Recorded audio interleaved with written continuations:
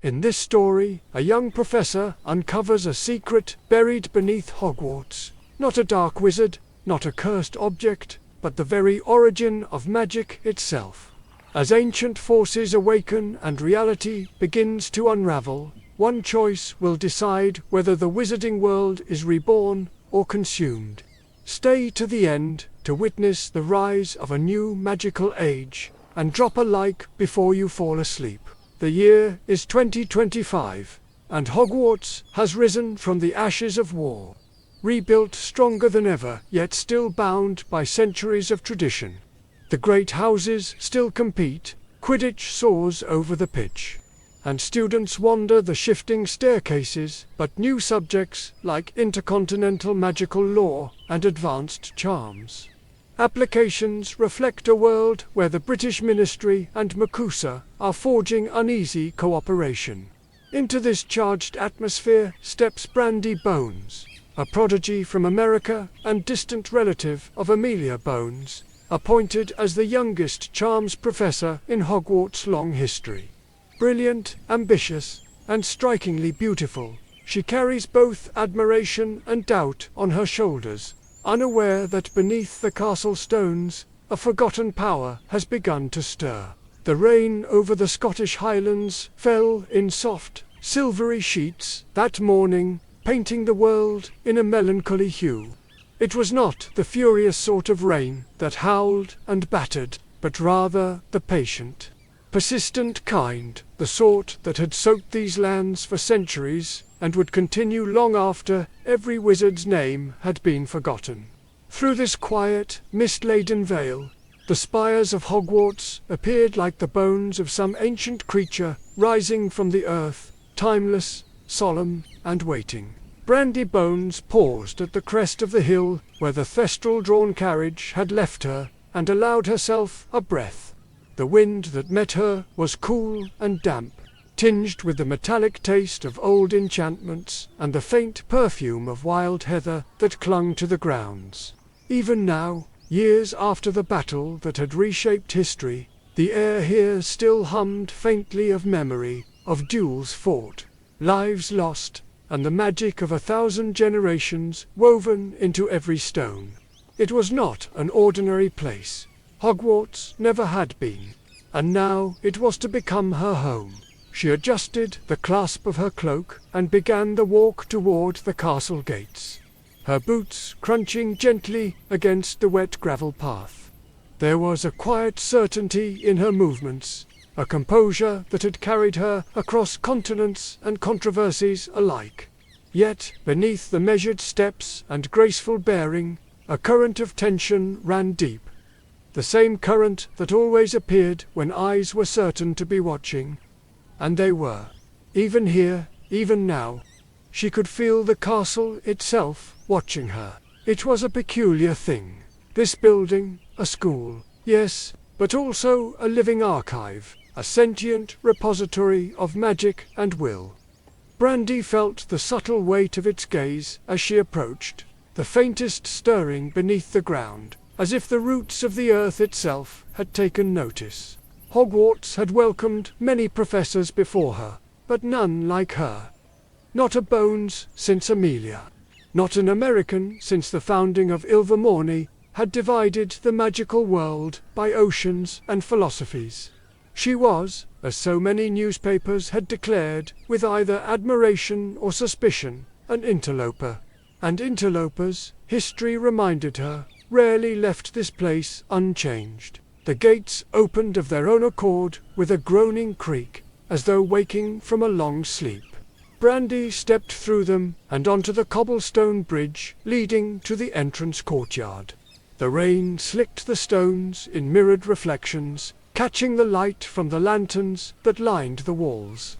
There was a rhythm to the moment, the drumbeat of rain against slate, the whisper of wind against her cloak, the pulse of her wand, warm and familiar, against her wrist. And in that rhythm, a strange sort of anticipation bloomed. She was 21 years old, far too young, by most accounts, to be entrusted with the title of professor. But she had not come here to be underestimated. she had come to redefine what such a title meant. The great oak doors of Hogwarts swung open before she reached them, revealing the vast entrance hall beyond. The ceiling soared like the nave of a cathedral, lit by floating clusters of candles that dripped wax into the air before the droplets vanished. Armor stood sentinel along the walls, some bowing faintly as she passed, others glowering with suspicion. The portraits were already whispering to each other, eyes darting to follow her. She caught fragments of their conversations in passing. The new charms professor. So young, isn't she? Bones, did you say? Like Amelia. American, too. Bold choice for Hogwarts. Brandi let their words wash over her like rainwater. She had learned long ago that gossip was a current best ridden, not resisted. In her first days at Ilvermorny, she had been the girl with the famous surname in New York. She was the pretty one who played with dangerous charms. And now, here she would be something new, entirely. A curiosity in a world that hated to admit it was changing. She wondered, with a hint of wry amusement, what they would call her when she rewrote half their spellbooks. The corridors seemed narrower than she remembered from her childhood visit, though perhaps that was simply the weight of expectation closing in. The stones were cool beneath her fingertips as she brushed them lightly in passing, and she felt the pulse of magic within, an old, thrumming heartbeat that had been there since the founders first raised these walls. There were places where the magic was steady, like a deep and patient river, and places where it stirred uneasily beneath the surface. It was in one such place, the small antechamber adjoining her new office, that she first felt it, a faint vibration in the air, as though the very stones were whispering. The source revealed itself quickly. Low on the wall, beneath a tapestry depicting the duel between Helga Hufflepuff and a wild kelpie, a sigil had been etched directly into the stone. It was older than the castle around it, older even than the language she recognized. A binding rune, faint but still pulsing softly, as if dreaming. It was a language she had studied but never used, a magical dialect now mostly forgotten. The rune's purpose was unmistakable. Containment. A curious shiver traced its way down her spine, equal parts unease and fascination. Containment of what? And why here, of all places? Hogwarts was riddled with mysteries, of course, but this felt different, deliberate, powerful, and somehow alive. The sound of footsteps broke her reverie. Professor Longbottom appeared in the doorway, older now, but still with that disarming warmth she remembered from newspaper clippings. He greeted her with a smile and a polite bow of the head, and they spoke briefly, pleasantries, about the weather, the castle, the first term schedule. She offered the expected responses, but part of her attention remained fixed on the faint pulse of that rune behind him, like a heartbeat she was not meant to hear. When Neville departed, Brandi stood alone in the room once more. The rain had slowed to a soft drizzle outside, and the late afternoon light slanted through the narrow window, gilding the edges of her hair and cloak in a pale gold. She crossed to her desk, opened a fresh leather-bound journal, and began to write. She did not record the day's events or her thoughts about the staff she had met. Instead, she described the rune, its shape, its magical resonance, its proximity to the castle's ley lines. She drew diagrams and sketched possible translation matrices, her quill moving with quick, precise strokes.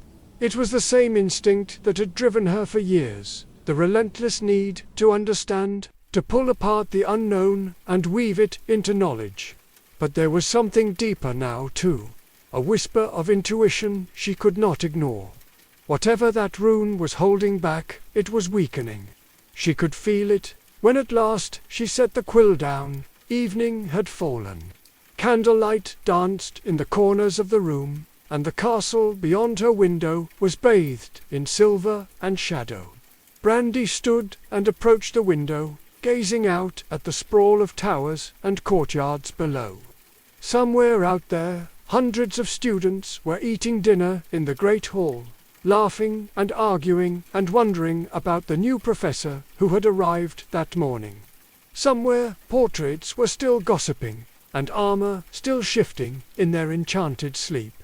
Somewhere, a force older than Hogwarts itself stirred behind the walls, and there, framed in that twilight silence, Brandi Bones smiled faintly to herself. The whispers, the expectations, the half-hidden resentment, all of it was familiar ground. It was the same terrain she had navigated her entire life. They would underestimate her. They would misinterpret her. They would try to define her by her surname, her face, her age. And she would let them, because, in the end, it was not their opinions that would shape this place. It was her will. Beyond the rain-washed glass, lightning flickered faintly on the horizon, distant but growing nearer. And, in the depths of the castle, hidden behind centuries of stone and silence, the rune pulsed once, softly but unmistakably, like the heartbeat of something waiting to wake. Morning came to Hogwarts with a kind of slow, deliberate majesty, pale sunlight seeping through high-arched windows, tendrils of mist curling along the battlements, the scent of damp stone and flickering torch smoke threading through the halls. Brandi rose before dawn, a habit born from years of academic discipline, and dressed without hurry. Her robes, midnight blue trimmed with silver thread, were tailored not to impress but to command. Clothes, she believed, were a language. Hers spoke of precision, control, and a quiet refusal to apologize for either. The corridors were empty as she walked to her classroom, her footsteps echoing softly on the flagstones. She liked Hogwarts at this hour, before the noise and chatter and expectation filled it. It felt ancient and alive, like the breath before a spell was cast. It gave her time to think. Her thoughts drifted, as they often did, to the stories written about her in the weeks before she'd arrived. Prodigy Professor. Amelia Bones' bloodline. The pretty one from across the sea. They all circled the same truth. People needed a reason to explain her.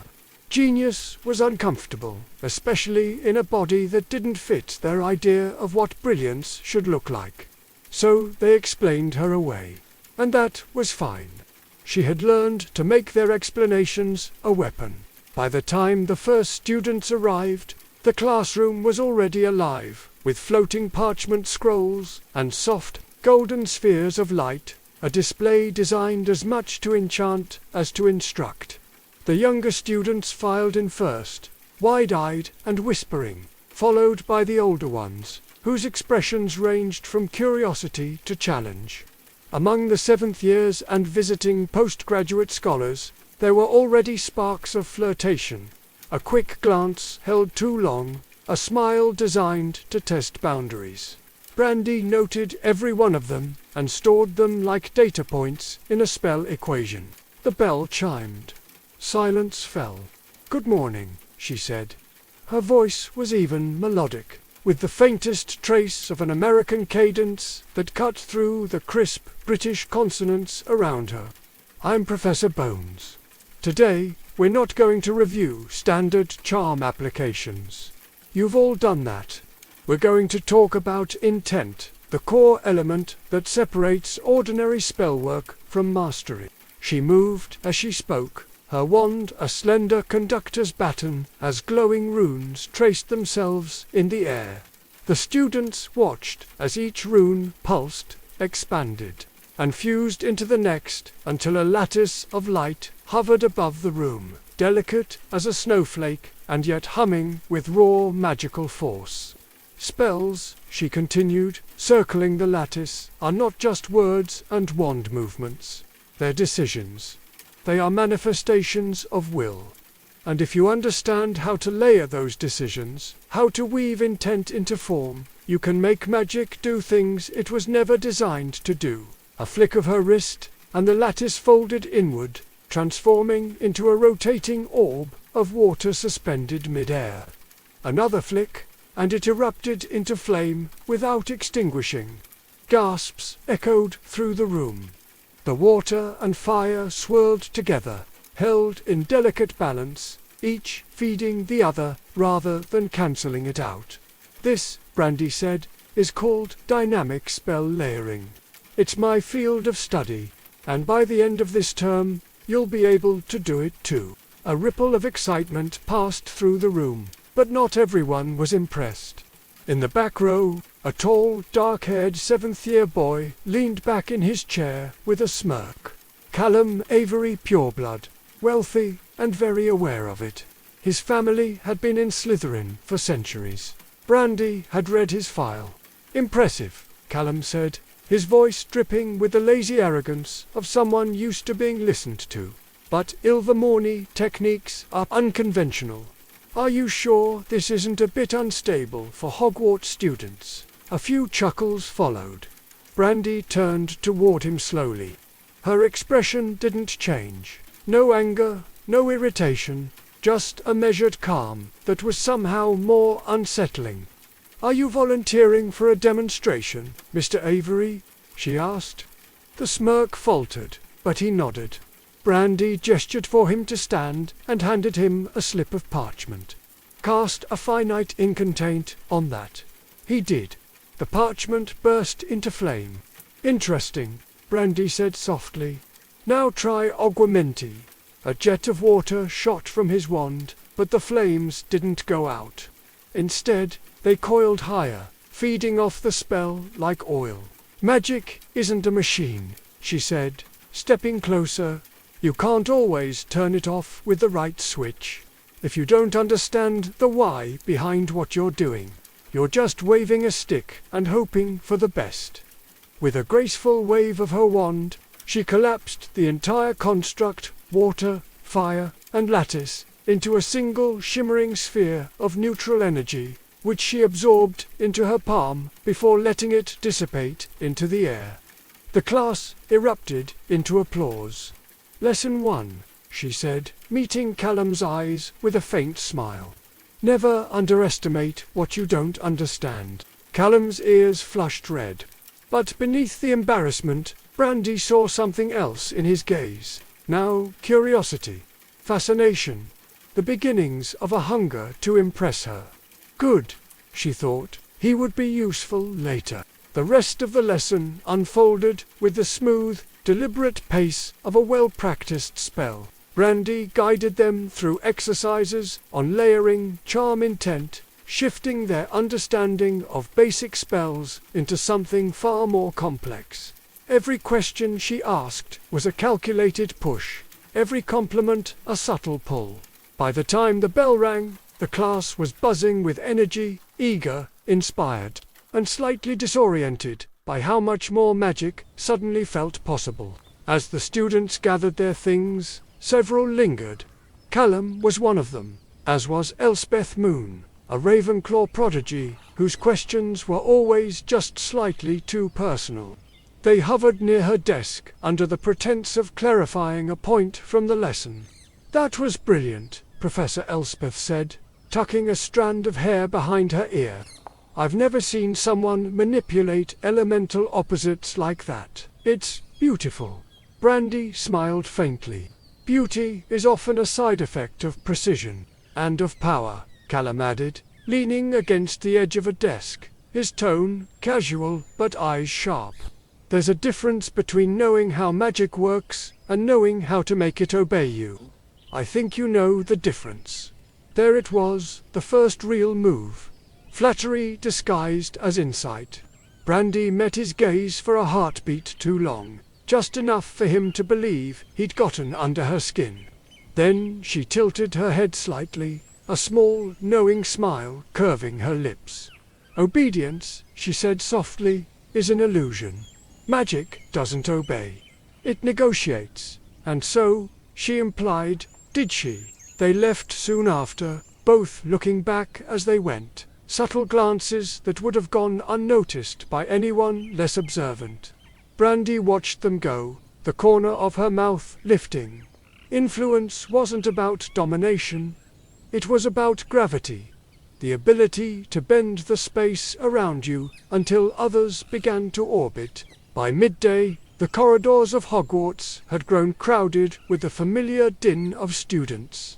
Books levitated lazily from hand to hand. Enchanted parchment fluttered above heads, and distant shouts echoed from the Quidditch pitch beyond the windows. Brandi walked through it all with unhurried grace, her mind already passing the first lesson's results like a chessboard. Most of the class had been eager, hungry even for new techniques. A few had been skeptical, and 3 or 4 had been truly intrigued. Those were the ones who mattered. The great advantage of being underestimated, she had learned, was that people often revealed more to those they didn't see as a threat. And the moment fascination set in, whether from ambition, attraction, or insecurity, their defenses shifted. They leaned closer, they spoke more freely. They wanted to impress. This was how Brandi gathered information. The staff room was half empty when she arrived for lunch. Sunlight streamed through the tall, mullioned windows, illuminating dust motes that danced lazily in the air. A long table stretched across the center of the room, lined with mismatched chairs and cluttered with scrolls, half-drunk cups of tea, and forgotten quills. Professor Neville Longbottom was bent over a tray of carnivorous seedlings near the window, humming tunelessly. Across the room, Duncan Rookwood sat rigid and silent, reading the Daily Prophet as though every word were a personal insult. "Quite the performance this morning," he said without looking up as Brandi crossed the room. His tone was polite enough, but his words carried a faint, cold weight. Dynamic spell, layering, ambitious for a first lesson. Brandi poured herself tea, unbothered. "I prefer to set expectations high. Students rise to the level you demand of them, and if they don't, then they learn the value of failure."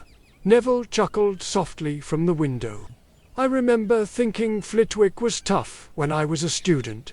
You're going to make him look like a Hufflepuff prefect." Brandi smiled. "Then I'm doing my job." Rookwood folded his paper with deliberate care and regarded her over the rim of his spectacles.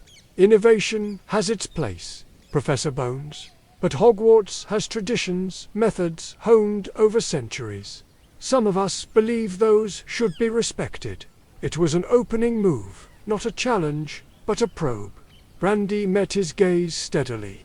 Tradition is only as strong as its ability to evolve. If it can't withstand scrutiny, it was never worth preserving. The silence that followed was taut as a drawn bowstring. For a heartbeat, neither of them moved. Then Rookwood looked away, as if conceding nothing. Brandi sipped her tea. They would circle each other like this for weeks, she knew. He was a man who valued hierarchy, who believed knowledge should be earned slowly and guarded closely. She was a disruption to that order. Young, foreign, unorthodox.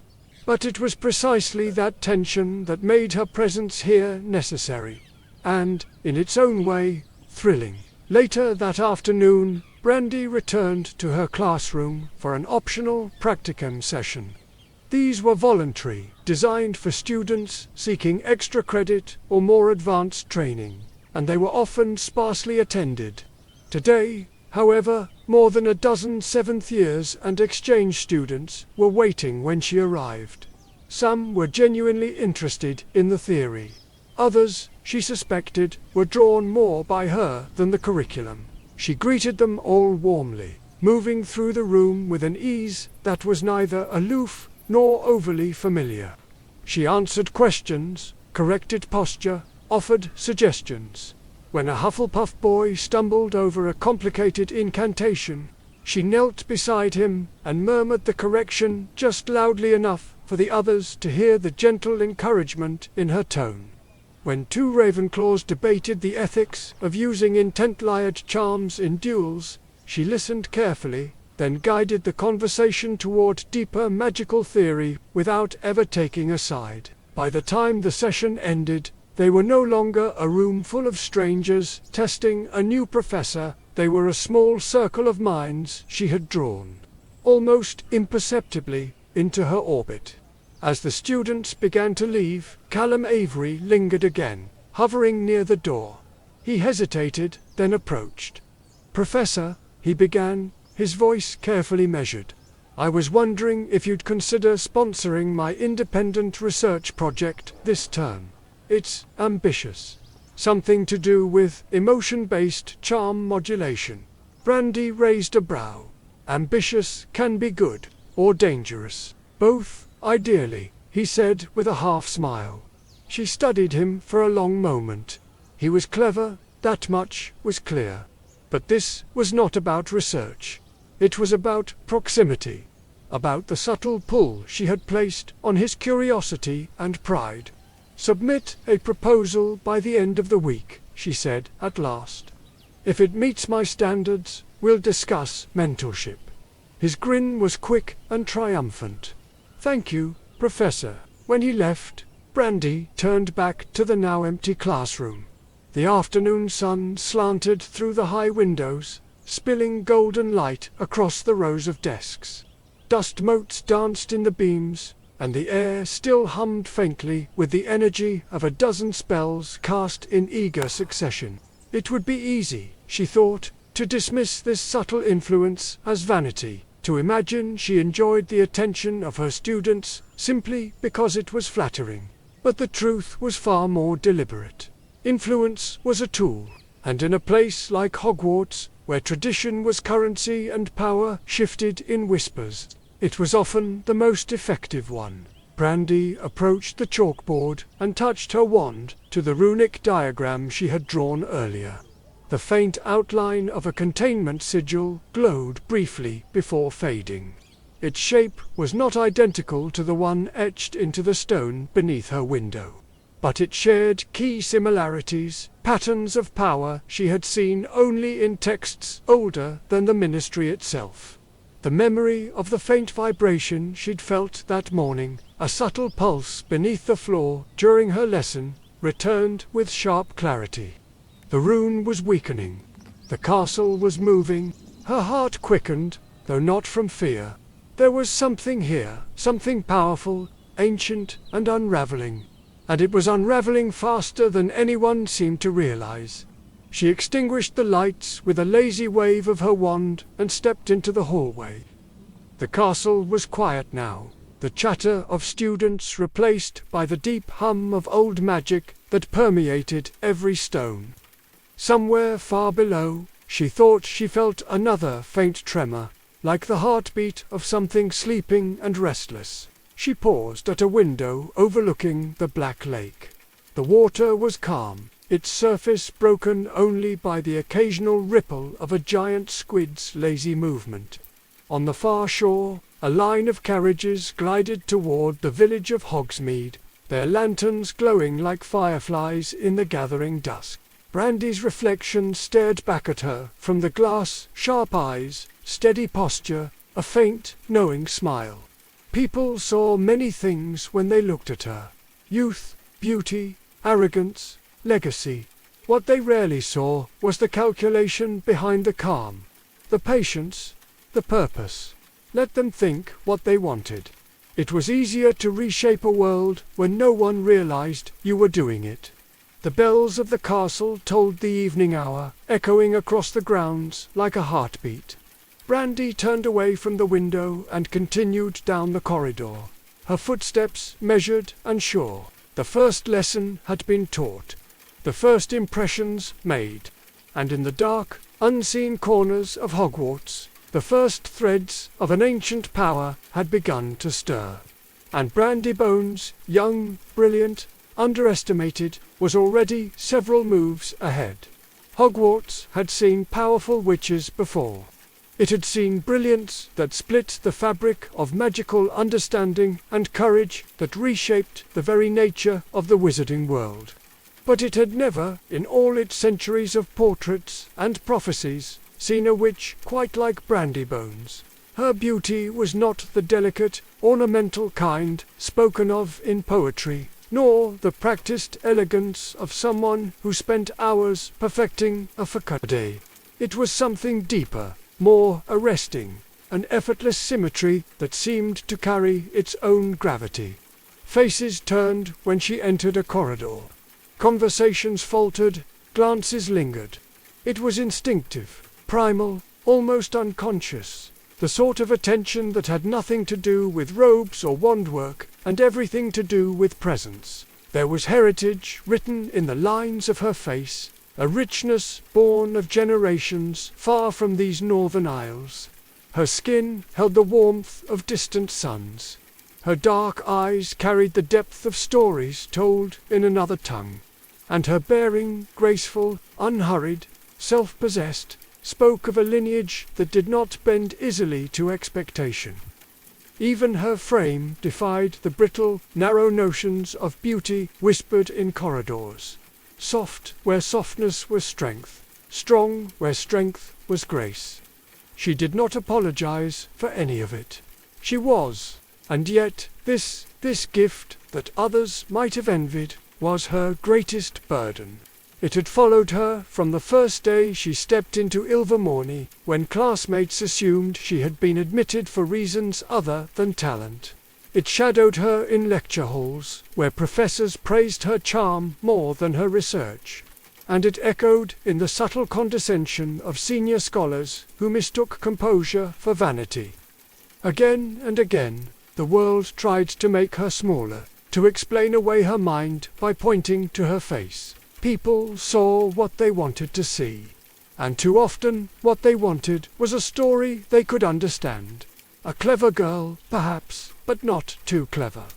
A professor, maybe, but surely one who owed her position to a famous surname or a well-placed smile.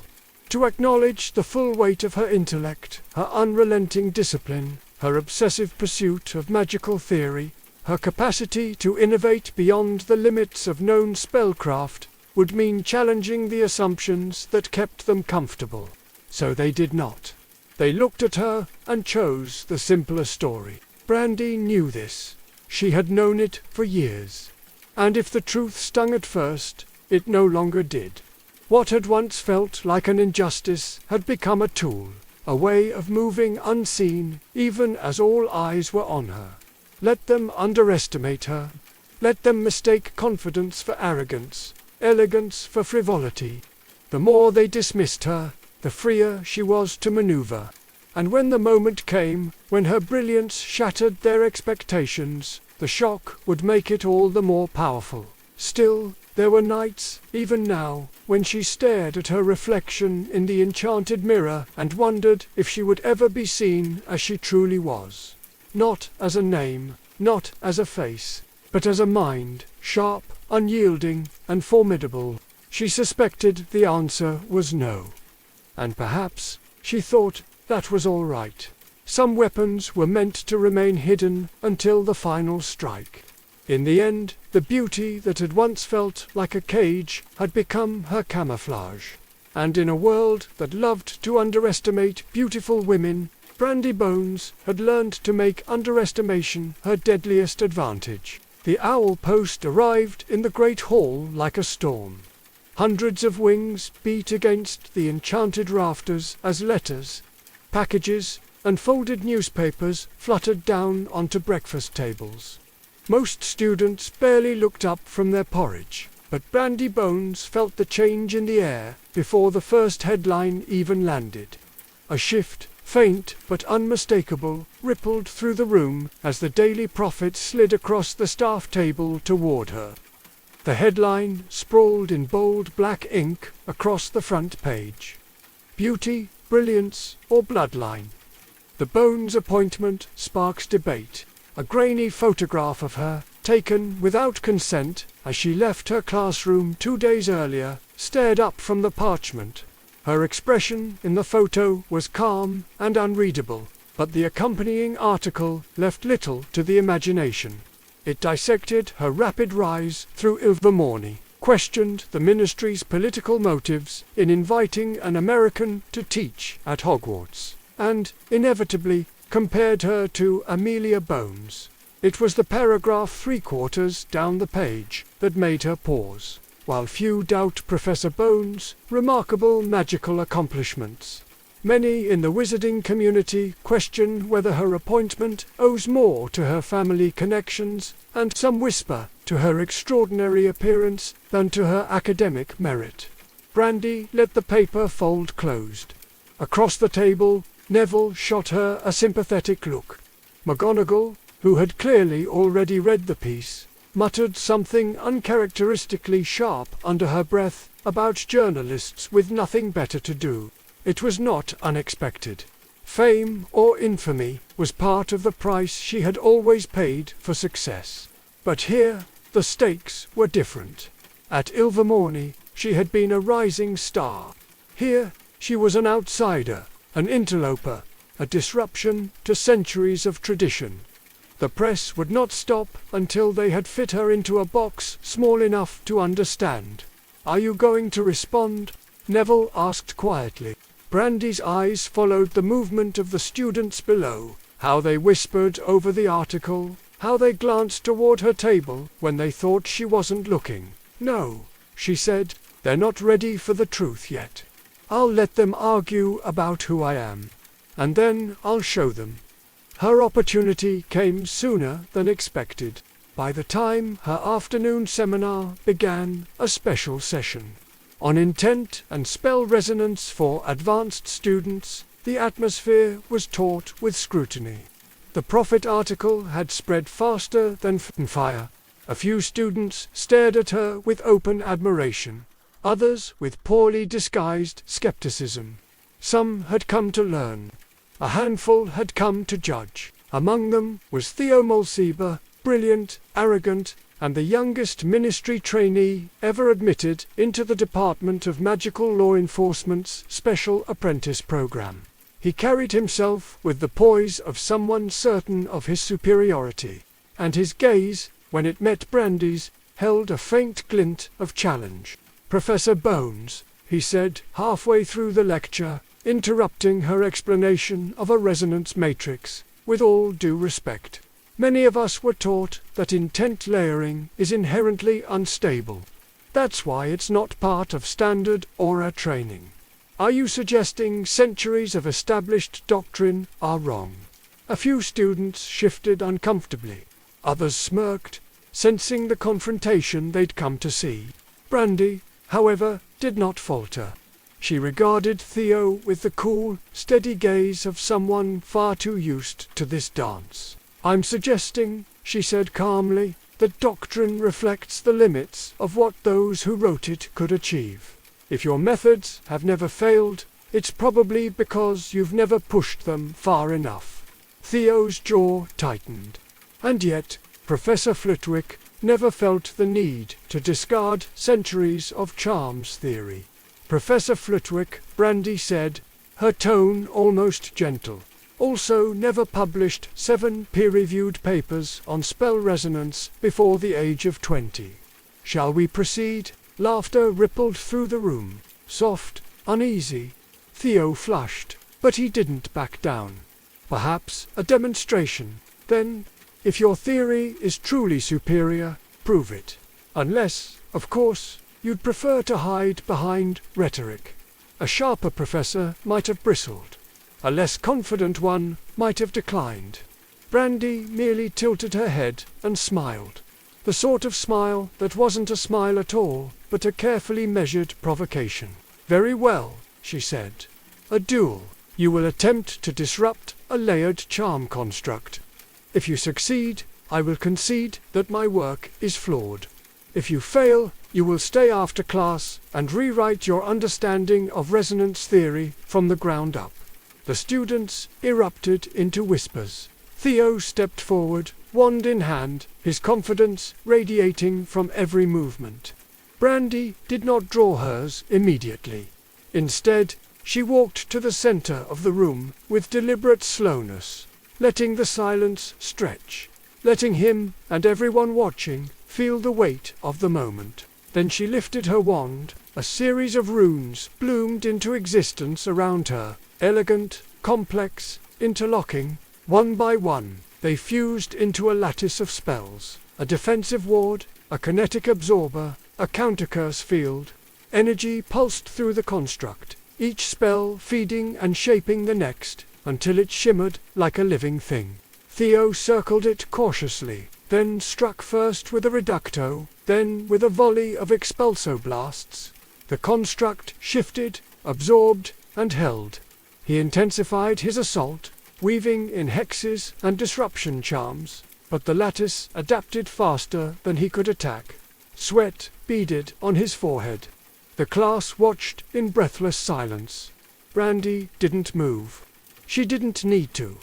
Every aspect of the spellwork had been anticipated, calculated, and layered with contingencies. It was not brute strength she had built, it was inevitability. Finally, Theo dropped his wand arm, panting. The lattice still glowed serenely in the center of the room. "Your error," Brandi said quietly, stepping closer, "was believing this was a contest of power. It never was. It's a contest of understanding. And understanding, Mr. Molcyber, is what turns strength into mastery." She dispelled the construct with a flick of her wrist. The room erupted in applause, some enthusiastic, some reluctant, but all tinged with a new respect. Theo stared at her, chastened but thoughtful, and in that moment Brandi knew she had won something far more valuable than a duel. He wasn't humiliated. He was curious. And curiosity, once seeded, was impossible to uproot. "Stay after class," she said softly as he gathered his things. "We'll work through the theory together. You're bright, but you're aiming too low." It was an olive branch and a leash. Theo would accept it. They always did. That evening, Brandi walked alone along the edge of the Black Lake. The sky above was streaked with violet and gold, the water reflecting the fading light in liquid shards. In the distance, owls carried fresh editions of the Prophet toward Hogsmeade. Tomorrow's paper would likely feature the duel. Some would praise her, others would call it arrogance. It didn't matter. Perception was a fickle thing. One moment they called you unqualified. The next, they called you dangerous. But somewhere in between, if you were careful and patient, they began to listen. The castle lights flickered to life behind her, and Brandi allowed herself the smallest of smiles. They would continue to question her. They would gossip and speculate and misunderstand. Let them. It was all part of the game. And she, more than anyone, understood how to win it. It began, as many of the most consequential battles in the wizarding world did, not with spells or curses, but with words. The great lecture hall, a vaulted chamber older than many nations, had been prepared for the annual symposium on magical theory, an event that usually passed without incident.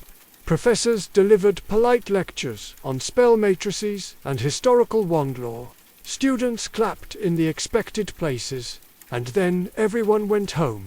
But this year, the atmosphere was different. There was an edge in the air, a hum of anticipation that seemed to vibrate in the walls themselves. Everyone knew why. Brandi Bones was scheduled to speak, and so was Professor Duncan Rookwood.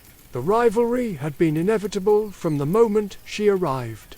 Rookwood, a veteran of 3 decades teaching and a staunch defender of traditionalist spellcraft, viewed Brandi's theories with suspicion bordering on disdain. He called her methods unproven, her innovations reckless. She, for her part, regarded his lectures as relics, artifacts of a past Hogwarts no longer had the luxury of clinging to. Today, those two philosophies were about to collide. The hall was full long before the symposium began. Students crowded onto the steps, staff lined the upper balconies, and even a few visiting ministry officials had taken seats along the back wall. A low murmur rippled through the room, the hush before a storm. Brandi stood near the lectern, hands folded loosely behind her back, scanning the faces before her. She recognized many of them now: Callum Avery, attentive and eager; Elspeth Moon, scribbling furiously into her enchanted notebook; Theo Mulciber, leaning forward with that same mixture of defiance and curiosity she'd seen since the duel. Their eyes were on her, waiting, judging. Rookwood entered last, his dark green robes sweeping behind him like a judge's cloak.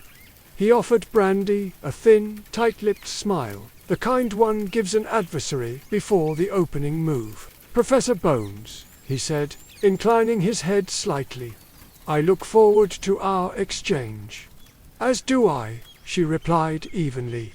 "I've always found a difference in opinion to be an excellent catalyst for learning." A few students chuckled. Rookwood's smile didn't reach his eyes. The debate began with civility. Rookwood spoke first, tracing the lineage of classical charm theory from Emmerich's switch through Flitwick and back to the early founders of magical academia. His words were elegant and authoritative, a masterclass in rhetoric honed by decades behind a lectern. Magic, he concluded, is not a toy to be bent and reshaped on a whim. It is an inheritance, a discipline passed down through centuries of study and refinement. To disregard that lineage in pursuit of novelty is not progress. It is hubris. Polite applause followed. Brandi waited until the room settled before she stepped forward. "I agree with Professor Rookwood on one point," she began, her tone calm but deliberate. "Magic is an inheritance. But inheritance without innovation is not discipline, it's stagnation." The words landed like a spark in dry tinder. Students shifted forward in their seats. Rookwood's expression cool. "Consider this," Brandi continued, conjuring a series of diagrams in shimmering light above the stage. 200 years ago, charm theory held that intent layering was impossible, that spells were singular events, incapable of harmonizing without collapse. We now teach first years how to weave two layers into a single casting. 100 years ago, self-sustaining charms were dismissed as fantasy. Today, they are standard practice in advanced enchantment. At every stage of magical history, what was once called reckless became foundational. Innovation is not the enemy of tradition. It is its inevitable successor. More applause, louder this time. Rookwood's jaw tightened. "And yet," he said, "not all innovation succeeds. History is also littered with the ruins of magical catastrophes, experiments that cost lives. The restraint of tradition exists to prevent precisely that." Brandi inclined her head slightly. "A fair point, but history is also littered with the victims of inaction. Those who suffered because wizards refused to challenge what they believed immutable. If our ancestors had not dared to question, we'd still be huddled around wand lights in caves." A ripple of laughter moved through the crowd. Rookwood pressed on, his voice sharpening. "Tell me, Professor Bones," he said, "how many of your so-called breakthroughs have been peer-reviewed by the British Ministry's Spellcraft Council?" "5, she said. "And all 5 were approved within 6 months. Including one that your own department rejected as impossible last year." The jab landed. Even the staff table murmured. Rookwood's composure wavered for the first time. The exchange continued, thrust and parry, statement and rebuttal, until it became clear to everyone in the hall that this was no mere academic discussion. This was a battle for the soul of magical education itself. Tradition versus innovation. Stability versus evolution. Past versus future. And Brandi Bones was winning. It wasn't brute force that carried her, it was precision. Every word she spoke was measured, every argument a calculated step. She never raised her voice, never spoke over Rookwood, never mocked. She simply built her case, layer by layer, until it was undeniable. And as she did, she wove another kind of spell, not with her wand, but with presence. She acknowledged Rookwood's strongest points, and reframed them as stepping stones for her own. She asked students for their perspectives, drawing them into the debate and turning their insights into evidence. When he tried to corner her with bureaucratic technicalities, she disarmed them with questions so elegantly phrased that they seemed self-evident. It was manipulation, subtle, invisible, devastating. By the time the moderator called the debate to a close, the tide had turned. Rookwood's supporters applauded politely. Brandi's received a standing ovation. Even those who had doubted her found themselves clapping, compelled by the sheer clarity of her vision. Rookwood approached her afterward, his expression carefully neutral. "Well played, Professor," he said quietly. "I underestimated you." "No," Brandi replied, her voice low and even. "You underestimated what Hogwarts is capable of becoming." For a heartbeat, they regarded each other in silence. 2 generations, 2 philosophies, 2 visions of the future. Then Rookwood gave a curt nod and walked away. That night, Brandi lingered alone in the empty lecture hall, the echoes of applause still fading into the stone. She stood where she had spoken and let the silence settle around her. This, she knew, was only the beginning. Winning a debate was easy. Winning hearts and minds, reshaping an institution centuries old, would take more than words. But for the first time, Hogwarts had truly listened, and somewhere beneath its ancient foundations, the pulse of that containment rune beat just a little faster. Hogwarts adjusted to her the way water accepts a new stone, first with ripples, then with a changed shoreline. In the days after the symposium, the castle's currents shifted. Students moved differently through corridors where she taught. Their conversations bent around her lessons, the way magnetic filings find a field. Even the notice boards reflected the turn. Charms, society meetings that had once drawn a handful of purists now spilled into stairwells. Study groups she had never formally announced assembled at odd hours, carrying copies of her resonance diagrams, copied in careful, slanted hands. Professors who had spent years ignoring each other's research traded notes on the landing outside the staff room and pretended not to notice when she passed. Brandi did not hurry the process. Influence was not a storm to be conjured. It was a climate to be engineered. She calibrated it with patience. Office hours became a salon. Questions were currency. Disagreement was encouraged but quietly curated, so that the loudest voices discovered the power of listening and the quietest learned the weight of speaking. She placed ambitious students beside conscientious ones, tempering heat with discipline and discipline with daring. She drew lines no one had thought to draw, between wand work and ethics, between spell architecture and governance. The castle watched it happen and, in its watchfulness, remembered it had seen such reconfigurations before. The staff, too, changed their orbit. Some drifted nearer, warmed by proximity to momentum. Others held distance, measuring. Rookwood stayed austere and polite and, for now, silent. Neville, more open, became a relay, a conduit through which skepticism arrived, disarmed, and curiosity returned, refined. Minerva McGonagall watched as only she could, the way a hawk tracks a weather front, patient, unsentimental, assessing the long arc rather than the day's gusts. Letters came, parents, mostly, a handful cordial, a few brittle, 1 or 2 triumphant in their disapproval. The prophet printed a second feature that tried to be balanced and ended up transparent, the kind of piece that repeats a criticism in order to deny it. Brandi let the parchment stack grow unread on the edge of her desk. Reputation was a shadow. It lengthened and shrank with the sun and meant little to the stone. She gave her attention instead to the students who arrived early and left late. Elspeth Moon, with her bottomless notebooks and Quicksilver, leaps from theory to implication. Callum Avery, with his ambition, newly married to craft. Theo Mulciber, with his questions now asked without a sword in them. Others formed a second ring, then a third.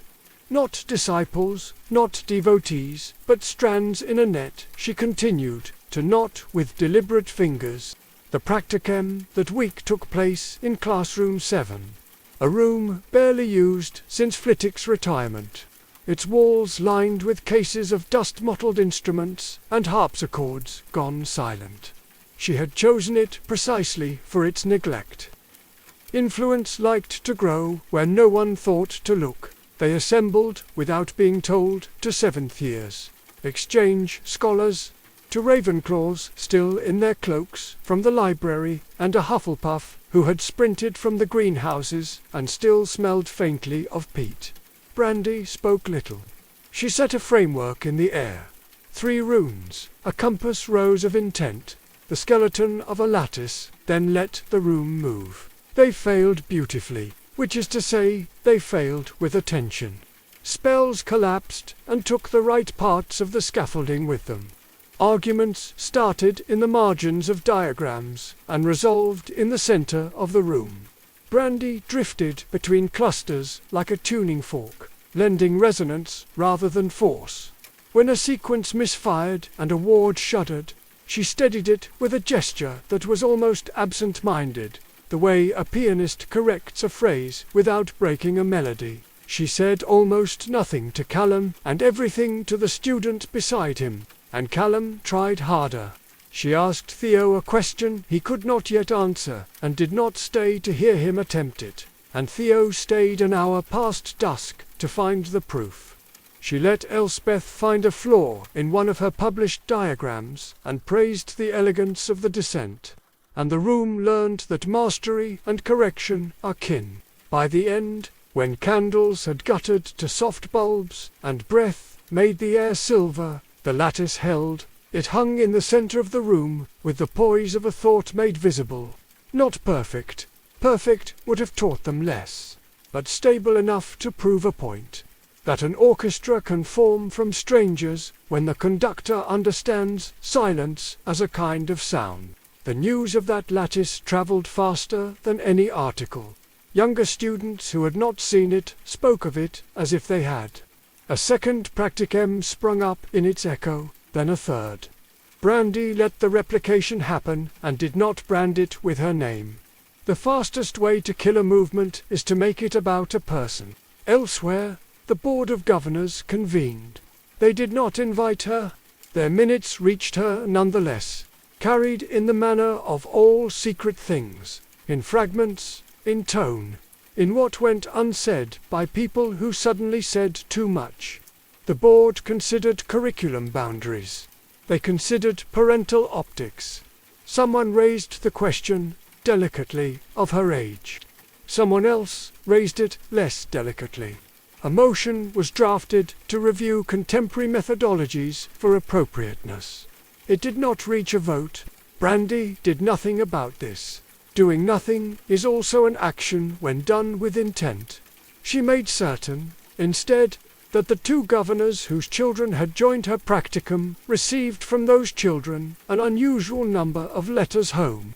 Letters written in a new, precise hand, filled with diagrams and phrases like, "I think I finally understand, and this is harder than anything I've tried, and I've never wanted to be better so much."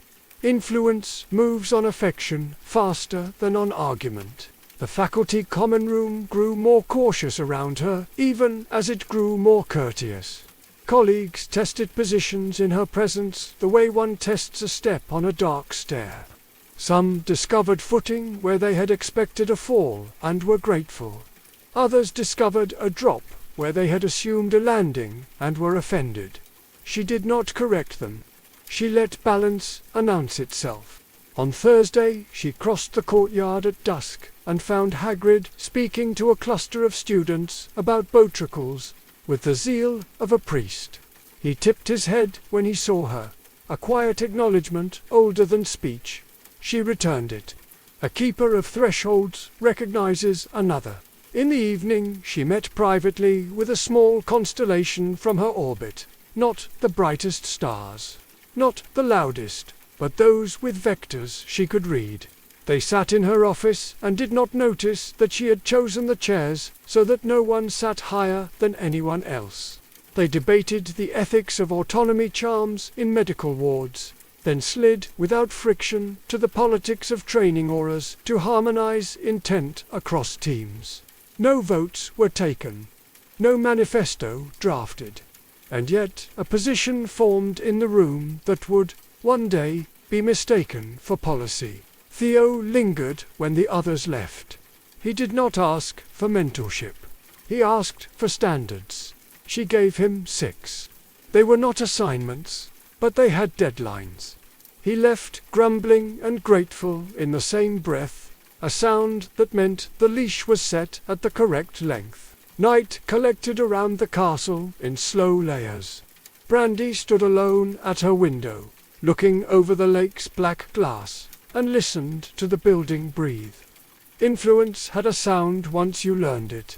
The rustle of quills in rooms not assigned.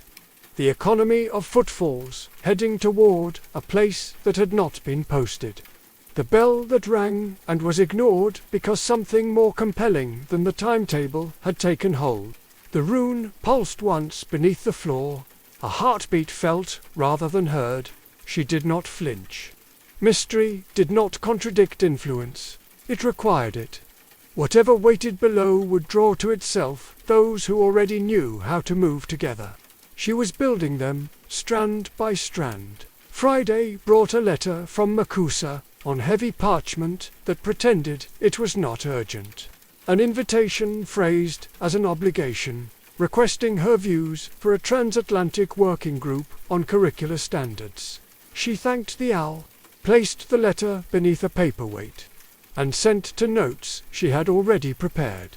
One to a Hogwarts governor who liked to be first to know what he would later pretend he discovered, and one to a junior ministry official who would someday be senior and would remember that she had treated him as if he were already so. Rookwood passed her in the corridor that afternoon and inclined his head. There was no warmth in it and no frost, either an acknowledgement between architects who had chosen different materials but understood foundations. He would not endorse her. He would not sabotage her. For now, that was enough. At week's end, she returned to the neglected classroom 7 and found that someone had cleaned the harpsichords. No one admitted to it. The lids gleamed faintly in the late light. She touched one as if checking a pulse and found it steady. Students arrived as they had before, not because she had summoned them, but because they assumed she had. Habit had taken root. Influence had turned into infrastructure. She gave them an exercise that could not be finished in an hour and did not need to be. They worked until the candles shortened and the corridors outside grew quiet. When the lattice failed, it did so with restraint, as if learning manners. When it held, it did so without show, as if strength were its natural state. They left in 2s and 3s, voices low, a corridor quieting in their wake the way newly fallen snow does.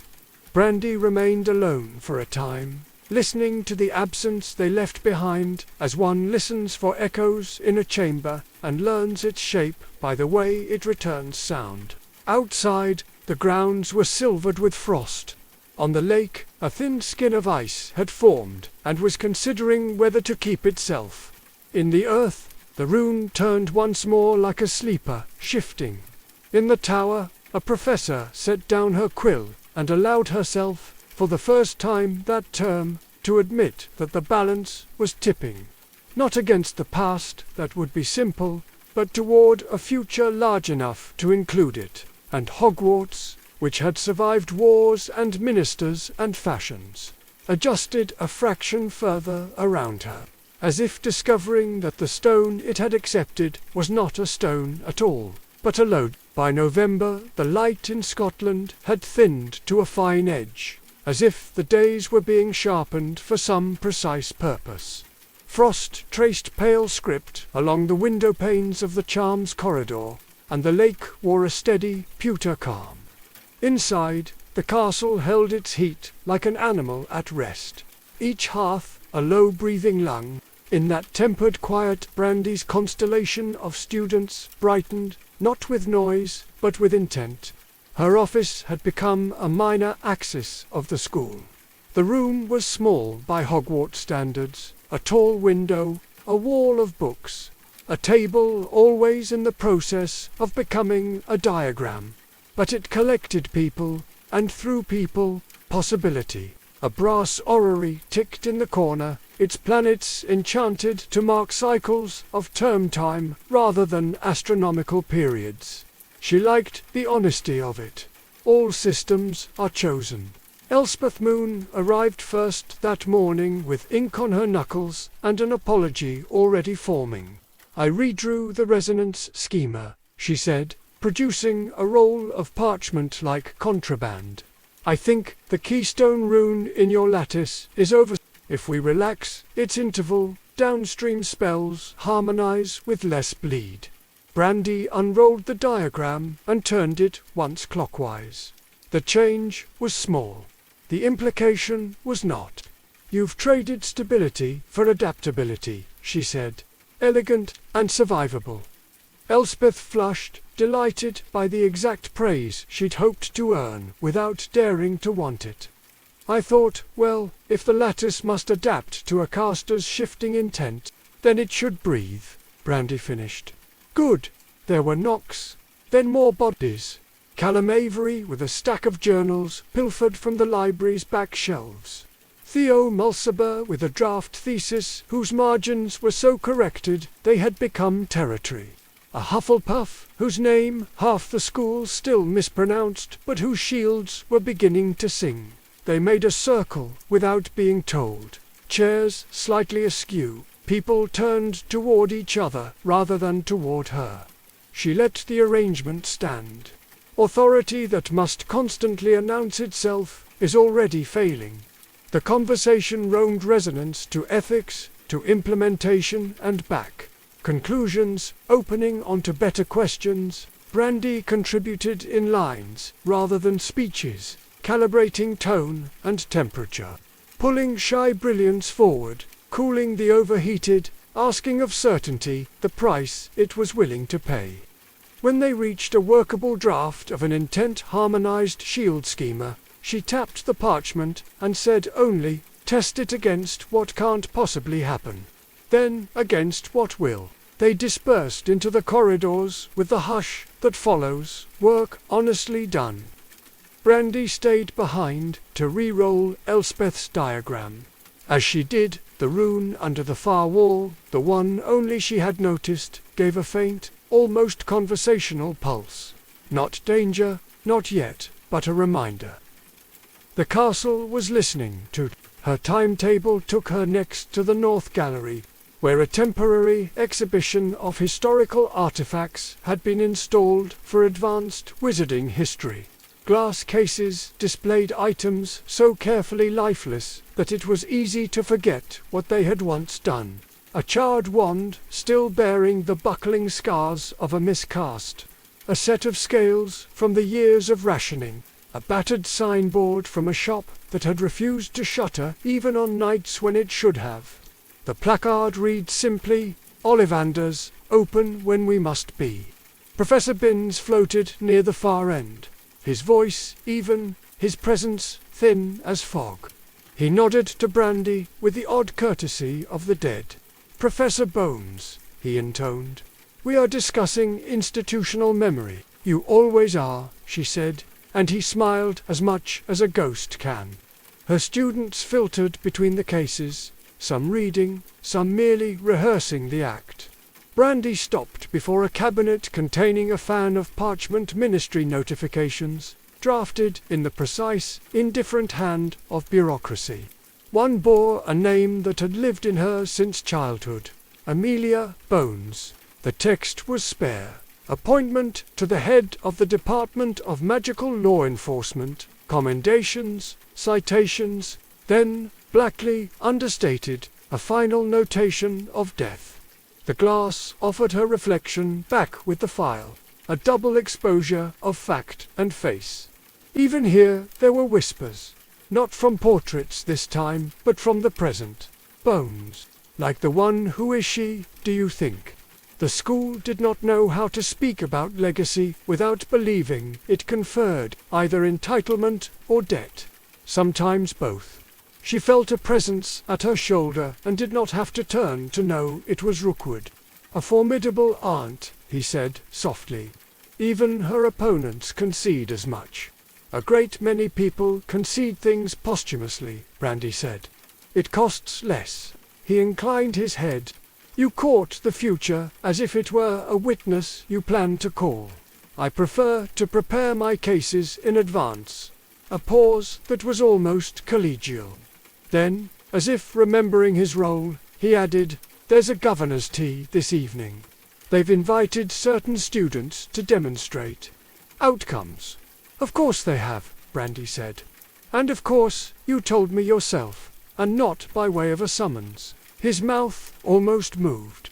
"We may disagree, Professor Bones, but I prefer my opponents forewarned. It improves the sport. I do not play sport. Then you improve the game." He left her with the parchment and the glass and the feeling that the hall had grown a fraction colder. Brandi looked again at the tidy line that marked the end of Amelia Bones. She did not bow to it in grief. She bowed to its precision.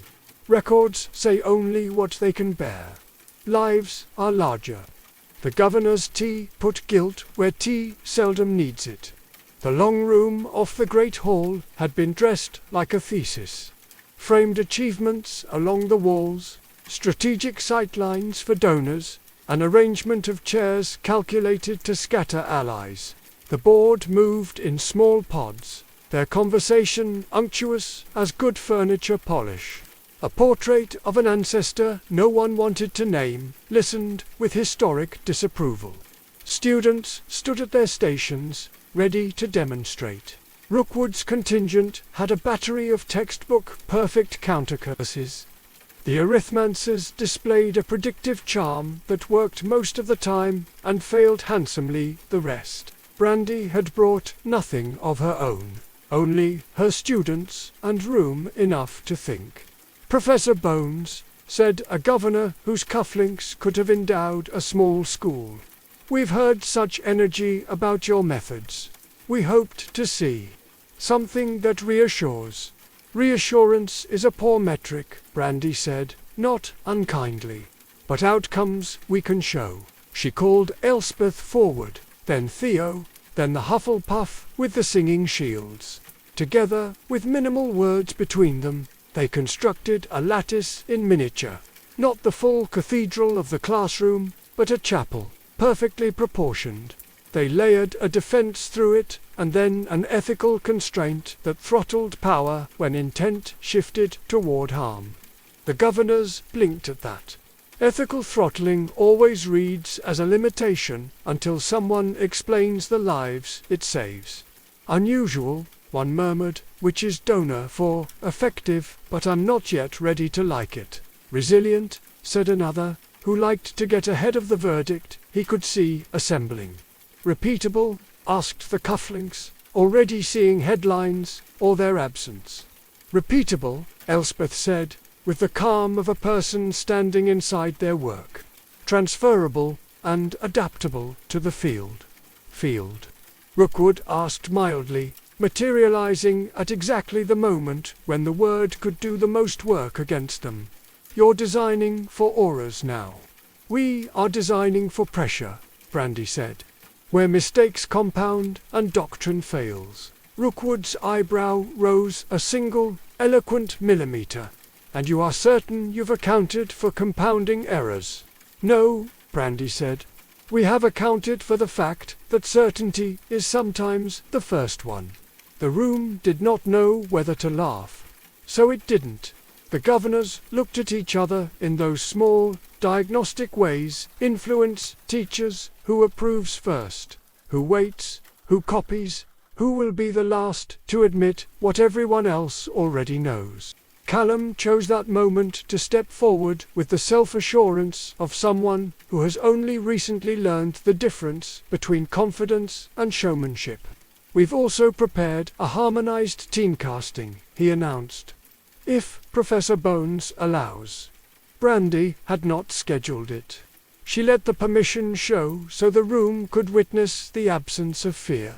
Proceed. They arranged themselves in a pentagon, exchanged 3 words, and cast. What formed between them was not as elegant as Elspeth's chapel, but it held with a sturdiness that felt like ethics made visible. They invited the governors to test it. A cautious hex fizzled. A more reckless burst of force bent and dispersed. Theo's eyes narrowed with concentration, adjusted a single rune mid-cast, and the whole architecture flexed rather than fractured. Intent harmonized teamwork, Brandi said into the governor's dawning silence. Not as pageant, as practice. A murmur moved through the board like a weather system. Some felt the pressure drop and breathed easier. Some wanted umbrellas. 1 or 2 pretended not to notice the rain. After, in the small eddies of conversation that follow any demonstration, Brandi made sure to speak to no one for longer than was polite. She introduced Elspeth to a governor whose granddaughter would soon need precisely the kind of tutelage Elspeth could provide for pay, and Theo to a ministry official who remembered the name Mulciber. With complicated feelings, Brandi trusted ambition to sort into usefulness. Callum received nothing from her but a nod. It would make him try to earn the next one. When the evening thinned at last, McGonagall found Brandi beside a window cracked for air. "I do not often enjoy these," the headmistress said, dry as frost. "Tonight I did not suffer." "That is nearly praise," Brandi said. "It is exactly what you need." As you know, they watched the dark grounds a moment. 2 kinds of stewardship sharing a pane of glass. Then McGonagall added, as if ordering a book for a library she meant to be used. "There will be resistance." "There should be, yes," McGonagall said. "But it will come from places that prefer not to think of themselves as resisting. Do not mistake silence for assent." "I never do." A small, earned silence settled between them. When Brandi turned to leave, McGonagall stopped her with a hand that had once directed a school through war and years of its consequences. "Professor Bones," she said, "I hired you to change us. Do it. But do not break the few things that must not bend." Brandi thought of the rune under her wall, turning in its sleep. "I know the difference," she said. "Or I will before I finish." The castle exhaled the event and returned to itself. Students slipped back into their own weather. The prophet would print photographs that made the tea seem grander and more settled than it had been. Governors would draft letters in which they remembered having said the cleverest lines. Rookwood would write a memo. None of it mattered as much as the fact that 3 students had walked out of that room knowing the precise dimensions of what they had built together. Back in her office, the orrery marked another hour. Brandi sat without lighting the lamps and let the dark resolve around the furniture. Influence, at scale, is indistinguishable from architecture. You do not notice it until you lean and do not fall. She had begun to build load-bearing walls. Under the floor, the buried rune answered itself, a single, measured pulse, like a knuckle rapped once against a door not yet due to open. Brandi stood and set her palm against the stone. "I hear you," she said, barely loud enough for the room. "I am not ready to answer. Not yet. For now, there were people to align, rooms to tune, a school to turn not by force, but by the accumulation of right angles. The House of Bones, some of them would call it, half in jest and then not in jest at all. Not a dynasty, but a grammar, a way of building that made other buildings possible. Outside, the night deepened to a useful black. Inside, a young professor sharpened her next diagram and thought about the difference between a door and a threshold, and how to make sure that when the first finally became the second, the right people would be ready to walk through. Winter pressed in on the highlands with a patience that felt almost sentient. The lake lay under a crust of ice that cracked and refroze like a slow heartbeat, and the corridors of Hogwarts took on a hush that belonged to the cold, an architecture of breath and silence. Inside that quiet, Brandi Bones influence, once a ripple, had become a current. And currents, she knew, were harder to stop than storms. What had begun as curiosity now resembled consensus. Professors who had once dismissed her as a novelty now quoted her lectures in their own classrooms. Students from disciplines far beyond charms requested permission to audit her seminars, citing interdisciplinary relevance as though that phrase hadn't been foreign to Hogwarts before her arrival. Even the ministry had taken notice. 2 officials from the Department of International Magical Cooperation had requested copies of her spellwork models, and though they couched their interest in bureaucratic language, Brandi recognized the scent of political leverage when it approached. She moved through the castle like someone who knew the floor plan of the future. And yet, she remained deliberate, never overreaching, never grasping. Influence was not about holding power tightly. It was about making others forget they had ever lived without it. Her first meeting with the Hogwarts board that winter was the clearest sign of that shift. They had convened in the Stone Hall, the largest and oldest of the school's administrative chambers. It was a room that had always belonged to other people, to men and women who believed their authority to be as ancient as the stones beneath their feet. Brandi walked into it with the composure of someone who knew the architecture would adapt. Professor Bones began Chairwoman Selwyn, a silver-haired witch with a talent for smiling like an adversary. Your methods continue to generate discussion. Brandi inclined her head.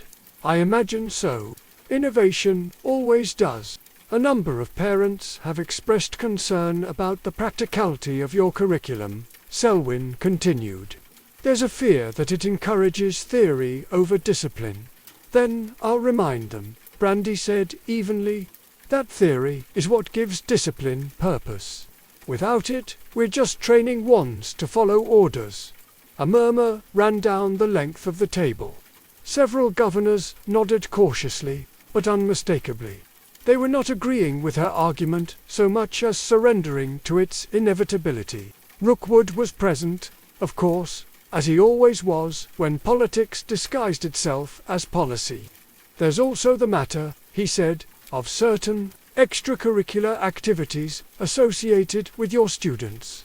Independent study groups, experimental spellwork beyond the approved syllabus.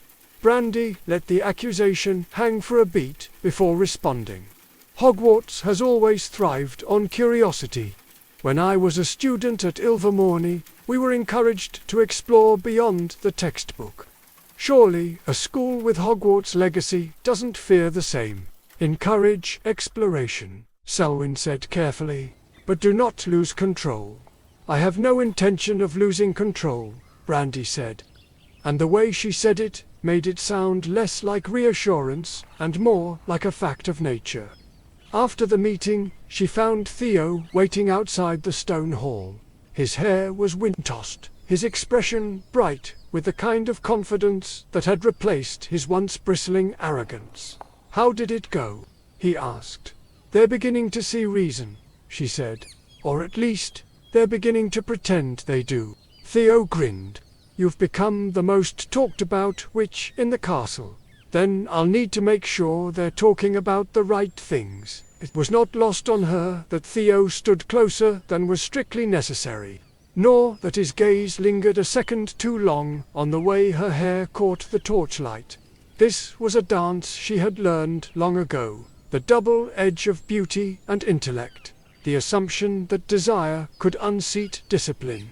"Careful," she said softly, stepping just close enough for the words to sink into him. "Flattery is a dangerous spell."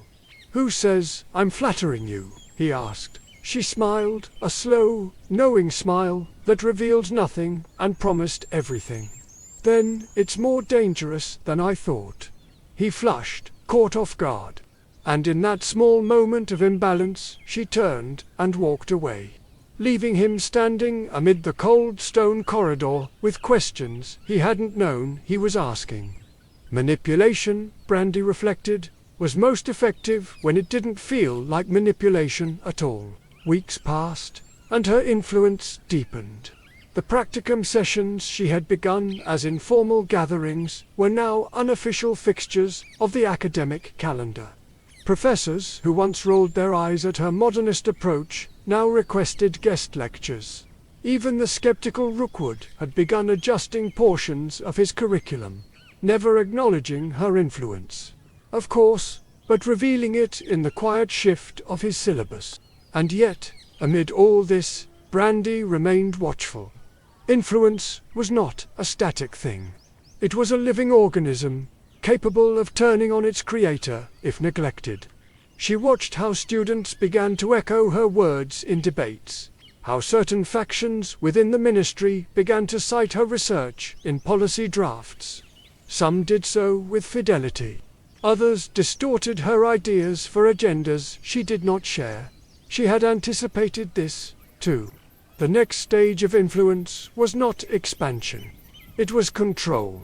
That control took many forms. A quiet word here, a pointed question there, a reminder to a student that brilliance, untempered by humility, could become arrogance. A meeting with a ministry aide in which she praised their initiative while subtly redrawing the boundaries of how her work could be cited. In every case, the result was the same. Her influence grew sharper, more intentional, less diffuse. The turning point came in December, at the Winter Symposium on Magical Ethics. It was the kind of event Hogwarts had hosted for centuries, full of lofty speeches and self-congratulation. But this year, the tone was different. Brandi had been invited to deliver the keynote. She stood before an audience of students, faculty, ministry officials, and foreign dignitaries. Snow fell in slow, deliberate flakes beyond the enchanted windows, and the air itself seemed to hold its breath. "Magic," she began, "is power. And power is a choice." Her voice carried effortlessly across the hall. "We like to believe magic is something that happens to us, something bestowed by birth, or wand, or destiny. But the truth is far more dangerous. Magic is not given, it is made. Every spell, every charm, every decision is an act of construction. And once you understand that, you understand something else. Those who build are responsible for what they build." She paused, letting the silence settle like snow. "The question before us, then, is not whether magic should be used. It is whether we are worthy of wielding it." The hall erupted into applause, not polite, but thunderous. It was not the kind of speech Hogwarts was used to hearing. It was not meant to reassure. It was meant to awaken. And it did. That night, letters poured into the Daily Prophet praising her vision. The ministry's Department of Magical Education requested transcripts. A MAC USA delegate requested a private meeting. And for the first time since she had set foot in Hogwarts, Brandi Bones was no longer seen as a visiting innovator. She was seen as a force. Later, alone in her office, she poured herself a glass of elf-made wine and watched the snow drift across the lake. The castle was quiet, but beneath that quiet she could feel it. The shape of power, vast and unseen, shifting subtly toward her. It was not dominance she sought. It was something more enduring, inevitability. She thought of Theo and his flushed cheeks in the corridor, of Selwyn and her cautious questions, of students who now dreamed bigger because of something she had said, of the rune beneath her wall, pulsing faintly like a heart waiting to be woken. All of it, The admiration, the resistance, the gossip, the danger, was part of the same architecture.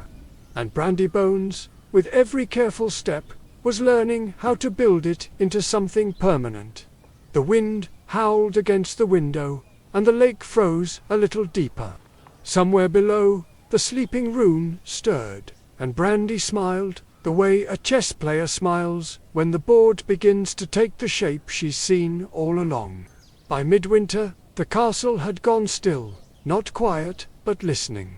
Hogwarts in January was a cathedral of breath and silence, its stone bones groaning softly beneath the weight of centuries and snow.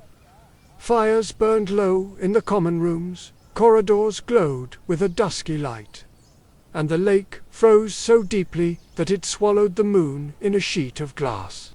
Yet, beneath the calm, something older than the school itself had begun to stir. Brandi Bones felt it first, not as sound, nor sight, but as rhythm, a faint pulse under her boots when she crossed the charms corridor after midnight, a subtle quiver in the floor of her office as she worked late into the night. The Rune she had sensed weeks before, once a whisper, was now a heartbeat. It was stronger and closer. She began cataloguing it like a scientist dissecting a pattern. Each time she felt the vibration, she marked the hour and the phase of the moon. She traced the tremors through stairwells and along disused hallways, through locked doors and forgotten passages. Always, they led downward into the oldest bones of the castle, into levels so ancient even the portraits didn't know their names. The first night she followed it, she brought nothing but a wand and a notebook. The second, she brought protective wards woven with precision.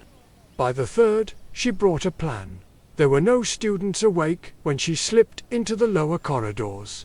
The torches here burned a colder light, bluish and spectral, and the air was heavy with the taste of old spells.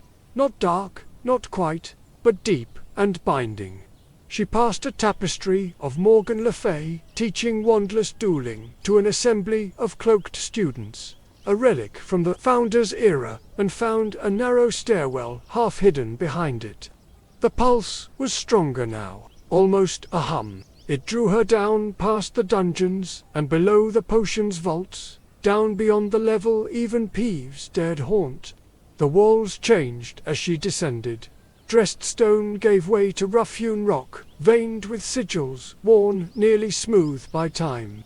She traced one with her fingertips and felt it stir faintly against her skin, as though recognizing her. At the bottom, a door waited. It was older than anything she had seen in the castle, wrought iron laced with runic wards that predated wand lore itself. The pulse thrummed behind it, steady, patient, like a creature sleeping lightly on the other side. Brandi raised her wand. A lower Mora was useless.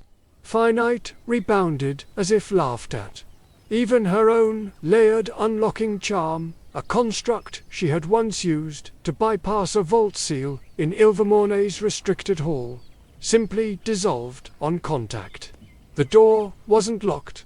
It was waiting. Recognition wards, she murmured, tracing the runes again. Founder level binding, bloodline encoded, a challenge, a puzzle, and perhaps a warning. She stepped back, lips tightening. If she forced this door, she might never understand what lay beyond.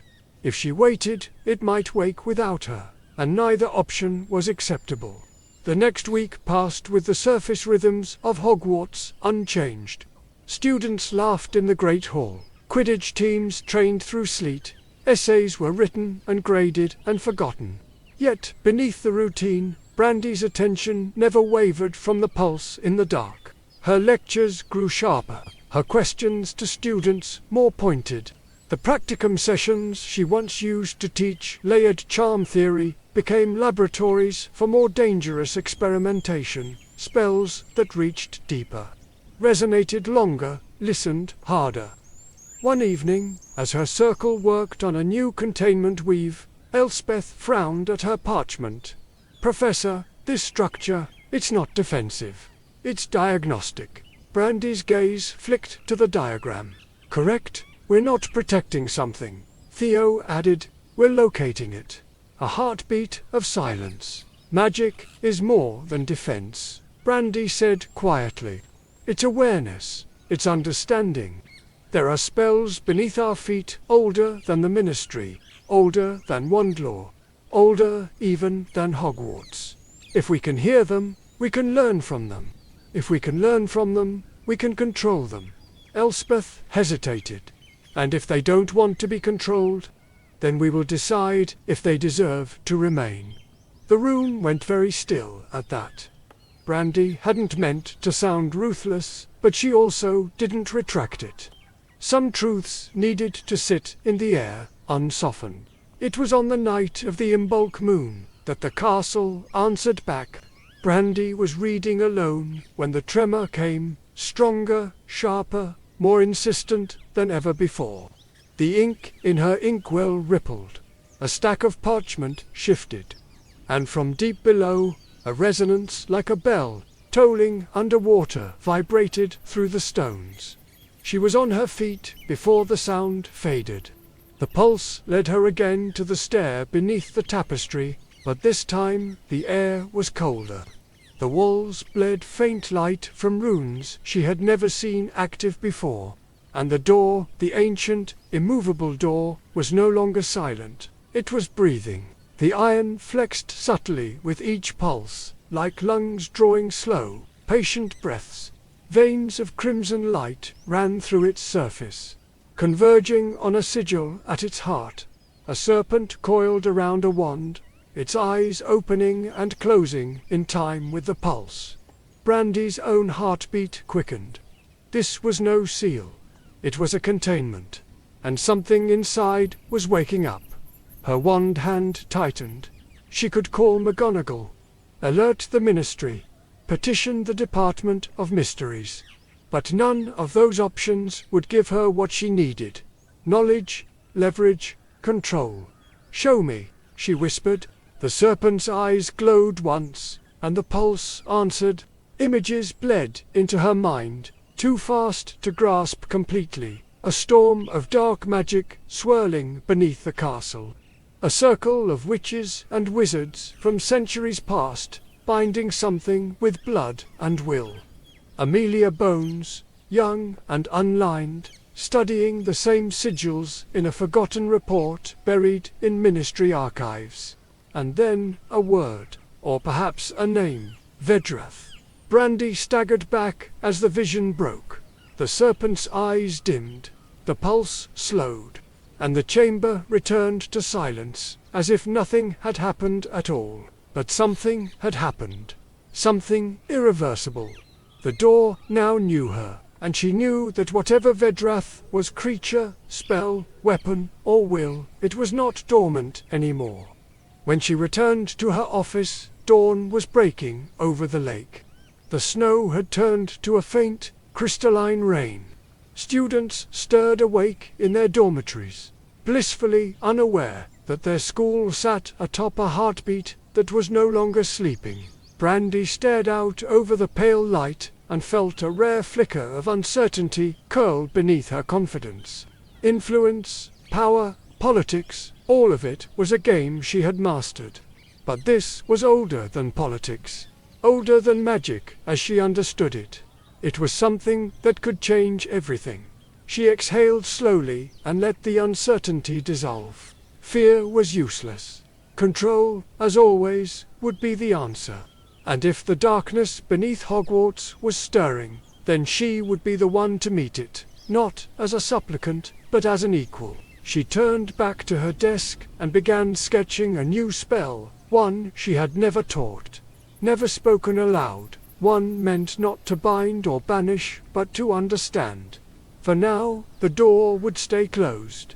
But doors were made to open. The first sign that something beneath Hogwarts had shifted was so small that most dismissed it. A charmed quill in the library began writing backwards. A corridor that had always led to the Charms Tower suddenly deposited students outside the greenhouses. portraits, misremembered conversations they had never had.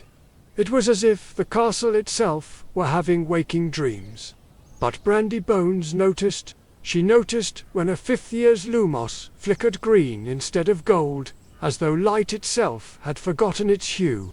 She noticed when the wards around Classroom 7 wards she had woven herself shivered, as if brushed by invisible hands. And most of all, she noticed when the heartbeat beneath the floor no longer waited for midnight to speak. It was present now, faint but constant, like a pulse in the back of the mind. Hogwarts was shifting, and the world above had not yet realized. The Ministry attributed the first serious incident to spell instability. A corridor in the East Wing had simply vanished. One moment it connected to stairwells, the next it was a sheer wall of stone. No magic could pierce it, and no spells could restore the passage. Brandi was one of the first called to investigate. It's a natural spatial anomaly, offered a senior aura, her voice tight with rehearsed confidence. Residual magic from centuries of casting. Perfectly harmless. Brandi ignored her. She pressed her palm to the cold wall where the hallway had been and closed her eyes. The stone pulsed under her skin, faint, irregular, but alive, not residual, she said softly. Responsive. The aura frowned. Responsive to what? Brandi's eyes opened, and for a moment there was a glint there that unsettled even the most hardened of Ministry officials. To something that's waking up. From that day forward, Brandi moved differently through the castle. Her lectures continued, her practicum sessions grew more advanced, but every spare moment was dedicated to a deeper purpose, mapping the anomalies. They were spreading, a clock tower, whose hands now spun counterclockwise. A disused classroom where ink evaporated from parchment. Even the ghosts seemed agitated. Sir Nicholas reported dreams. A thing ghosts were not supposed to have. And always, beneath it all, the pulse.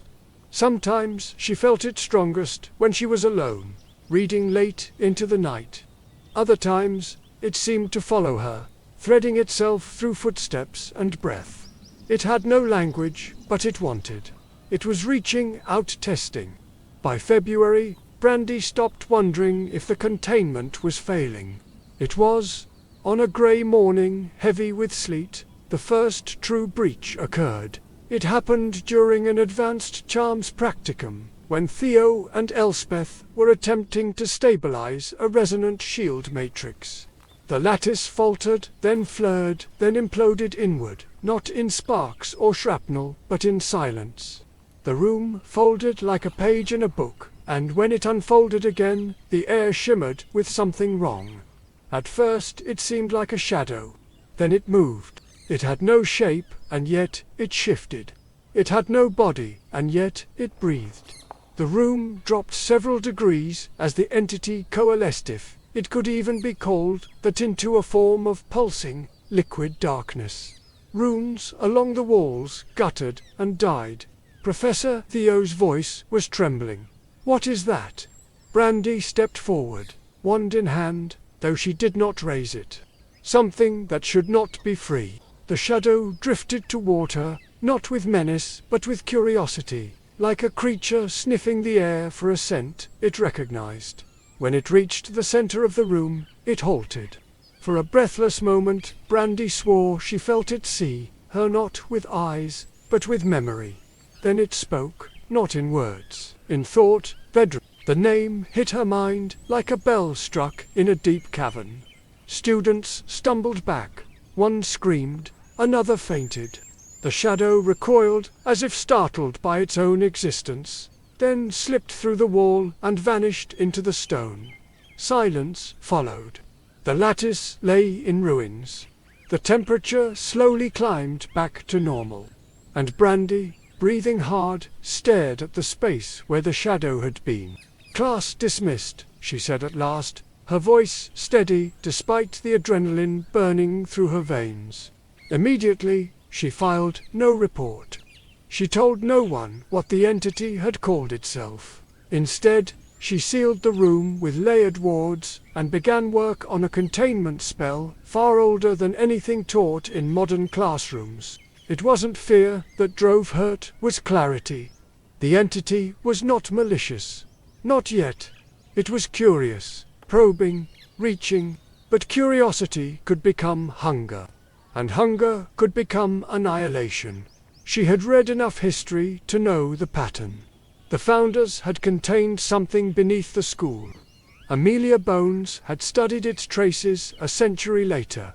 And now, it was her turn to decide whether the cycle would repeat or end. Weeks passed. The anomalies grew bolder. Staircases led to rooms that had not existed yesterday. The lake froze in perfect geometric shapes that defied physics. The stars over the astronomy tower rearranged themselves into constellations no astronomer could name. And every few nights, Brandi felt the presence again. Sometimes it was a whisper in the stone. Sometimes it was a flicker of shadow at the edge of a torchlight. Once, as she passed the tapestry that hid the stairwell, a voice, wordless and ancient, brushed against her thoughts like a fingertip across glass. "You hear us?" She stopped. Her pulse thundered. "I do." "Then help us." The question haunted her. Help who, and for what purpose? Was Vedra a prisoner or a guardian, a weapon or a warning? The more she studied the castle's foundations, the clearer one truth became. Hogwarts itself had been built not as a school, but as a seal. The curriculum, the towers, the moving staircases, all of it was an architecture designed to contain. And the seal was weakening. In the sleepless hours before dawn, Brandi traced ancient runes from memory and reread Amelia Bones' fragmented field notes. One line, almost an afterthought, caught her attention. Containment is not eternal. It was never meant to be. It is a question. Are they ready? The quill slipped from her fingers. The seal wasn't breaking by accident. It was testing. And if Amelia had been right, then the question wasn't whether Vedra would wake. It was whether the wizarding world deserved to meet what came next. When Brandi finally closed her notebook, the first rays of dawn were creeping across the highlands. The lake below her office was no longer frozen, yet a faint spiral rippled at its center, too deliberate to be wind, too perfect to be chance. The darkness beneath Hogwarts was no longer a sleeping thing.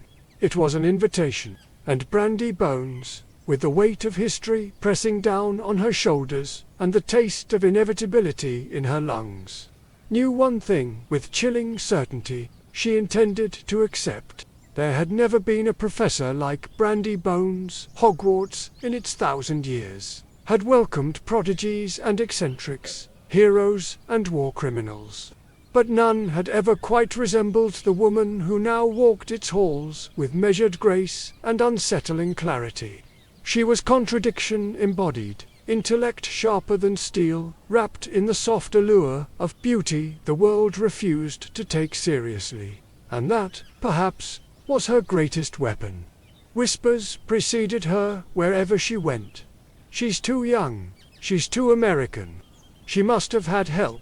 She must have slept her way here." There were always theories, always excuses, always narratives crafted by those too uncomfortable with the truth that she was brilliant enough to belong and disciplined enough to thrive. It was easier, people found, to believe in accident than in excellence. Her beauty complicated everything. It was not the fragile prettiness of porcelain dolls, nor the severe symmetry of aristocratic portraits. Brandi's beauty was living, soft and human and dangerously magnetic. Her skin carried the warm undertone of Iberian sunlight. Her hair fell in loose, golden spirals that caught torchlight and refused to let it go. Her hips curved with the unbothered confidence of someone who had never apologized for existing in her body. Even in simple robes, she moved like someone who had mastered the geometry of attention. And yet, despite, or perhaps because of it, people did not see her clearly.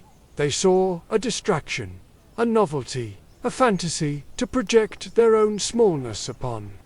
It was always easier to believe that a woman so striking could not also be formidable. Brandi knew this. She had known it since she was 16, and the head of Ilvermorny's charms faculty had told her she was too pretty for theoretical work. She had known it when her first spell thesis was dismissed as decorative innovation. She had known it when her groundbreaking research was credited not to brilliance, but to her connections. What they didn't understand, what they still didn't understand, was that their dismissal was the foundation of her strategy. The world underestimated her. It always would. And in that underestimation lay her freedom. They let their guard down. They revealed things they wouldn't reveal to a peer or rival. They spoke more freely, believed more carelessly, schemed more openly. And while they played the tired game of appearances, Brandi studied, maneuvered, and built. Every assumption was a chink in armor. Every misjudgment was a lever. To some, that was manipulation.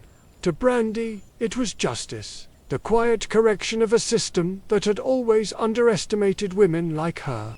If they insisted on calling her a pretty face, then she would let the pretty face walk them into their own undoing.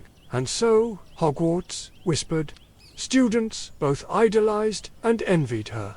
Older professors called her ambitious with the same tone they once used for Dark Lords. The press speculated about her lineage, her motives, her lovers.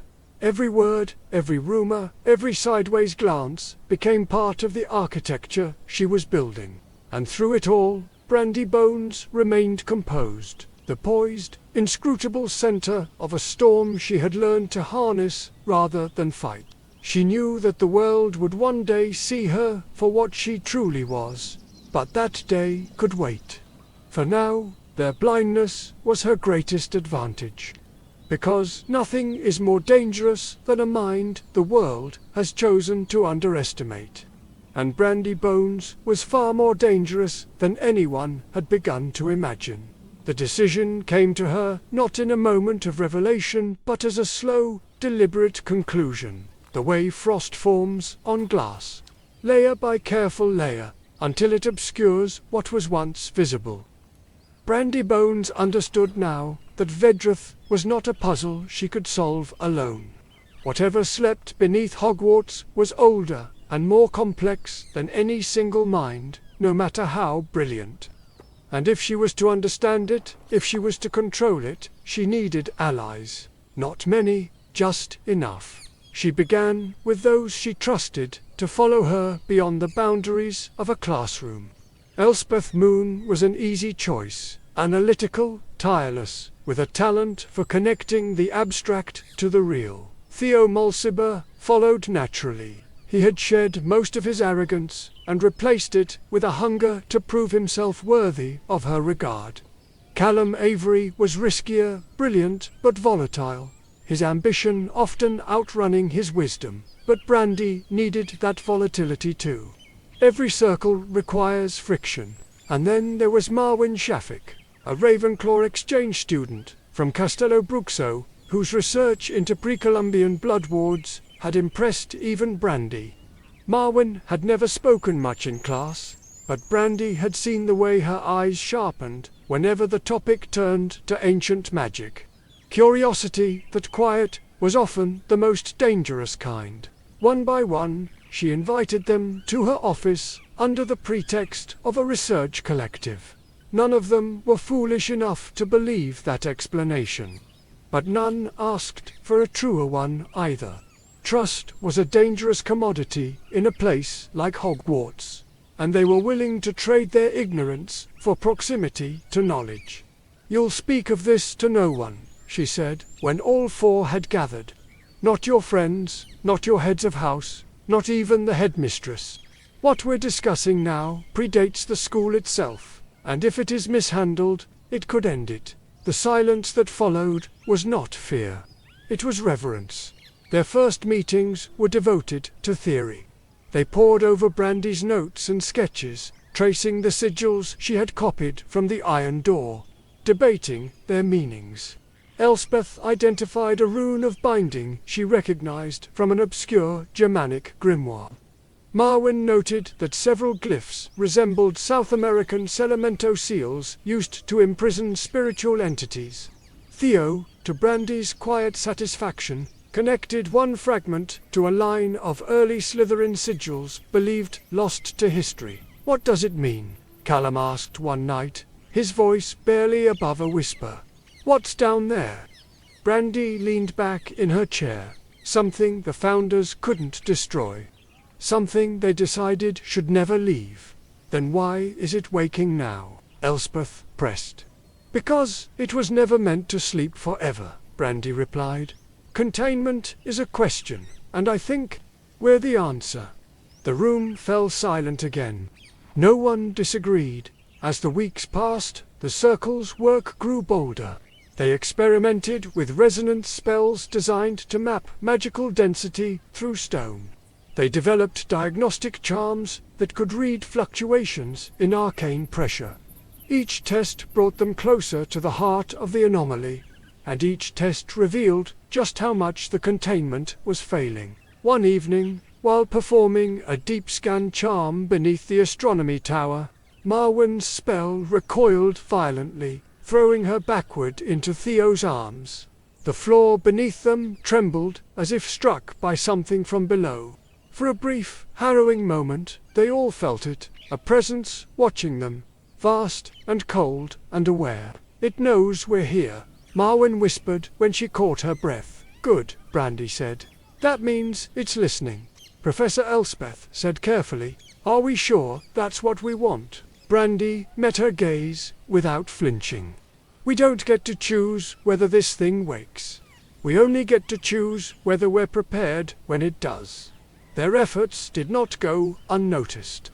McGonagall, perceptive as ever, summoned Brandi to her office one evening under the pretense of discussing curriculum changes.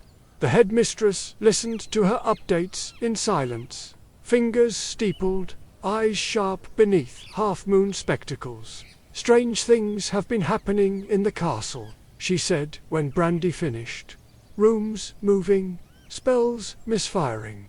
Even the portraits are unsettled. You wouldn't happen to know anything about that, would you?" "Nothing I can confirm," Brandi said smoothly. "But I suspect the castle itself is responding to a magical imbalance." "Do you suspect, or do you know?" Brandi smiled faintly. "Would you believe me if I said I knew?" McGonagall sighed, the weary sigh of someone who had been in the presence of genius too often to bother denying it. "Be careful, Professor Bones. Curiosity is admirable. But some doors are closed for good reason. And some doors," Brandi replied gently, "were never meant to stay closed." 2 nights later, they returned to the stair behind the tapestry. This time, they came prepared. Layered protection charms shimmered faintly around them. A series of runic anchors pulsed along the floor, stabilizing the ambient magic. At the base of the stairwell, the iron door waited, and this time it responded to their presence. The serpent sigil glowed before they touched it. The iron surface trembled like skin beneath a heartbeat. The pulse was so strong now that they could all feel it, thrumming through their bones. "What if it's not trying to get out?" Elspeth whispered. "What if it's trying to let us in?" Brandi stepped forward. "Then we'll find out." She placed her hand against the door. The iron was cold, impossibly cold, but it did not resist her. The sigils flared, the serpent's eyes snapped open, and the pulse quickened to a fevered rhythm. A voice flooded her mind. "You are not the first. You will not be the last. But you are closer than they ever were." The room tilted. The floor seemed to fall away beneath her. For an instant, she saw images, a colossal chamber far below the castle, an endless well of shadow swirling around a figure she could not quite perceive, runes the size of cathedrals, chains made of light, and at the center of it all, a single eye, vast and ancient, opening for the first time in centuries. Then the vision was gone. Brandi stumbled back, her breath ragged. "It's awake," she whispered. "Whatever's down there. It's awake." The circle stared at her, silent and pale. "What do we do now?" Theo asked. Brandi looked at the door, still pulsing faintly beneath her palm. She could feel its attention fixed on her, not hostile, not yet, but undeniably aware. "Now," she said, "we prepare for when it decides to speak again." That night, long after her students had gone, Brandi sat alone in her office and stared at a blank sheet of parchment. For the first time since arriving at Hogwarts, she felt something she could not name. It wasn't fear, exactly. It wasn't even dread.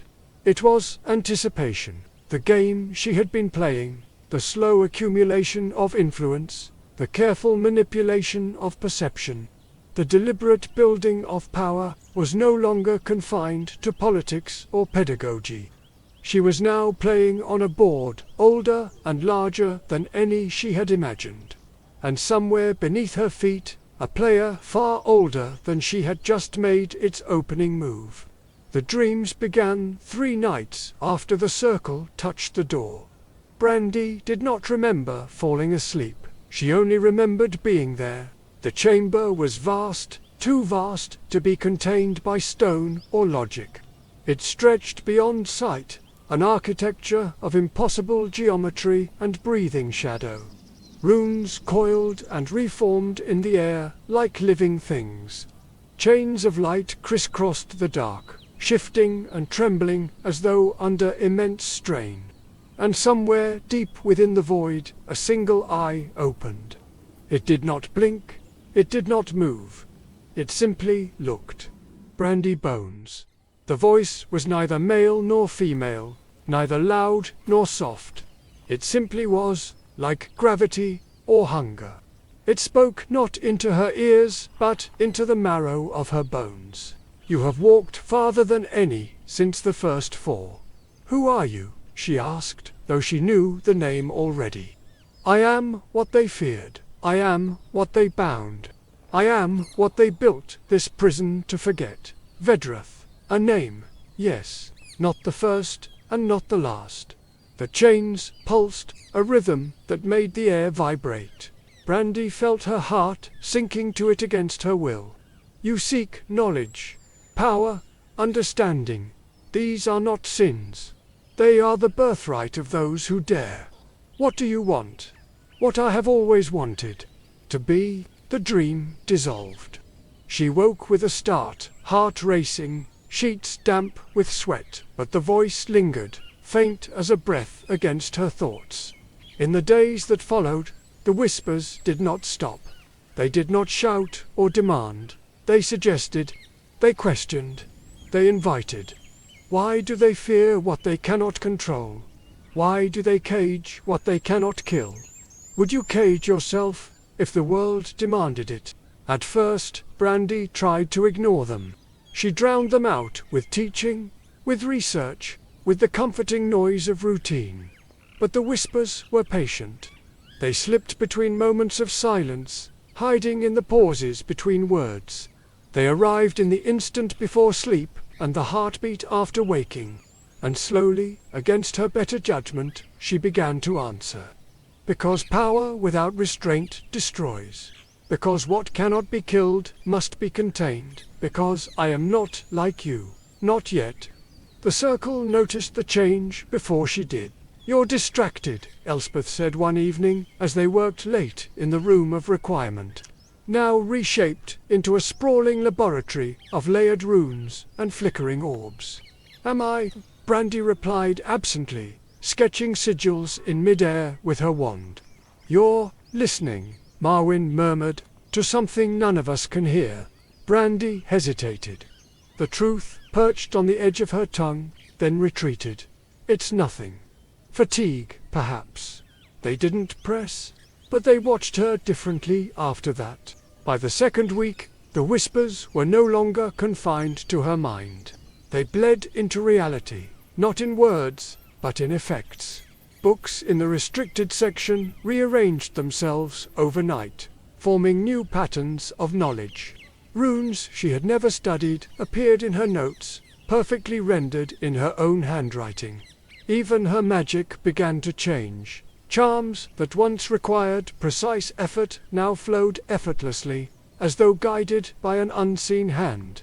At first, she welcomed the gift. Then she began to question it.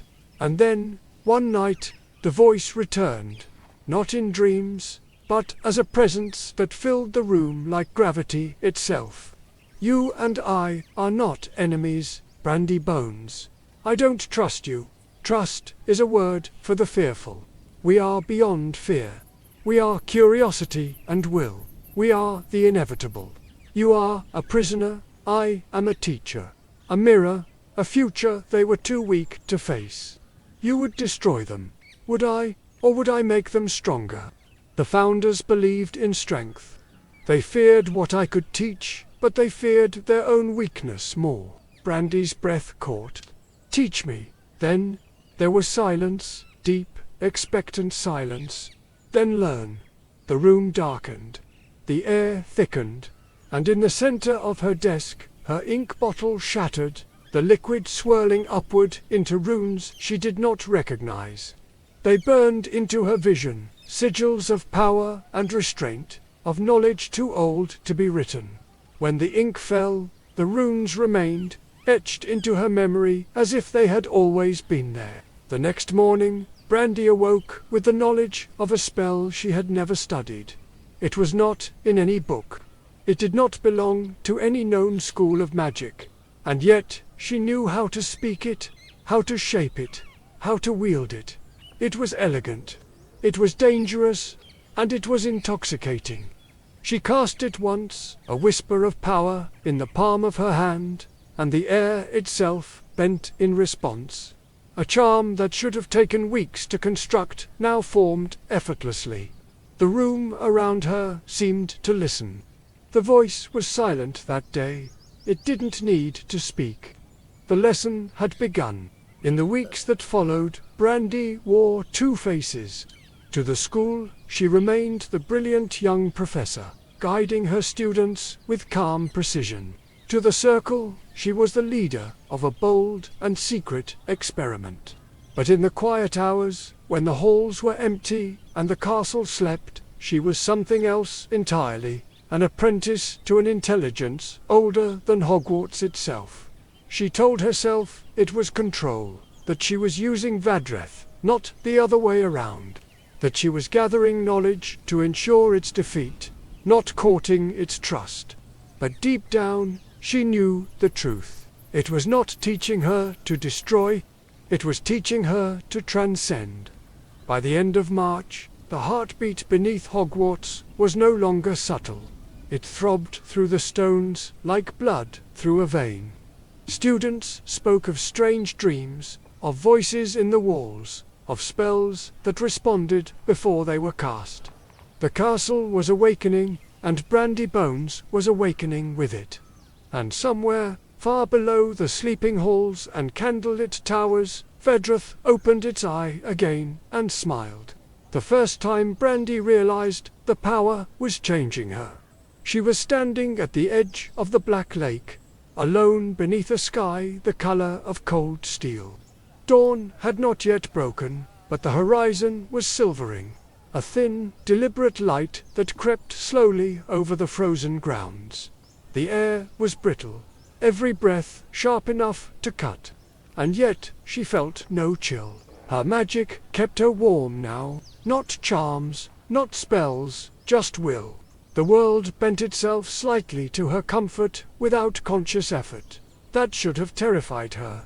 Instead, it felt right. She closed her eyes and whispered the syllables of the new spell Vedra had taught her. The water obeyed. It rose, smooth and silent, shaping itself into a spiral that caught the pale dawnlight and held it aloft. No wand, no incantation, no focus, just intent. A tremor ran through her chest. Exhilaration mingled with fear. She had not cast that spell. She had thought it into being, and in that moment she understood. Vedra was not merely teaching her magic, it was redefining it. The changes were subtle at first. She needed less sleep. Her reflexes sharpened. Her spells no longer frayed at the edges under pressure. They were precise, surgical, perfect. When she spoke, people listened more closely. When she walked, corridors seemed to part before her. The castle's magic, ancient, sentient, half alive, was attuning to her in ways it never had before. But power never arrives without suspicion. And suspicion had begun to bloom. It started with Theo. "We're not learning charms anymore," he said after class one evening, his voice low but steady. "We're learning something else." Brandi didn't look up from the parchment she was annotating. "Something more," she corrected. "More than magic?" Elspeth asked from the doorway, hesitant but curious. Brandi set down her quill. "More than our magic. There's power in this castle older than anything we understand. Power that has been locked away for centuries because wizards were too frightened of their own potential. And we're not frightened," Theo pressed. "No," she said softly. "We're ready." But even as the words left her mouth, she saw the unease in their faces. Trust was still there, but it was fraying, thread by thread. They weren't wrong to question her. The whispers were stronger now, sometimes rising to a chorus in the dead of night. They no longer offered guidance. They asked questions, demanded answers. What would you sacrifice to learn all there is? Would you burn a law to rewrite a truth? Would you destroy a cage to set knowledge free? Some nights, Brandi told herself, she was still in control. Other nights, she wasn't so sure. She had begun to feel Vedra not as something outside her, but as something within a current she could ride. A voice that finished her thoughts before she had spoken them. It was intoxicating, but it was also invasive. The line between the two was becoming dangerously thin. The tipping point came during a duel. It was meant to be an academic exercise, a sparring demonstration with Callum in advanced charms. He was clever and fast, and though he lacked her precision, he had always been her sharpest student. They traded spells with precision and flourish. Expelliarmus, Protego, Stupefy. The students applauded as shields shattered and bolts of light collided mid-air. Then Callum overreached. A cutting charm, sharper than permitted, sliced through her defense. It wasn't lethal, not even close, but it was meant to hurt. Something in Brandi snapped. The spell that left her wand wasn't one she had ever cast before. It wasn't one she could even name. It moved like liquid shadow, silent and coiled, wrapping around Callum's charm and dissolving it mid-flight. Then it surged forward and struck his shield with a force that threw him backward into the dueling chamber wall. The room fell silent.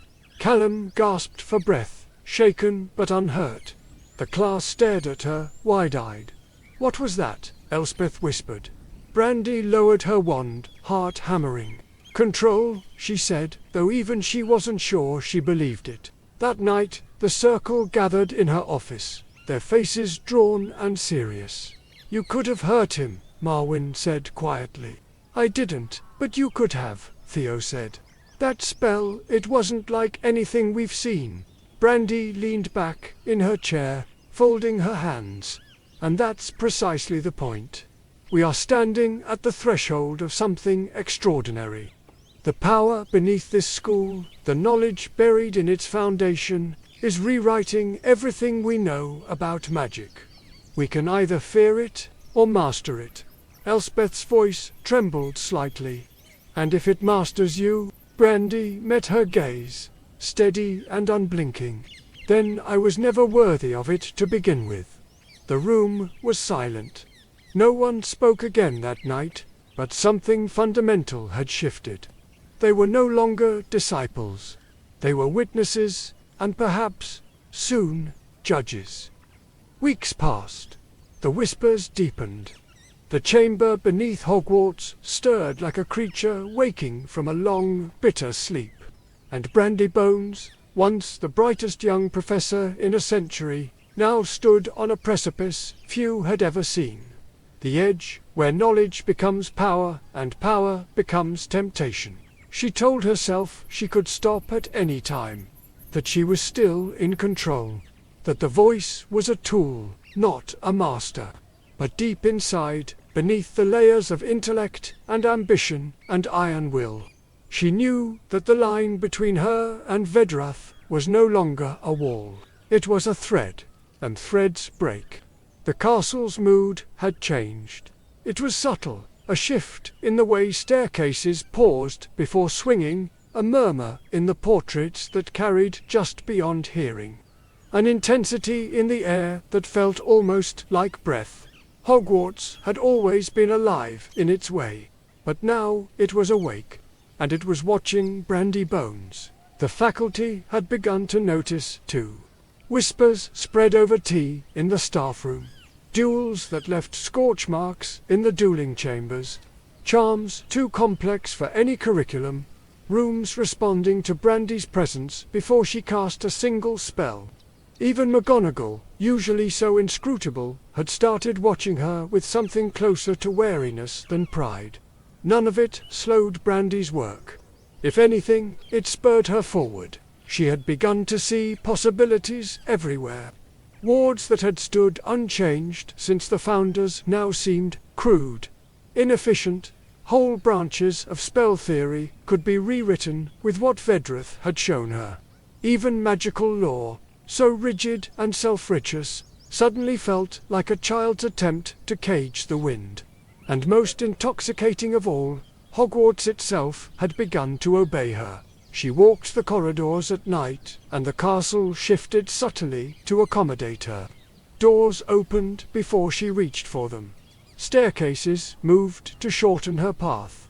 The air hummed faintly when she passed, as though the magic that held the school together was aligning itself to her will. It was no longer a question of if she would use this power. It was a question of how far. The first step was small, a curriculum revision.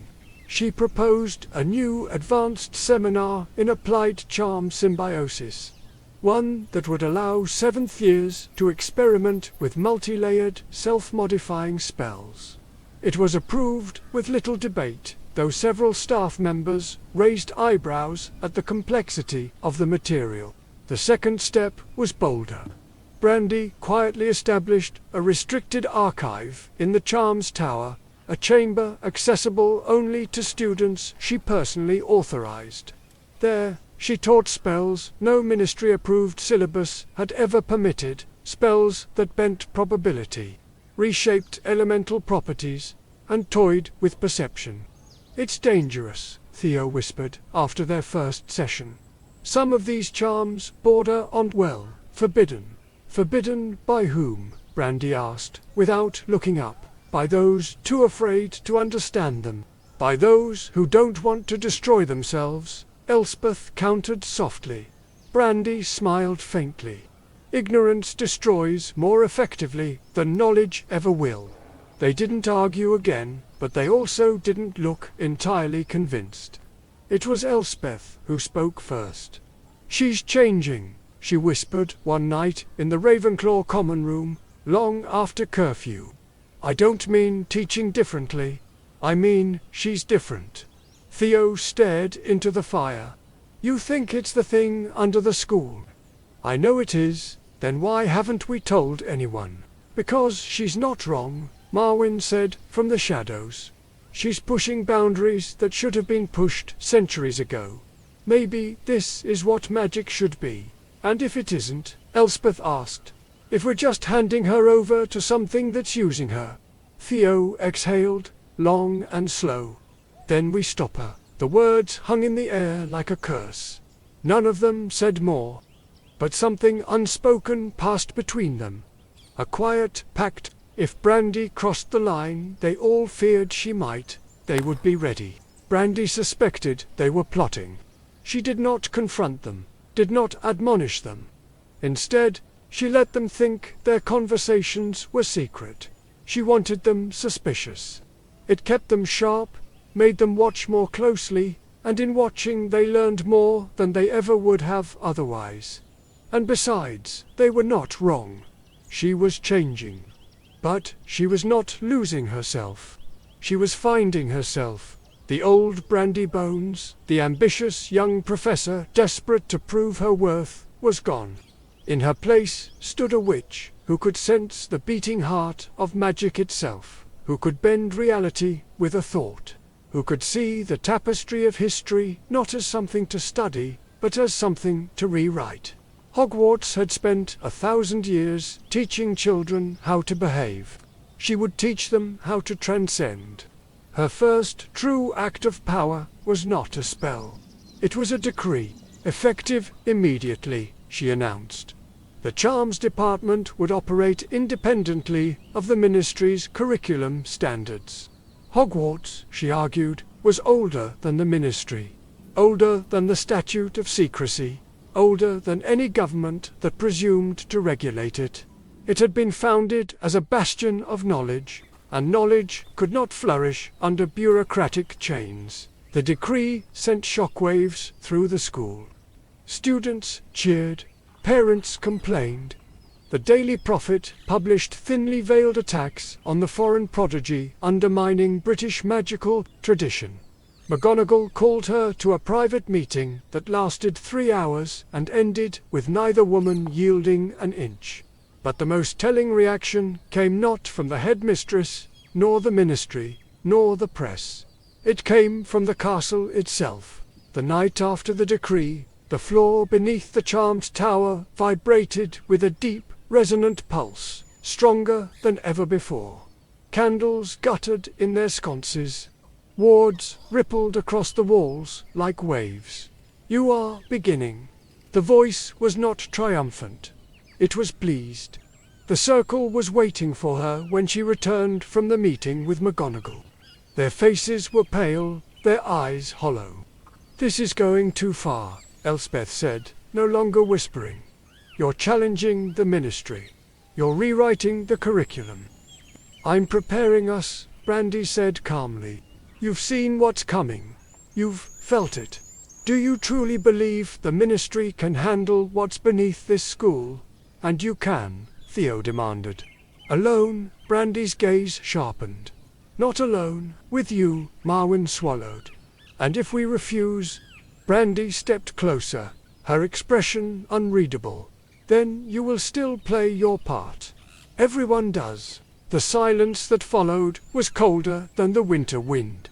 None of them spoke as she swept past them and out into the corridor.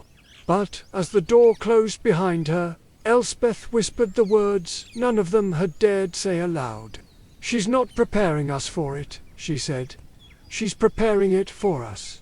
That night, Brandi stood at the base of the stair behind the tapestry. The iron door pulsed faintly, like the heart of something enormous and dreaming. She placed her hand against it and felt the warmth of its attention. "I'm ready," she whispered.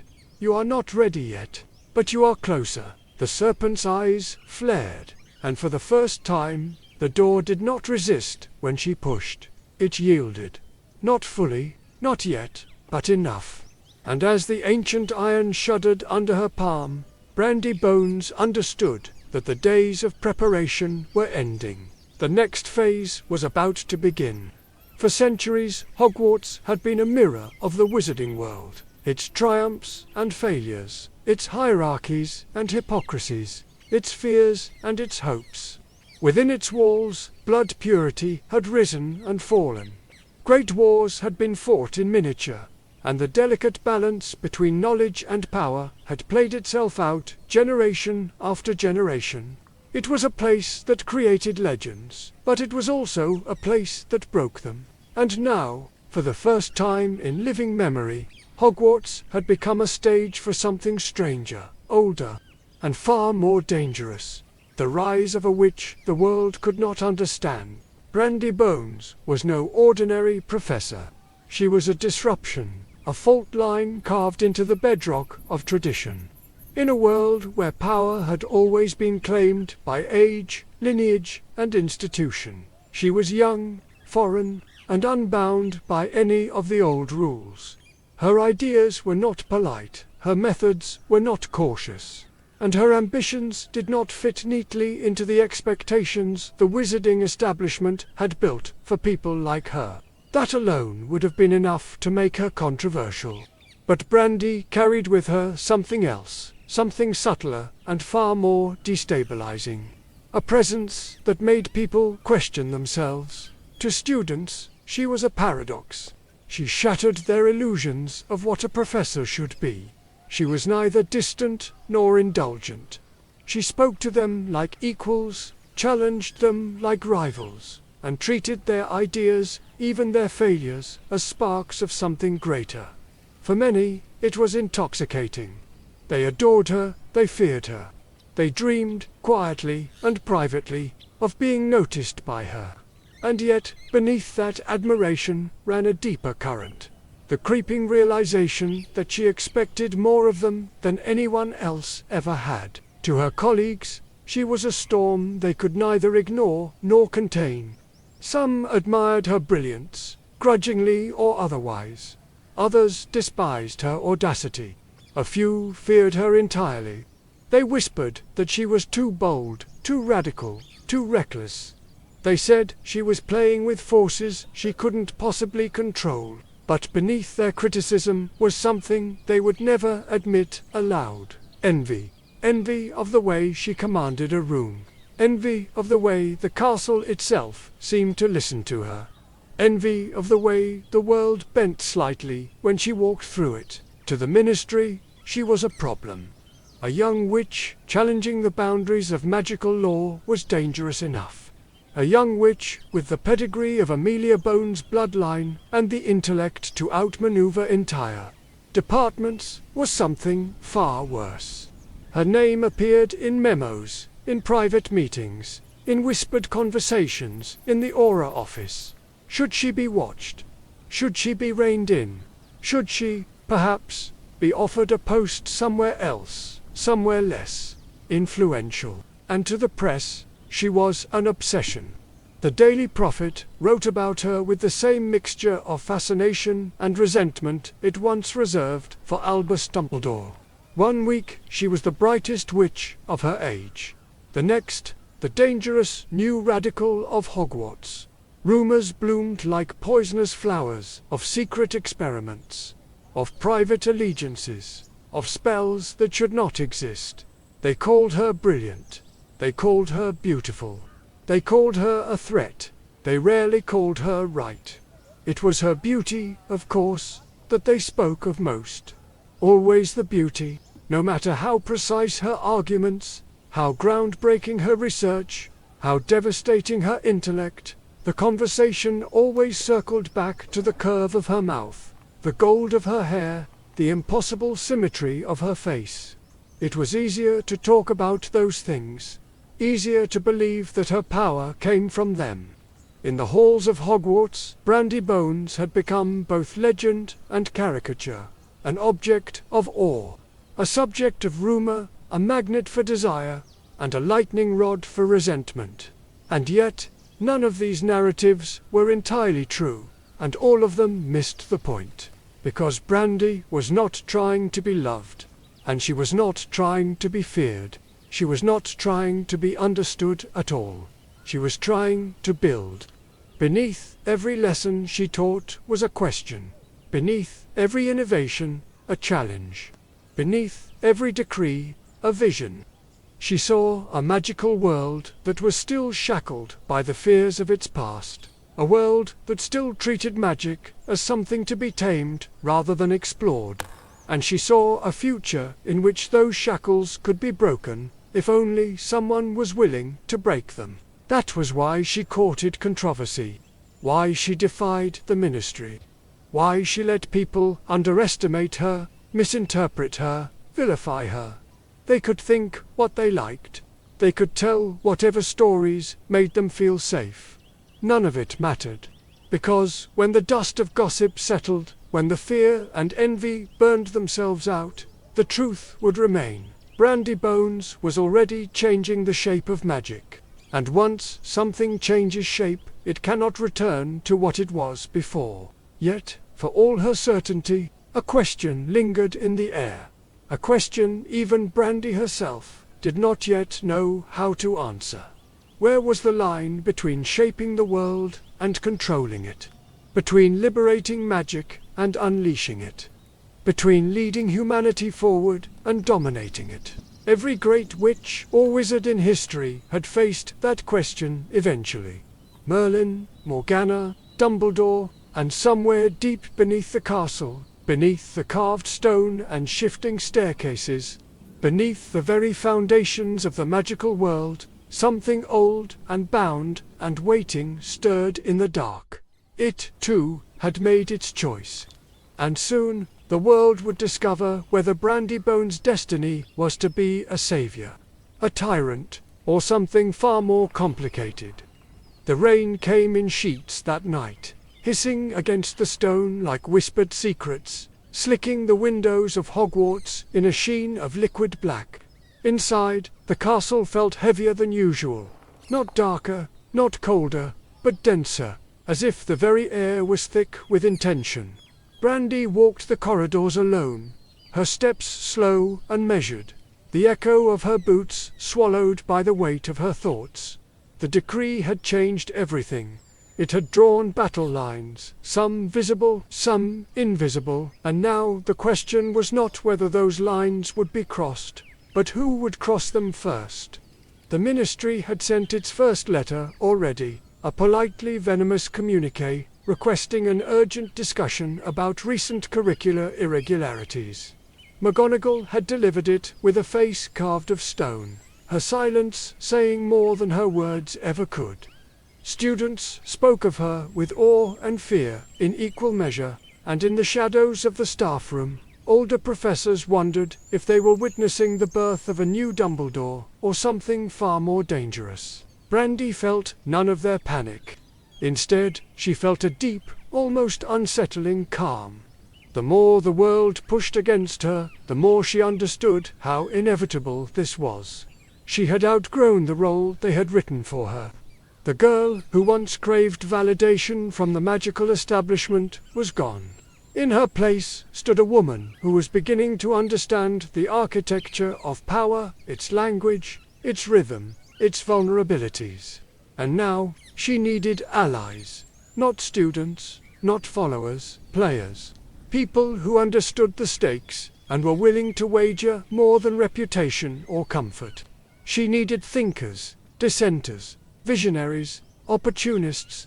She needed, in short, a council. The first meeting took place in a room that did not exist on any map. It was buried deep beneath the library, accessible only by a staircase that appeared once every 7 nights and only to those who knew the charm to reveal it. The chamber itself was circular, its walls etched with runes so old that no one had ever deciphered them. And in its center burned a single suspended orb of violet light, an artifact of uncertain origin that hummed faintly with the pulse of the castle itself. Brandi had chosen it for its secrecy, but also for its symbolism.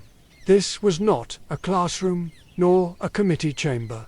It was a place of beginnings. She arrived first, and one by one they followed. Elspeth came wrapped in nerves and resolve, parchment clutched to her chest like a shield. Theo arrived next, his jaw tight with unspoken questions. Marwen stepped in silently, eyes darting across the runes with reverent curiosity. Callum was last, swagger masking the unease that always betrayed his youth. They formed a circle around the violet light, 4 students and 1 professor, bound together by knowledge no one else possessed. For a long time, no one spoke. The silence was a test, Brandi's first and most important. It was Marwen who broke it. "Why us?" she asked, her voice barely louder than the hum of the orb. "Why this?"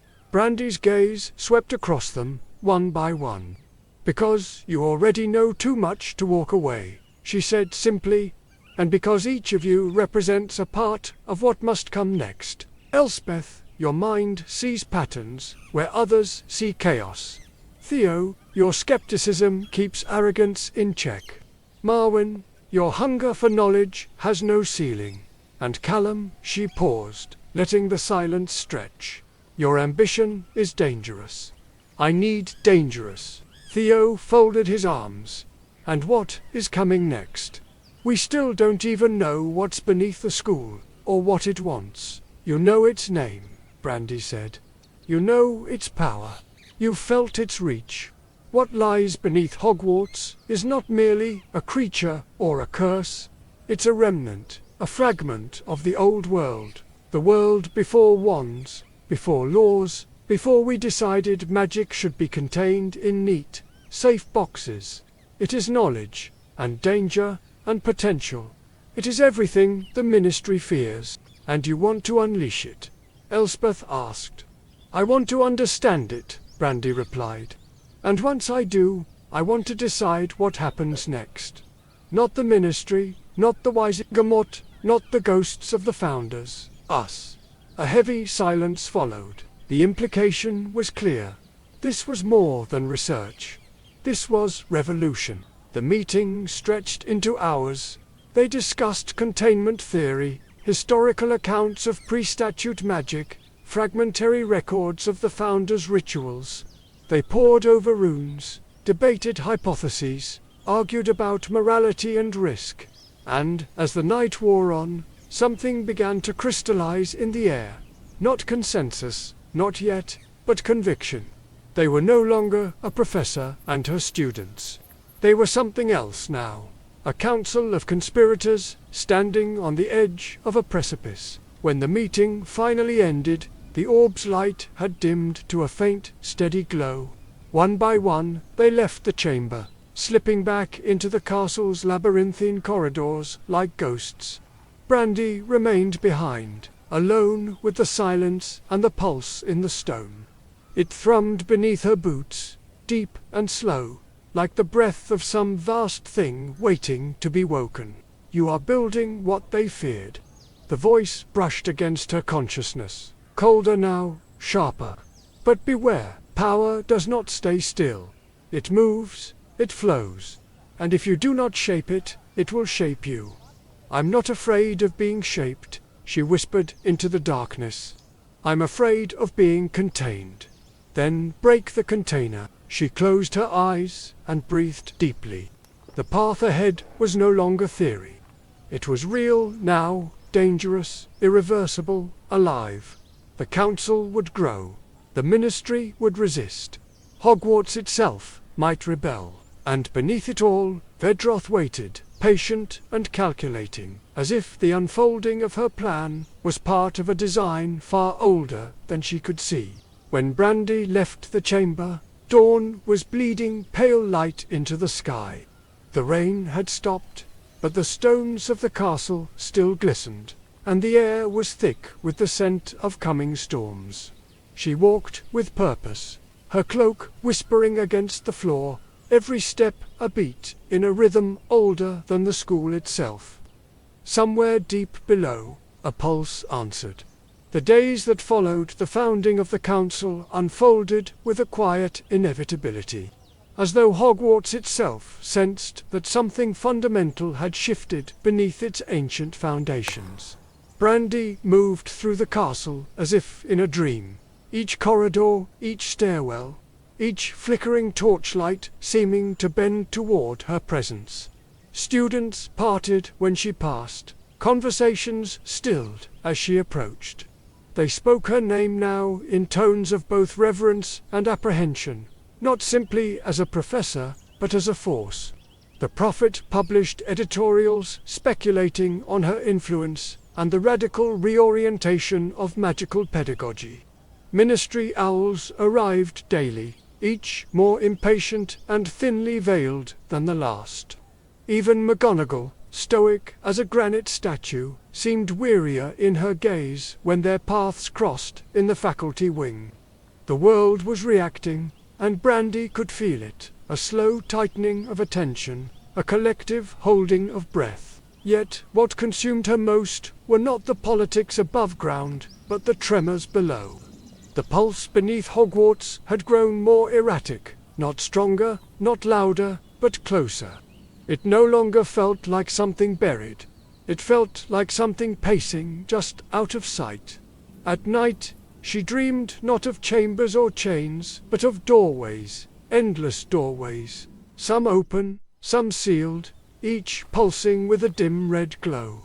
In those dreams she walked among them, choosing which to open, which to ignore, and which to destroy. And always, always, the voice followed. Knowledge is not a gift. It is a test. The council met twice a week now, each meeting more intense than the last. They had become something like a secret government, each member carving out their role. Elspeth analyzed magical fluctuations across the castle, charting them with meticulous precision and uncovering patterns even Brandi had missed. Theo served as their voice of caution, constantly interrogating their motives and forcing them to justify every theory, every experiment. Marwyn deciphered fragments of ritual language from texts no one had read in centuries, her translations revealing unsettling truths about the Founder's original pact. And Callum, reckless, brilliant Callum, pushed their experimental magic further than anyone else dared, often at great personal risk. But for all their progress, unease had begun to take root among them. They no longer questioned if Vedra was real. They had all felt its presence, heard its echoes. The question now was whether they were awakening something that wanted to be woken, or something that had simply learned how to use them to free itself. The tension reached its breaking point late one evening during their 7th council session. The room was cold, colder than it had ever been, the violet orb dim and flickering. Brandi was drawing a schematic of a containment lattice, an inversion of the Founder's original spell work. When Theo finally spoke, the words they had all been circling around. "We need to stop." No one moved. The words hung in the air like an accusation. Brandi did not look up. "Stop what?" she asked quietly. "This," he said, gesturing to the runes, the scrolls, the piles of data, the experiments, the rituals. "All of it. We don't understand what we're doing anymore. We're not controlling this thing, it's leading us." Brandi set down her quill. "You're afraid." "Yes," Theo said. "And if you were being honest, you'd admit you are too." Silence pressed heavy against the room. Elspeth's eyes darted between them. Marwyn stared at the runes, as if searching for an answer within them. Callum looked ready to argue, then thought better of it. "Fear is not a reason to stop," Brandi said, finally. "It's a reason to move forward carefully." Theo shook his head. "No, fear is a reason to ask if we should be doing this at all." "Knowledge doesn't ask permission," she said. "It demands courage, and arrogance," he shot back. "How long before courage becomes arrogance? How long before this becomes about you proving that you can, instead of asking whether you should?" The words hit harder than Brandi expected. They echoed in the chamber long after he'd spoken them, wrapping around the flickering orb, embedding themselves somewhere deep beneath her carefully constructed composure. She wanted to tell him he was wrong. She wanted to remind him of the stakes, of the responsibility, of the inevitability. But some small, traitorous part of her wondered if he was right. When she spoke again, her voice was softer. "If you want to walk away, I won't stop you." Theo stared at her for a long moment, as if searching for some hint of insincerity. Then he nodded once, curt and resolute, and turned to leave. No one tried to stop him. The door closed behind him with a quiet, echoing finality. The meeting ended soon after. Elspeth lingered by the door, hesitation written across her face. "Do you think he's right?" she asked. Brandi's gaze was fixed on the violet orb.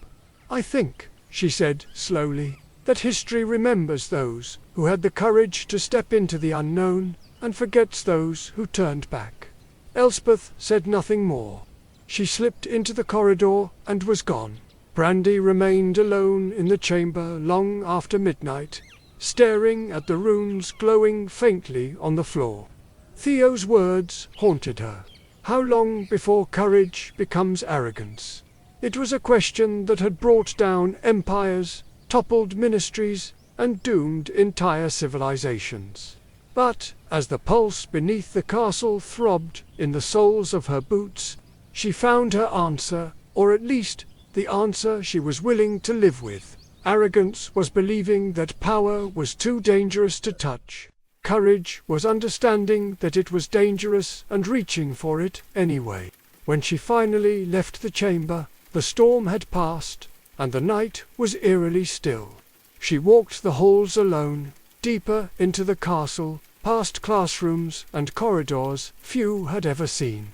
At last, she found herself before the iron door once more, the seal that separated the known from the unknowable. It pulsed faintly, as if in time with her heartbeat. She placed her palm against the cold metal. "I'm not afraid," she whispered. The pulse quickened, a slow, deliberate thrum that felt almost like laughter. And in that moment, Brandi Bones knew that there was no going back. Not for her, not for Hogwarts, not for the world. Whatever waited beyond that door was coming. And when it did, she would meet it not as a student of history, nor as a professor of charms, but as the architect of a future no one yet dared to imagine. The edge of faith had been crossed. Now came the fall. The castle had always dreamed. In its way, old stone storing memories, the way trees store rings. But now its dreaming was deeper, stranger, almost sentient. Staircases paused mid-swing, listening. Portraits whispered in forgotten languages. Even the ghosts, tethered and eternal, drifted uneasily through the corridors, as though something older and more powerful than death itself was stirring beneath their feet.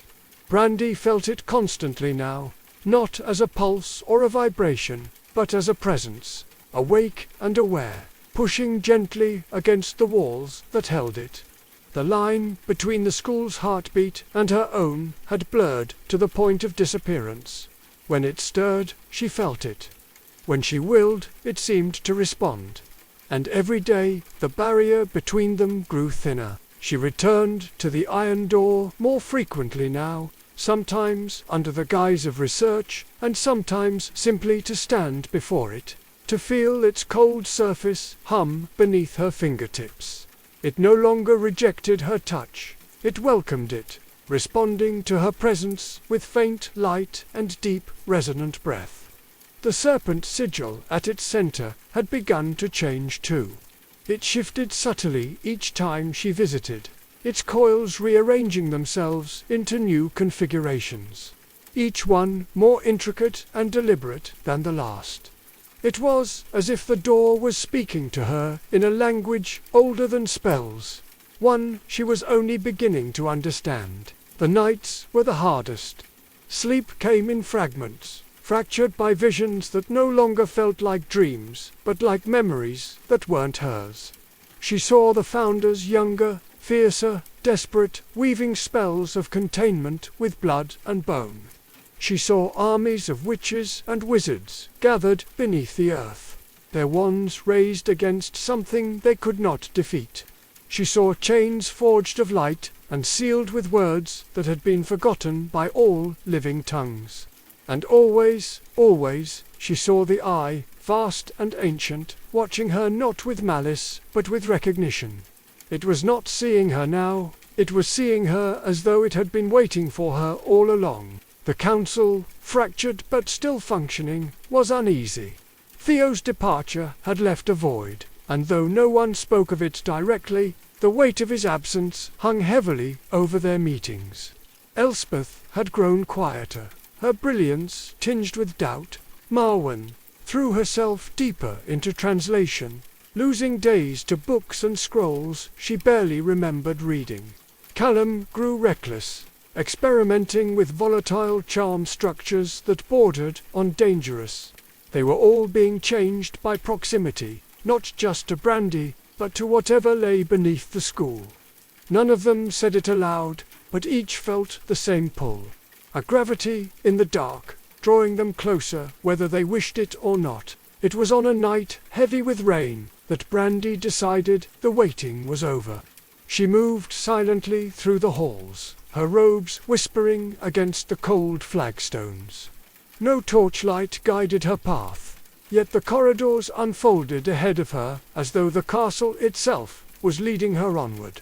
At the tapestry, she did not pause, she parted it with a wave of her hand.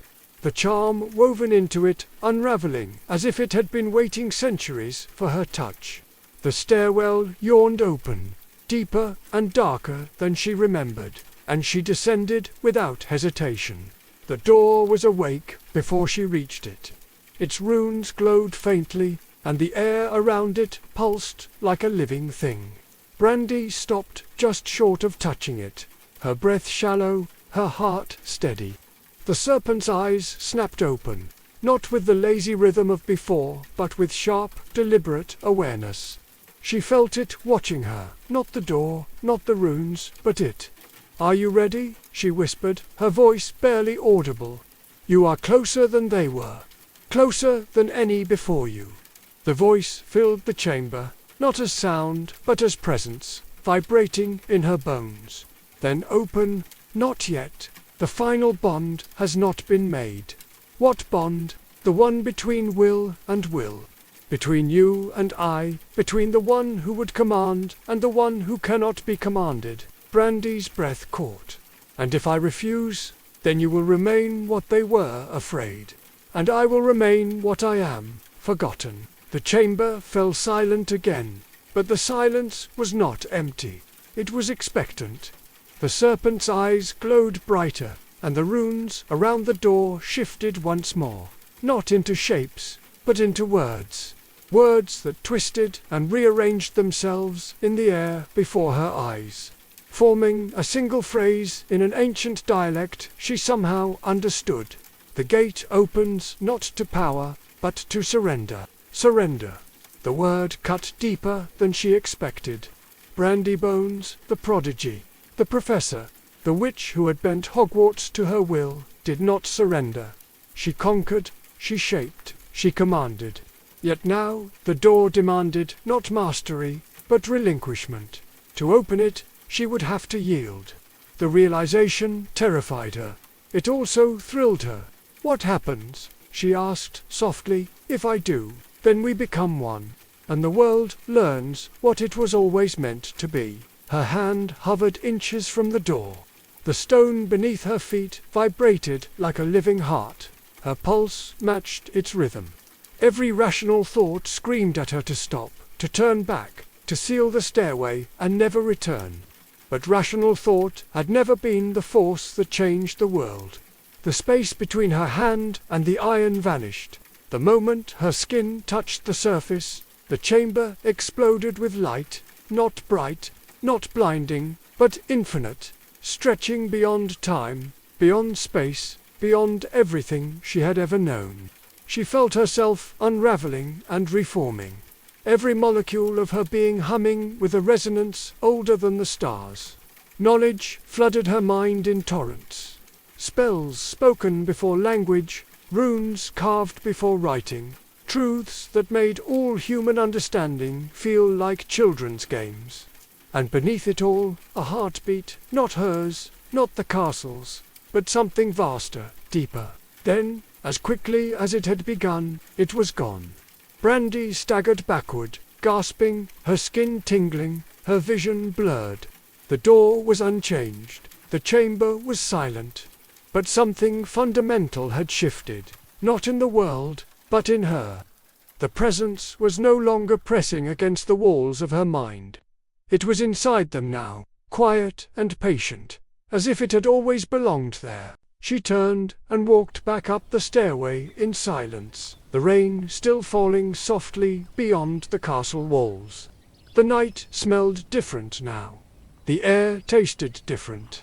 And though nothing in Hogwarts had changed, everything had far below, in a place no map could find, the chains that had held for 1,000 years trembled. Just once. The door had not opened, but it had breathed. The days that followed, the door's awakening, bled together like ink spilled into water, indistinct, dreamlike, heavy with the weight of something too large to name. Brandi moved through them, as if through two realities layered atop one another. In one, she was still the professor, teaching lessons, grading essays, navigating the politics of a school and a ministry growing increasingly wary of her.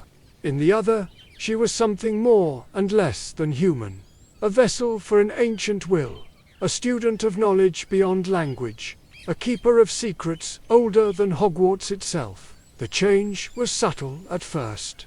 Her spells felt different, not stronger, but truer, as though the magic she had once commanded now responded with a familiarity that bordered on instinct. Charms that once demanded focus now flowed from her wand like second nature, bending not just the visible world, but the unseen layers beneath it. Objects seemed to shift slightly as she passed, drawn toward her like filings to a lodestone. Even portraits she had never spoken to turned their eyes to follow her now. She had become a presence that could not be ignored. The students noticed too. They whispered of strange phenomena in her classroom, quills that wrote faster than their owners' thoughts, protective wards that shimmered like living things, a pulse in the very air that made even simple levitation charms feel exhilarating. Some were awed, others were unsettled. A few were frightened. Brandi encouraged all of it. Awe could become loyalty, fear could become respect, and both were preferable to being underestimated. But beneath the new confidence lay a growing disquiet. The voice, once a distant presence, was no longer content with silence. It spoke now in moments of stillness, its words threading through her thoughts like smoke through glass. "You have taken the first step. I haven't opened the door," she whispered one night, staring into the black water of the Black Lake from her window. "The door is not the threshold.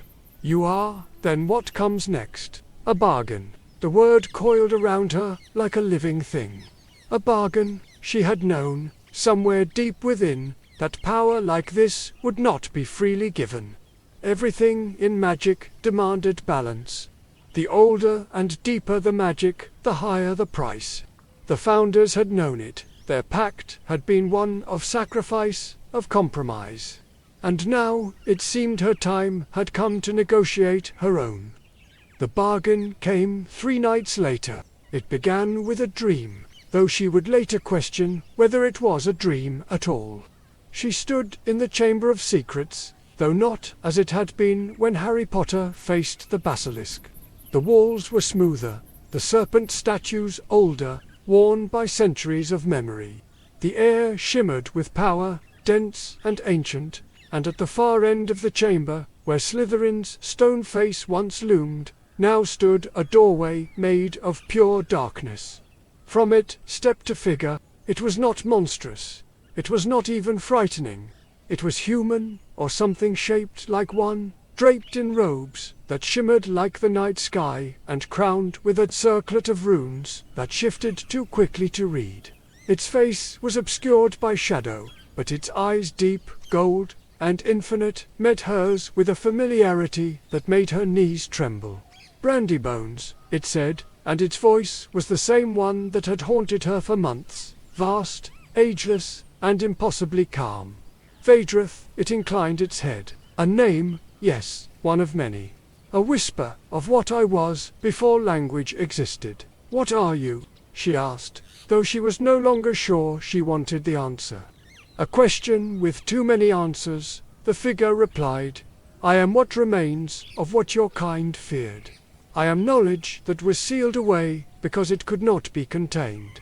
I am memory and possibility and consequence. And now I am awake because you chose to wake me." Brandi swallowed. And the bargain? The figure stepped closer, the chamber rippling with each movement. Power does not come without purpose. You seek to rewrite the architecture of magic, to unshackle it from law, from fear, from the mediocrity of tradition. That path requires more than brilliance. It requires alignment.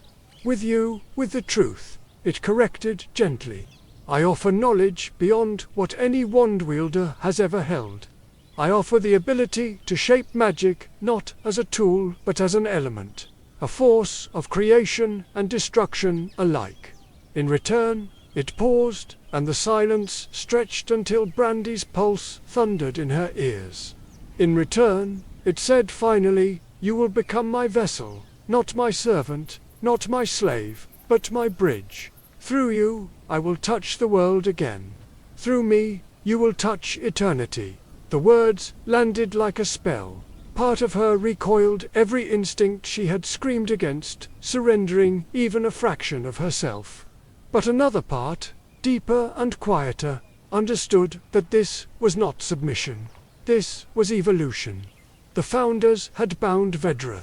She could bind with it. What happens to me? She asked.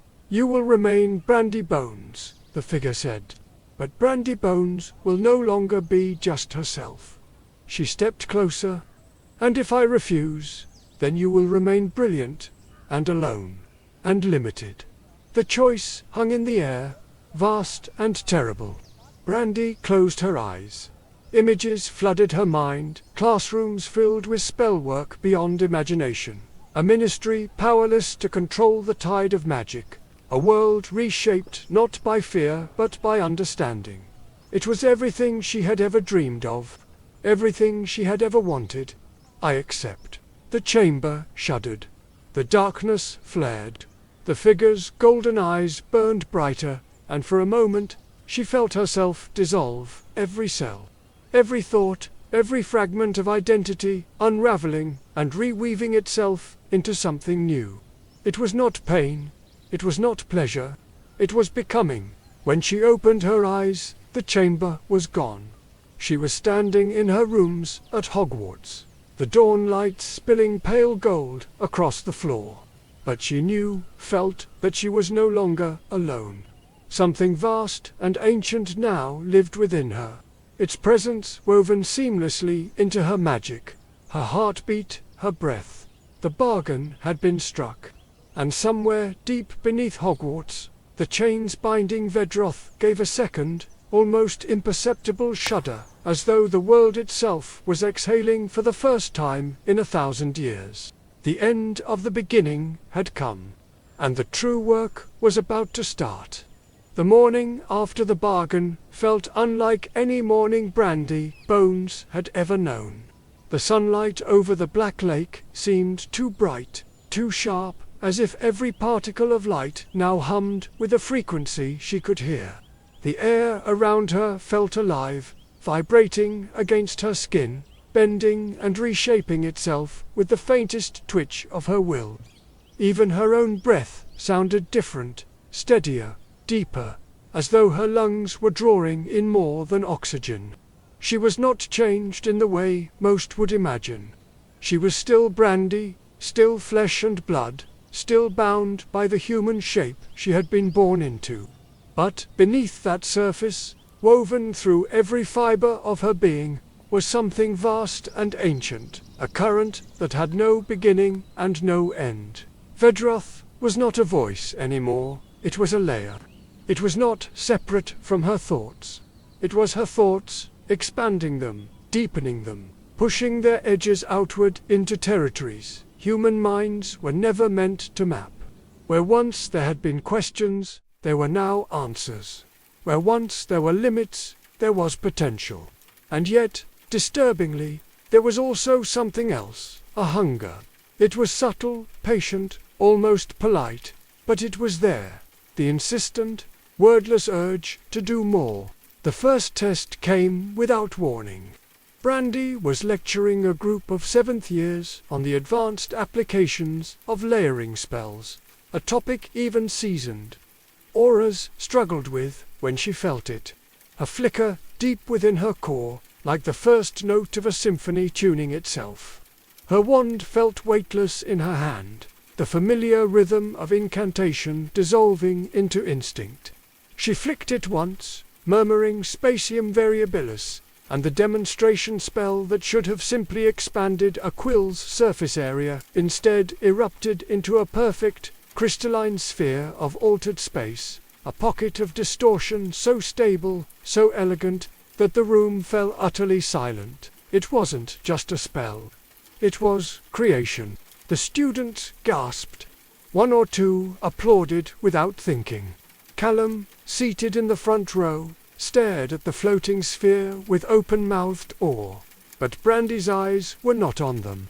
They were fixed on the quill, now hovering impossibly at the center of that orb, caught in a pocket dimension that had not existed seconds before. It should not have been possible. It wasn't possible, not with known spell theory, not even with the most advanced arithmetic layering. And yet, here it was, stable and serene, responding to her will as easily as if she'd conjured a feather. Magic, she said quietly, is not about power. It is about understanding. And understanding has no ceiling. The lesson continued, but something fundamental had shifted in that room. Her students had seen something that no textbook could prepare them for. A professor not just teaching magic, but rewriting it before their eyes. They left the classroom in stunned silence, whispering feverishly as they went. And though Brandi dismissed them with her usual calm, her hands trembled slightly once the door closed. She had not meant to cast that spell. It had not been planned. It had simply happened. That night she stood before the mirror and studied herself carefully. She looked no different, the same face, the same eyes, the same composed expression. But when she stared into her own reflection long enough, she swore she saw a flicker of something golden deep within her irises, a faint, shifting glow, like candlelight behind a veil. We are not separate. The thought was hers, and yet not hers. You wield me, and I shape you. Together, we are the bridge. Bridge, to what? She whispered. To the next form of magic. The one your kind was too afraid to reach. And what happens to the world if we do? It changes. There was no menace in the voice. No promise of conquest or destruction. Just inevitability, a statement of fact. The next few days blurred together. Word of her classroom demonstration spread far beyond Hogwarts. Within a week, it was being discussed in ministry offices, in Wisengomet chambers, in obscure academic journals on magical theory. Some hailed it as a breakthrough, the beginning of a new magical renaissance. Others called it deeply dangerous, a reckless violation of magical law. Rumors circulated that the Department of Magical Education was preparing to review Hogwarts curriculum, a thinly veiled euphemism for intervention. Brandi welcomed it all. The debate was part of the plan. Every letter of outrage, every editorial dripping with suspicion, every fearful whisper was proof that the old order was cracking. And once it cracked, she would make sure it shattered completely.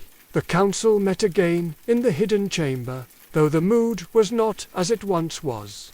Elspeth watched her with wary fascination, as though trying to reconcile the woman before her with the professor she had once trusted implicitly. Marwen was almost feverishly excited, convinced they were on the cusp of a magical revolution. Callum was bolder than ever, already sketching reckless applications of Brandi's new techniques. But beneath their words was something unspoken, the same question that haunted them all. Was this still Brandi? If they had asked her, she would have told them the truth, yes and no. Brandi Bones was still here, but she was no longer bound by the same definitions. The boundaries that had once defined witch and wizard, magic and matter, self and spell were dissolving. She was becoming something new. Something that frightened those who clung to the old ways. And far below the castle, Deep within the chamber where the door still pulsed like a heart in sleep, the chains shuddered again. One of them, just one, cracked. It was almost imperceptible, a sound too low for human ears. But Vedra felt it, and so did she. The first resonance had begun. And once the first resonance begins, the second is inevitable. The world was not ready for what was coming. But Brandi Bones was. The news broke before dawn. Brandi was in her study, quill suspended above a stack of essays she had already corrected twice over, when an owl rapped sharply against the window pane, not the hurried tap of a student's message or the soft flutter of a ministry inquiry, but the deliberate, formal knock of official business. She unlatched the window, and the bird swept inside, dropping a crimson-sealed scroll onto her desk. The seal bore the sigil of the Wisingamot, not the Department of Magical Education, not even the ministry proper, but the full legislative and judicial authority of magical Britain. It was a summons. The language was polite, measured, even deferential. But its meaning was unmistakable. She was to appear before the Wisingamot in 1 week's time to discuss recent developments in the field of advanced spellcraft and their broader implications for magical society. A hearing, thinly disguised as a symposium, that would determine not only the future of her position at Hogwarts, but possibly the future of magical education itself. Brandi read it twice, then folded it neatly and set it aside. She did not pace, she did not curse, she did not allow herself even a flicker of surprise. This was always how it was going to happen. Push hard enough against the walls of tradition, and tradition will push back. But this was not a setback. It was an invitation. By the time the summons arrived, the cracks had already begun to spread. Hogwarts itself was fracturing under the weight of her presence. Students whispered in stairwells, their conversations split between awe and anxiety. Professors debated behind closed doors, some calling for her dismissal, others urging patience. Even McGonagall, for all her legendary restraint, had grown colder in their meetings, her clipped words hiding the concern beneath. The school is not ready for this pace of change, she had warned days earlier. Nor, I suspect, are you. But Brandi had seen the truth too clearly now to turn back. She no longer believed that readiness was a prerequisite for evolution. If anything, evolution required discomfort, demanded it. It was the friction of change that forged the next age. And change was coming whether they consented to it or not. The council met that night in the hidden chamber, the air around them charged with something taut and electric. The violet orb burned brighter than usual, its hum deeper, almost melodic. Marwyn arrived first, papers clutched in her hands, eyes alight with excitement. Elspeth followed silently, tension carved into every line of her face. Callum was last, swagger gone, replaced by a hard, calculating focus. "They're going to put you on trial," Elspeth said without preamble. "They're going to put us on trial," Brandi corrected, her voice calm. "Make no mistake, this isn't about me, it's about what we represent." "And what do we represent?" Callum asked. "To them, I mean. An existential threat," Brandi replied. "To their power, to their definitions, to their control over magic." The words hung in the air, heavy and undeniable. No one argued. They all knew she was right. "The hearing will not be fair," Elspeth said. "They'll twist your work into something dangerous. They'll call you reckless. Maybe even accuse you of illegal experimentation." "They will," Brandi agreed. "And then they will demand that I submit, that I slow my research, dismantle the council, return Hogwarts to the safety of mediocrity." "And you won't," Marwyn said. It was not a question. Brandi's lips curved into a faint, cold smile. "No, I won't." The plan formed quickly, almost effortlessly. They would not plead or apologize. They would demonstrate. In the halls of the Wizengomet itself, Brandi would show them what magic could be. Not as a weapon, not as a threat, but as the inevitable next step in the evolution of their world. And once they saw, truly saw, even their fear would not be enough to stop it. But, beneath the bravado, a deeper tension coiled one. None of them spoke aloud. It was not the ministry that worried them, nor the hearing, nor even public opinion. It was Vedra. Its voice was different now. It spoke less often, but when it did, its words were sharper, more deliberate. It no longer whispered in riddles. It guided, it suggested, it nudged. And while Brandi told herself that she remained in control, that the will was still hers, there were moments when she caught herself thinking thoughts that were not entirely her own. They will fight, they will fail. And then they will kneel. She silenced the thought before it could finish, pushing it back into the depths of her mind. She was no tyrant. She was no conqueror. This was not about dominance. It was about liberation.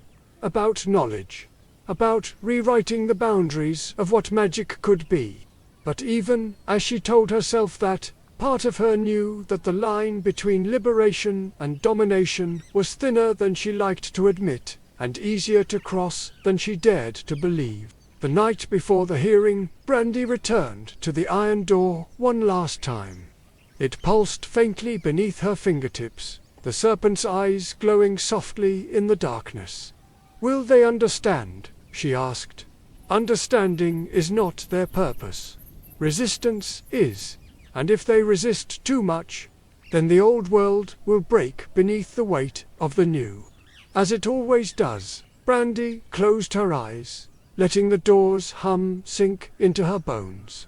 The next chapter of her story, of Hogwarts' story, would not be written in classrooms or corridors. It would be written in the heart of magical power itself, under the watchful eyes of those who believed they still ruled it.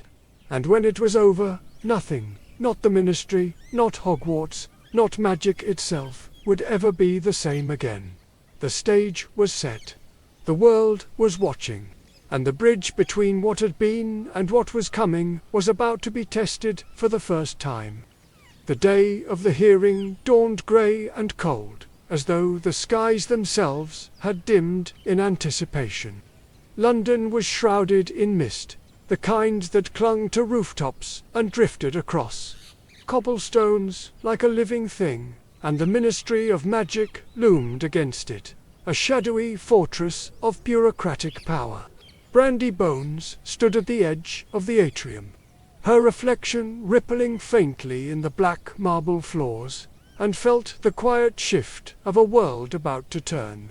The last time she had stood here, she had been a visiting lecturer from Ilvermorny, an outsider curious about British magical lore. Today, she walked into the ministry as a storm-given flesh, the youngest professor in Hogwarts history, the architect of a magical renaissance. And, to many, the most dangerous witch alive. The Wizengomet chamber was packed. Officials, scholars, aurors, and journalists filled the tiered galleries. Owls fluttered nervously overhead. The air buzzed with anticipation, fear, resentment, and, somewhere beneath it all, fascination. They had come to see a reckoning.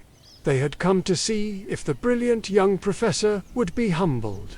They had come to see if magic itself could be put on trial. "Professor Brandi Bones," intoned the clerk as she stepped into the circular well of the chamber, summoned before the Wizengomet to answer questions regarding unlawful experimentation, unsanctioned alteration of curriculum, and the reckless practice of advanced spellcraft with potential for societal destabilization. The words echoed against the walls, but Brandi barely heard them.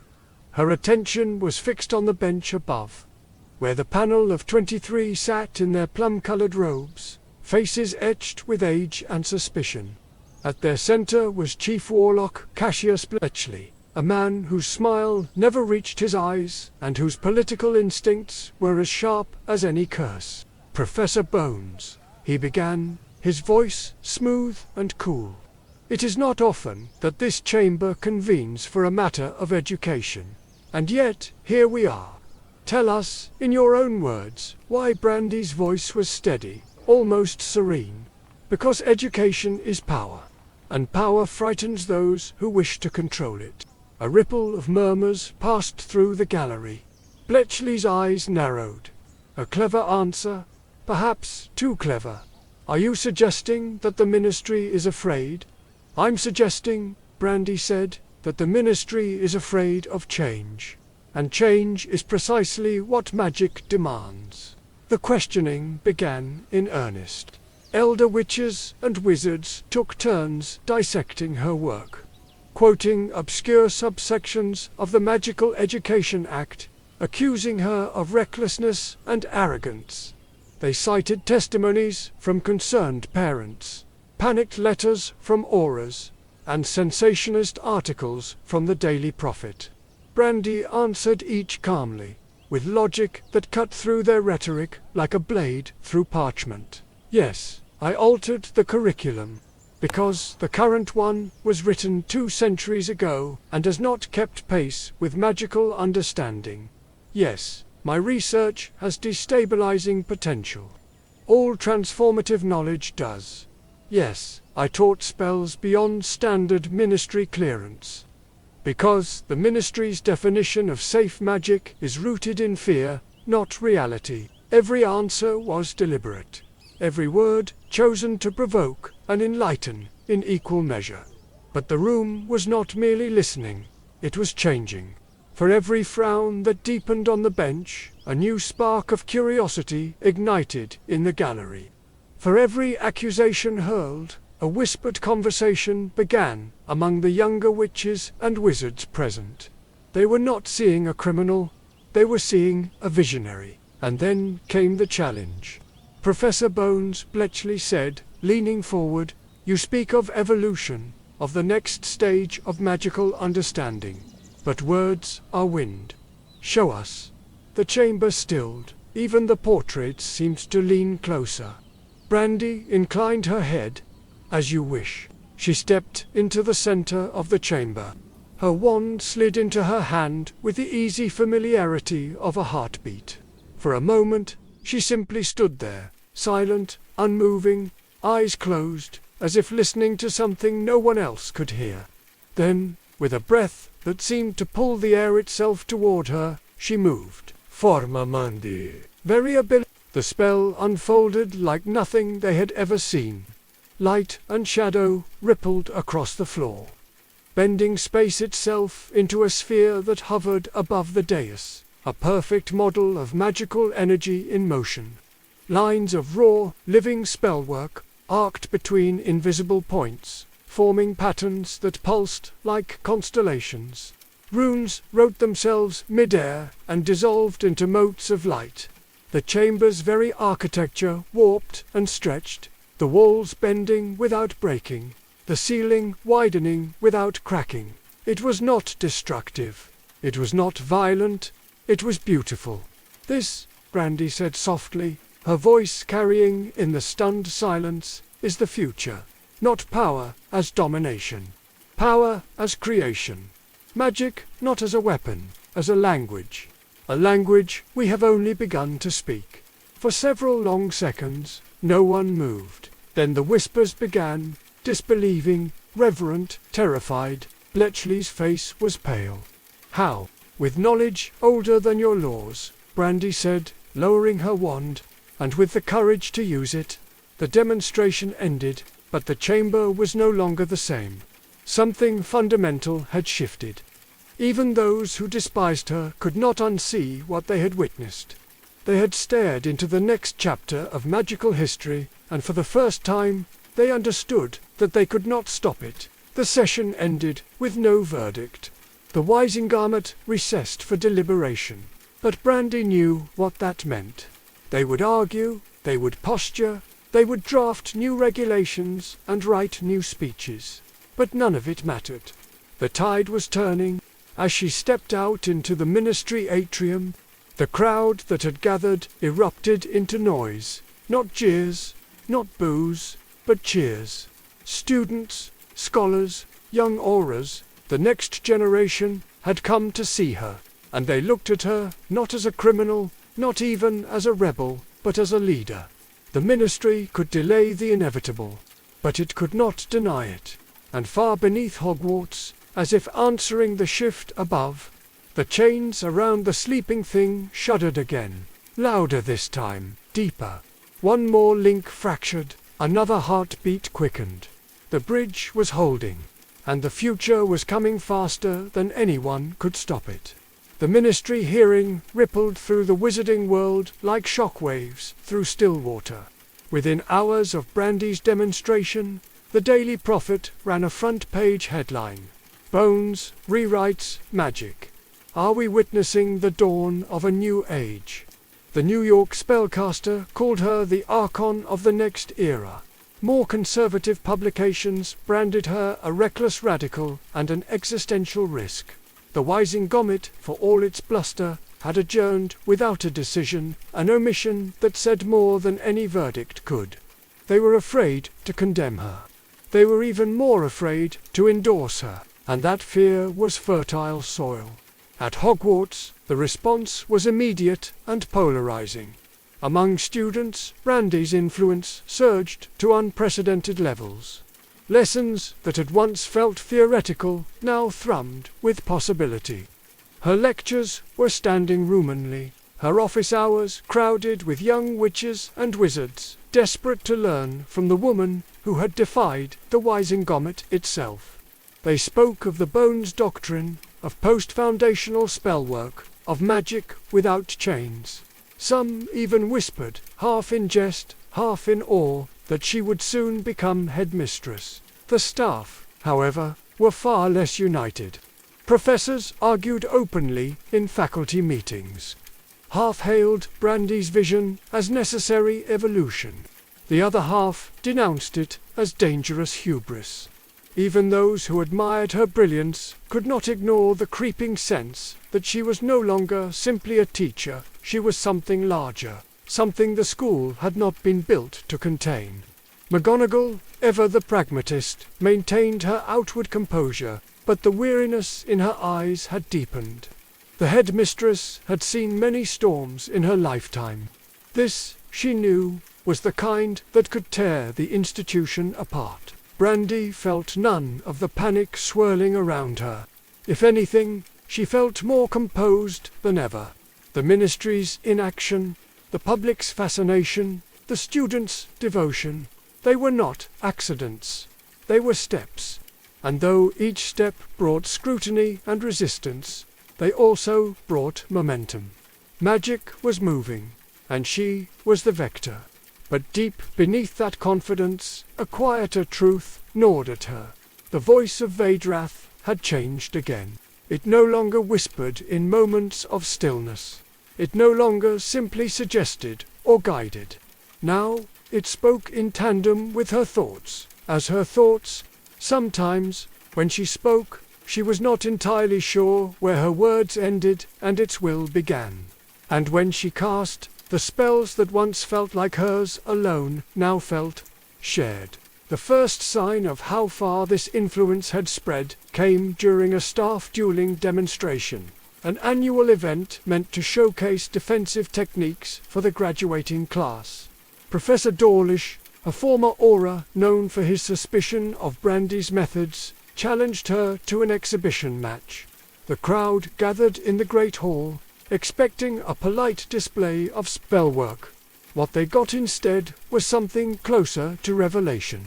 The duel began with formalities, standard defensive spells, clever counters, tactical maneuvers. But Dawlish, intent on proving a point, pressed harder. He escalated with more complex charm chains, forcing Brandi into deeper layers of magic. And then, almost without intention, she stopped casting known spells altogether. The spells that poured from her wand were not from textbooks. They were not part of any curriculum. They were new patterns of energy that flowed like instinct, weaving themselves together in ways that seemed impossible. Wards dissolved before they were fully formed. Defensive barriers bent and reformed around her will. When Dawlish attempted a final disarming strike, Brandi simply lifted her wand and spoke a single word, a word no one present had ever heard, and his spell reversed course mid-air, disarming him instead. The great hall erupted. Some students gasped. Others cheered. Dawlish stared at her as though she had turned into a ghost. And in the stunned silence that followed, Brandi said softly, "Magic is not a script. It is a conversation. And I am learning a new language." The duel made the front page of every magical publication in Europe. But it also did something Brandi had not anticipated. It frightened people.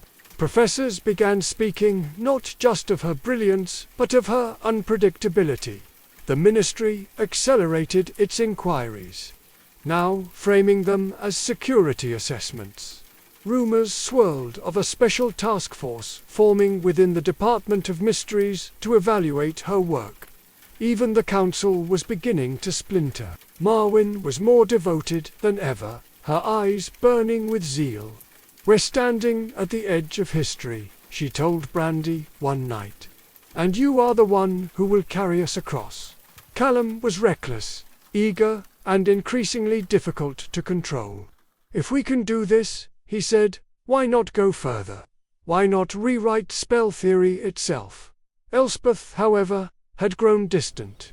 Her eyes lingered too long when Brandi spoke, as though searching for traces of the woman she had once trusted. "I believe in the work," she said carefully. "I just don't know if I believe in you anymore." Those words, simple, quiet, honest, stayed with Brandi long after the council meeting ended. They haunted her on her walks through the castle, echoed in her dreams, hummed beneath her conversations with Vedra. "Doubt is the death of potential.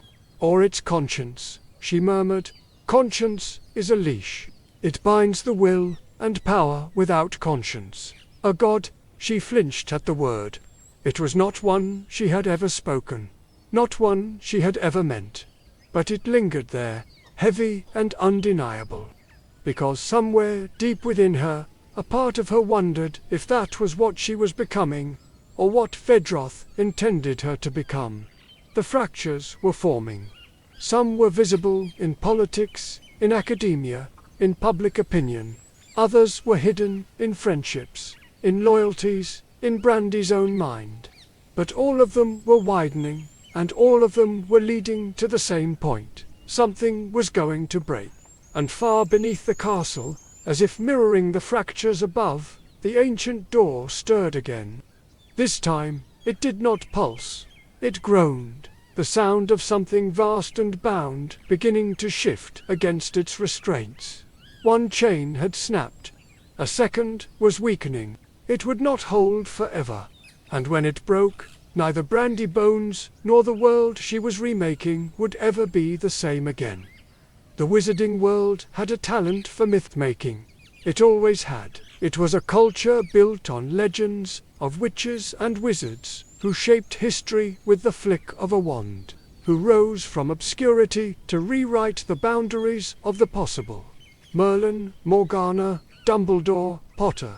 Their names were woven into the fabric of magical civilization, their deeds recited like scripture in classrooms and courtrooms alike. But even in a world accustomed to legends, there had never been one quite like Brandi Bones. She was an enigma, a contradiction the wizarding world could neither define nor dismiss. At 21, she was already rewriting magical theory, challenging centuries-old laws, and bending the most sacred institutions toward her will. And yet, for all her brilliance, for all the breathtaking audacity of her work, it was her humanity that most unsettled people. Brandi Bones was not some cloaked figure operating from the shadows of myth.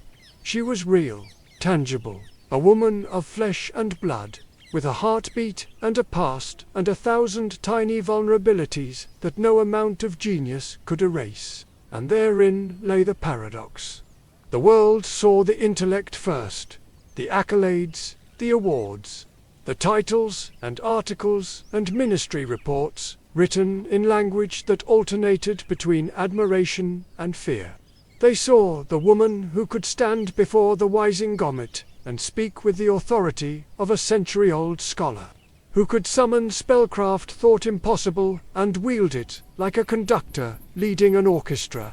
They saw the teacher whose students whispered her name like a prophecy. But those who looked more closely, those who were patient enough to look past the headlines and the spectacle, saw something different. They saw a woman who woke before dawn, not because she needed to, but because the weight of expectation refused to let her sleep. They saw someone who stared into mirrors and tried to reconcile the reflection of a young professor with the image the world had created of her. The revolutionary, the archon, the threat. They saw the small, fleeting doubts she never voiced aloud. The moments when she wondered whether she was still guiding the path she had chosen, or whether the path was now guiding her. They saw, too, the burden of beauty. Brandi had never sought it, never weaponized it, never leaned upon it. And yet it had shaped her life in ways even she could not deny. People underestimated her because of it. They dismissed her because of it. They sought to possess her, to reduce her brilliance to ornament. And though she had long since learned to turn those assumptions to her advantage, their weight still clung to her. It was not a vanity. It was a veil, one that obscured as much as it revealed. Perhaps the cruelest truth was that Brandi Bones had never wanted to be a legend. She had not set out to be feared or worshipped. She had wanted, simply and profoundly, to understand, to trace the edges of magic until she could see the shape of what lay beyond them. And yet, the more she sought understanding, the more the world demanded she become something else. A leader, a symbol, a figurehead for change. And symbols, as history had always proven, were double-edged things. They inspired, they terrified. They united and they divided. They shaped nations and shattered them. And once a person became a symbol, they ceased to belong entirely to themselves. Brandi understood this now. She understood that the name Brandi Bones no longer referred only to her. The woman with ink-stained fingers and sleepless eyes, who still missed her parents' kitchen in Boston, and still hummed Muggle jazz tunes when she graded papers. Brandi Bones had become something else. An idea, a banner, a mirror, in which an entire civilization projected its hopes and fears. It was too late to step back from that. Too late to return to the quiet life of research and teaching she had once imagined. The current was too strong. The tide too deep. The legend had overtaken the woman, and whether she liked it or not, she would now be measured against the impossible weight of myth. Still, in the moments between storms, when the castle was quiet, when the pulse beneath Hogwarts was still, Brandi allowed herself one private truth. She was not done learning. She was not done questioning. She was not done being human. Because, beneath the legend, beneath the myth, and the prophecy, and the fear, she was still a woman with a heartbeat, still someone who stood at the edge of the unknown, and felt, just for a moment, the same trembling wonder she had felt the first time a wand hummed in her hand. And maybe, just maybe, that was the part of her the world needed most. Not the revolutionary. Not the savior. Not the storm, but the seeker. The questioner. The girl who refused to accept that the story of magic had already been written. The dreams had begun again. Deeper now. Sharper. Stitched with whispers in a language Brandi could almost understand. They came in fragments. Corridors buried beneath the foundations of the castle. Shadows that slithered rather than moved. A pulse like a heartbeat resonating through ancient stone. And always, always, a single phrase threading through the darkness, spoken in a voice that was neither hers nor Vedra's. The seal weakens. The sleeper remembers. She awoke before dawn, heart pounding, the taste of magic metallic on her tongue. The castle was silent, the air heavy with the stillness that precedes storms. She dressed without thinking, deep green robes, practical and plain, and slipped from her chambers into the labyrinth of stone halls that twisted beneath Hogwarts. The deeper she went, the stronger the hum became. It wasn't just in her head anymore. She could feel it, a vibration in the soles of her boots, a subtle tremor running through the walls themselves. When she reached the chamber of the door, she stopped short. Something had changed. The serpent sigil was awake. It had always glowed faintly, like dying embers beneath the surface of the iron. Now it burned, not with light, but with movement. The serpent shifted, its body sliding slowly along the metal in a continuous coil, as though tracing new runes into existence. The air smelled of ozone and old magic, the kind that predated wands and incantations. 2 chains remain. The voice, Vedra's, and yet not, rumbled through her skull. The pulse grows stronger. You have accelerated it. I didn't intend to, Brandi whispered. Not yet. Intent is irrelevant. All roads lead to the same threshold. She stepped closer, placing her palm against the door. It was warm, alive, and beneath the surface she felt something moving, slow and deliberate, like the shifting of a mountain beneath the earth. It wasn't rage, it wasn't malice. It was awareness. For the first time, she wondered if the thing below had begun to dream of her. The council assembled that night, summoned by a rare urgency in Brandi's tone. Marwen arrived first, breathless with excitement, as if she had been waiting for this moment all her life. Callum followed, eyes wide with awe and something darker, hunger. Elspeth came last, her expression drawn tight, suspicion etched into every line of her face. It's stirring, Brandi told them without preamble. Not just reacting, awakening. Good, Marwen said immediately. This is the next stage. The convergence. The moment we've been working toward. Or the moment we've doomed ourselves, Elspeth countered, voice cold. We still don't even know what it is. And you're ready to unseal it. We don't have a choice, Brandi replied. The seal is weakening, with or without us. We can either meet what's coming prepared, or be consumed by it. Callum's gaze flickered to the door. And if we use it, if what's beneath is a source, a reservoir of power beyond anything we've known, that thinking, Elspeth snapped, is how dark ages begin. Enough, Brandi said, her voice slicing through the tension. We stand on the edge of something older and larger than any of us. And whether it's a source, a being, or something else entirely, we must understand it before it understands us. Silence fell. It was the kind of silence that always came before decisions that could not be undone. That night, Brandi returned to her chambers but did not sleep. Instead, she pored over every scrap of text she had collected, forbidden manuscripts from the Department of Mysteries, crumbling Ilvermorny tomes on pre-foundational magic, even scraps of Amelia Bones' old notes on containment wards. Patterns began to emerge, a lattice of references scattered across centuries, always pointing to the same idea. The sleeper beneath the school. It was older than Hogwarts itself, older than the founders. A force bound during the early days of European magical civilization, when the laws of magic were still being written. The records disagreed on what it was, a primordial spelentity, a remnant of the first wandless casters, an idea given consciousness, but all agreed on one thing: it was not meant to wake. And yet, it was waking. The next morning, as dawn crept pale and uncertain across the Black Lake, Brandi stood on the highest balcony of the astronomy tower and watched the mist swirl below. The world felt thinner somehow, the boundary between the present and something ancient wearing away. She could feel it in the air, in the ley lines, in the whispers that followed her through the halls.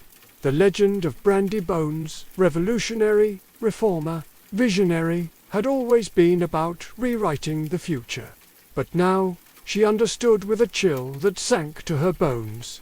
Her story might also be about unearthing the past, and somewhere far beneath her feet, something vast and dreaming turned over in its sleep and smiled. The rumors began as faint murmurs in the corridors, the sort of idle gossip that flits through the halls of Hogwarts like mischievous poltergeists.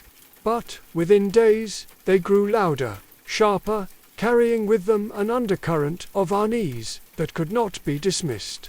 Something was happening beneath the school. Students spoke of vibrations in the stone at night, of whispers in stairwells with no source. Portraits reported hearing faint, rhythmic sounds from deep below the dungeons, like a heartbeat too far away to belong to any living thing. The faculty, already divided by Brandi's growing influence, began to splinter further. Some blamed her directly. Bones' experiments have gone too far, one professor hissed in the staff room, while others defended her vision, insisting that change was never without turbulence. Yet even those who supported her work could not deny that something else was taking shape. Something neither ministry, regulation, nor academic debate could contain. Brandi herself moved through it all with the eerie calm of someone who had seen the shape of destiny and accepted it. Outwardly, she was unchanged, still lecturing with precision and fire, still challenging the complacency of magical tradition. But inwardly, she was restless. The hum beneath the castle had become a constant companion, a presence that pulsed in time with her heartbeat. It no longer felt external. It felt linked, as if whatever lay below was sinking itself to her. The council, once united in their ambition, was fracturing under the weight of what they had unleashed. "This is no longer theory," Elspeth said one night, her voice trembling with a mixture of fear and fury. "It's real. The chains are breaking, Brandi.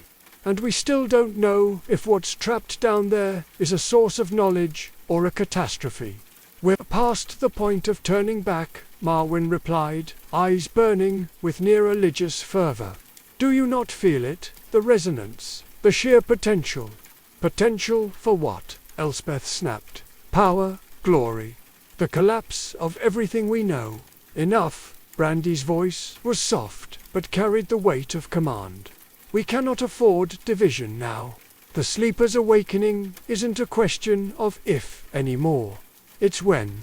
Our responsibility is to be ready, to understand, to guide, to control what emerges." "Control," Elspeth repeated bitterly. "You think you can control something that predates wandwork, that predates language? That's arrogance, Brandi. Pure arrogance." Brandi met her gaze, and for the first time since their alliance had begun, there was no warmth in her eyes. "It's not arrogance. It's necessity." The silence that followed was heavy, broken only by the low, omnipresent hum vibrating through the chamber walls. And in that silence, something fundamental shifted. Elspeth's doubt hardened into resistance. Callum's reckless ambition deepened into fanaticism. Marwyn's devotion crystallized into something almost worshipful. And Brandi, brilliant, composed, unshakable Brandi, stood at the center of them all, a fulcrum around which the future now turned. The ministry felt it too. Quietly, without fanfare, they dispatched a small team from the Department of Mysteries to Hogwarts under the guise of routine academic review. Their true mission was far from routine. To investigate reports of destabilized wards beneath the castle and assess whether extra-legal magical forces were being tampered with. Brandi knew of their presence before they even stepped onto the grounds. She watched them from a high tower window, 6 figures in deep blue robes, their faces obscured, their movements measured and deliberate. They did not request her cooperation. They did not need to. They were not here to question. They were here to contain. And yet, even they did not venture too far below. Whatever their instruments detected beneath the castle, whatever readings their spells returned, it was enough to make them pause and retreat. Later that evening, as Brandi walked the silent halls alone, she caught fragments of their conversations drifting through enchanted walls. Words like unprecedented, primordial, and non-local sentience floated in the air like sparks. One phrase lingered longer than the rest. It's not just awakening, it's listening. That night, Brandi returned to the chamber of the door, not as a scholar, not as a revolutionary, but as something closer to a supplicant. The serpent sigil had grown more animated, its body now weaving patterns in constant, deliberate motion. The air vibrated with a low, rhythmic thrum, and faint threads of golden light coiled from the door into the stone floor, like roots seeking soil. "You're not bound," she whispered. "Not really, are you?" The answer was not words, but feeling, a surge of awareness that washed over her, not hostile, but immense. It was not a prisoner. It was a sleeper whose dreams had been shackled, whose thoughts had been muted. And now, after centuries of slumber, it was stretching, remembering itself. "You seek knowledge." The thought was not spoken aloud, yet it reverberated through her skull. But knowledge is not passive. It consumes, it reshapes, it devours what cannot contain it. "I don't want to contain it," Brandi murmured. "I want to be part of it." "Then you will not survive unchanged." She pressed her palm against the door. The metal was hot now, alive, almost breathing beneath her touch. And in that moment, for the briefest heartbeat, she saw cities rising and falling, oceans boiling with arcane light, the first sparks of spellwork drawn not from wands but from will alone. She saw magic before it was codified, before it was domesticated, wild, infinite, beautiful, terrifying. Then it was gone, and she was once again standing in the dim chamber beneath Hogwarts, her breath shallow, her heart racing. It was no longer a question of if the sleeper would awaken. The only question that remained was what it would awaken into. And as she climbed the long staircase back to the world above, one truth pulsed in her veins with every step. The cracks were widening, not just in the stone below, but in the foundations of the magical world itself. And when they finally split open, nothing, not Hogwarts, not the Ministry, not Brandi Bones, would ever be able to put them back together again. The wind that swept across the Scottish Highlands that October felt older than the mountains, colder to teased, with a charge that made even the enchanted lanterns flicker nervously along Hogwarts parapets. The castle itself seemed to sense it. The staircases shifted more slowly, the portraits whispered in hushed tones, and the very stones groaned in the deep hours of the night. Change was no longer creeping toward Hogwarts, it was coiling beneath it, winding tighter with every passing day. Brandi Bones stood alone at the edge of the forbidden forest, her cloak billowing against the wind, watching the castle from a distance she rarely allowed herself. It looked timeless from here, majestic, ancient, untouchable. But she knew better. She knew that beneath those towers and turrets, beneath the classrooms and common rooms and centuries of history, something vast and ancient was stirring. And she knew, with an almost prophetic certainty, that the wizarding world would soon look back on this moment, this quiet before the break, as the last breath of the old order. She turned at the sound of footsteps behind her. Elspeth approached slowly, her expression guarded. Once, they had shared an easy camaraderie born of mutual ambition. Now there was only distance, a gulf widened by fear and mistrust. "You're isolating yourself," Elspeth said, without preamble. "The others feel it." "So do I. I'm focusing," Brandi replied evenly. "The situation demands clarity. The situation demands caution," Elspeth countered. "And you seem to have none left." They stood in silence for a moment, the wind pulling at their robes. Brandi's gaze never left the castle. "You still don't trust me." "I trust you," Elspeth said softly. "I don't trust what's changing you."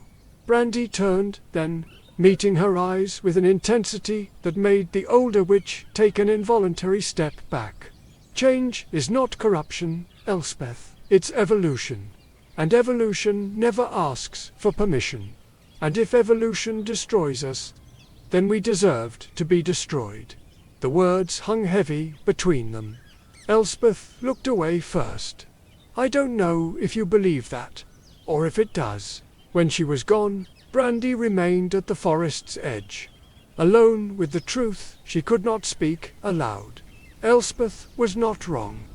Something was changing her, but it wasn't just Vedroth's influence, nor the sleeper's dreams bleeding into her own. It was the inevitability of what she had set in motion. She had crossed too many thresholds to retreat now. The world she had once known, the world of ministry, decrees and classroom boundaries and carefully regulated spellwork, was already gone. What remained was raw potential, wild and untamed. And it was growing inside her like a second heartbeat. The ministry, for its part, was no longer pretending. By mid-October, 3 separate investigative bodies had been established.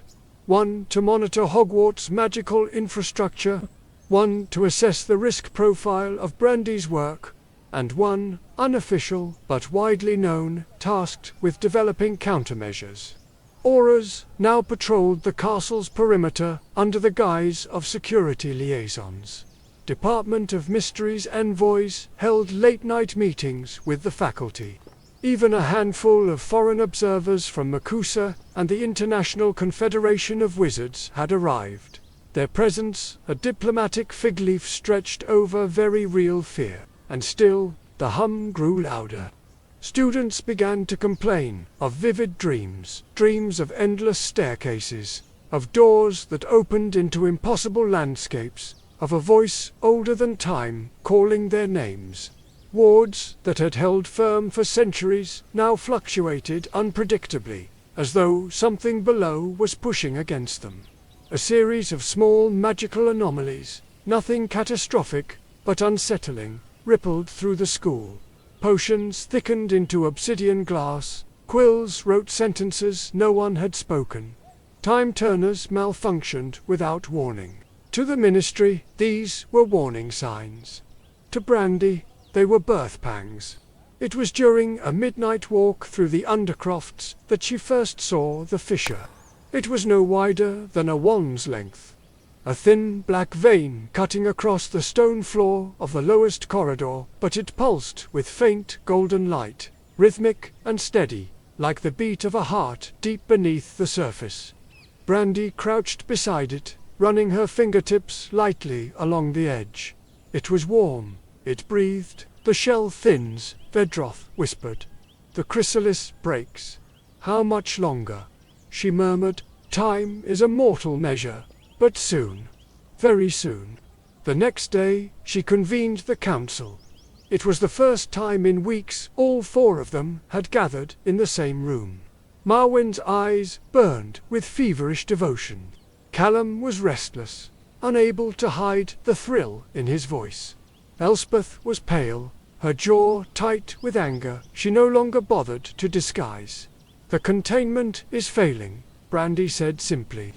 "We are nearing the point of emergence. Then we must accelerate," Marwen said. "Prepare the infrastructure. Channel the energy. Harness it before the ministry does." "Harness it," Elspeth hissed. "You speak as if we're dealing with a spell, not a living force that could erase us all. And doing nothing will save us," Callum snapped.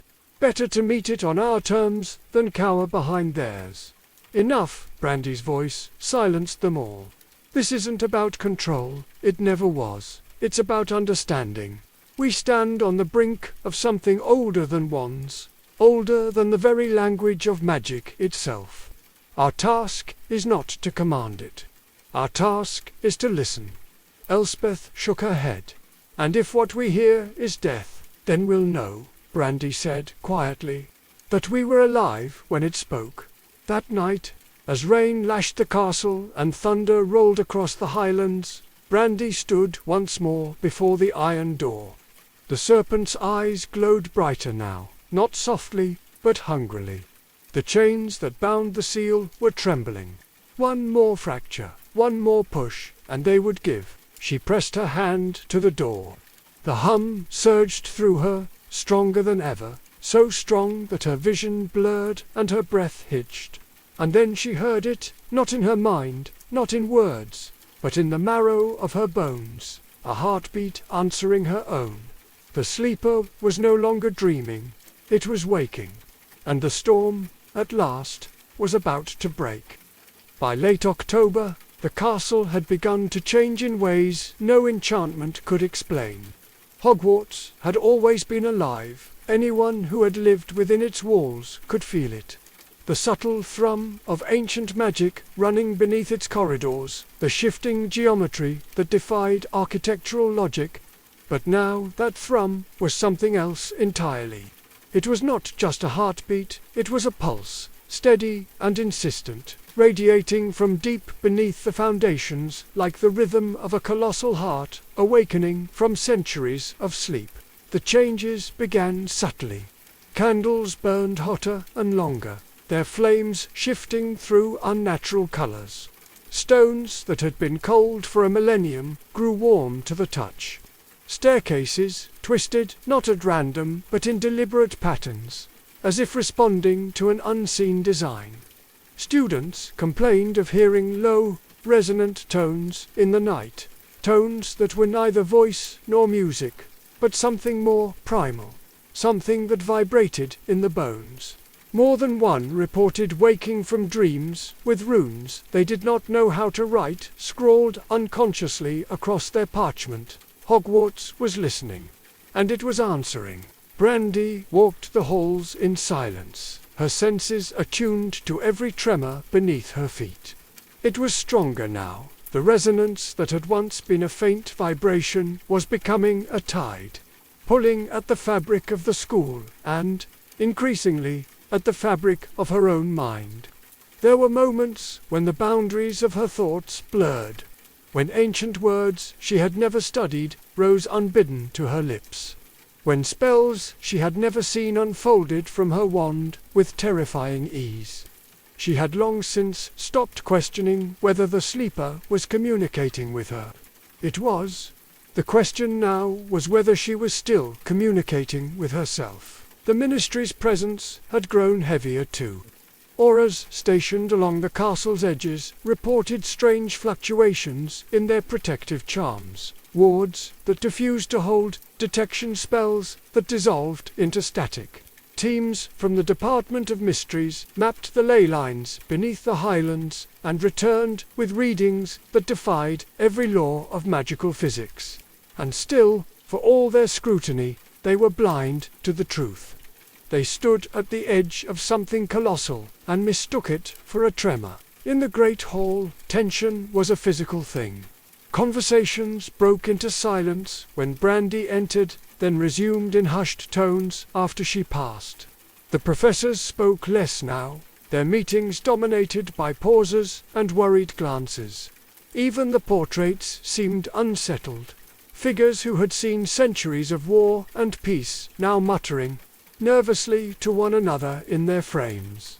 Hogwarts had known dark wizards, rebellions, invasions, but this was different. This was not an external threat. This was something within. Brandi found herself drawn more often to the Undercroft, where the door stood. She no longer needed to open it. The energy emanating from it filled the chamber like the warmth from a furnace. The serpent no longer slept. its body moved constantly now, weaving patterns into the iron surface that shifted and dissolved faster than human eyes could follow. The chains, once symbols of unbreakable containment, now sagged and trembled, their ancient magic fraying. The fissure she had found days earlier had widened, now a jagged seam of molten gold that pulsed in time with the heartbeat beneath. She knelt beside it, fingertips grazing the light.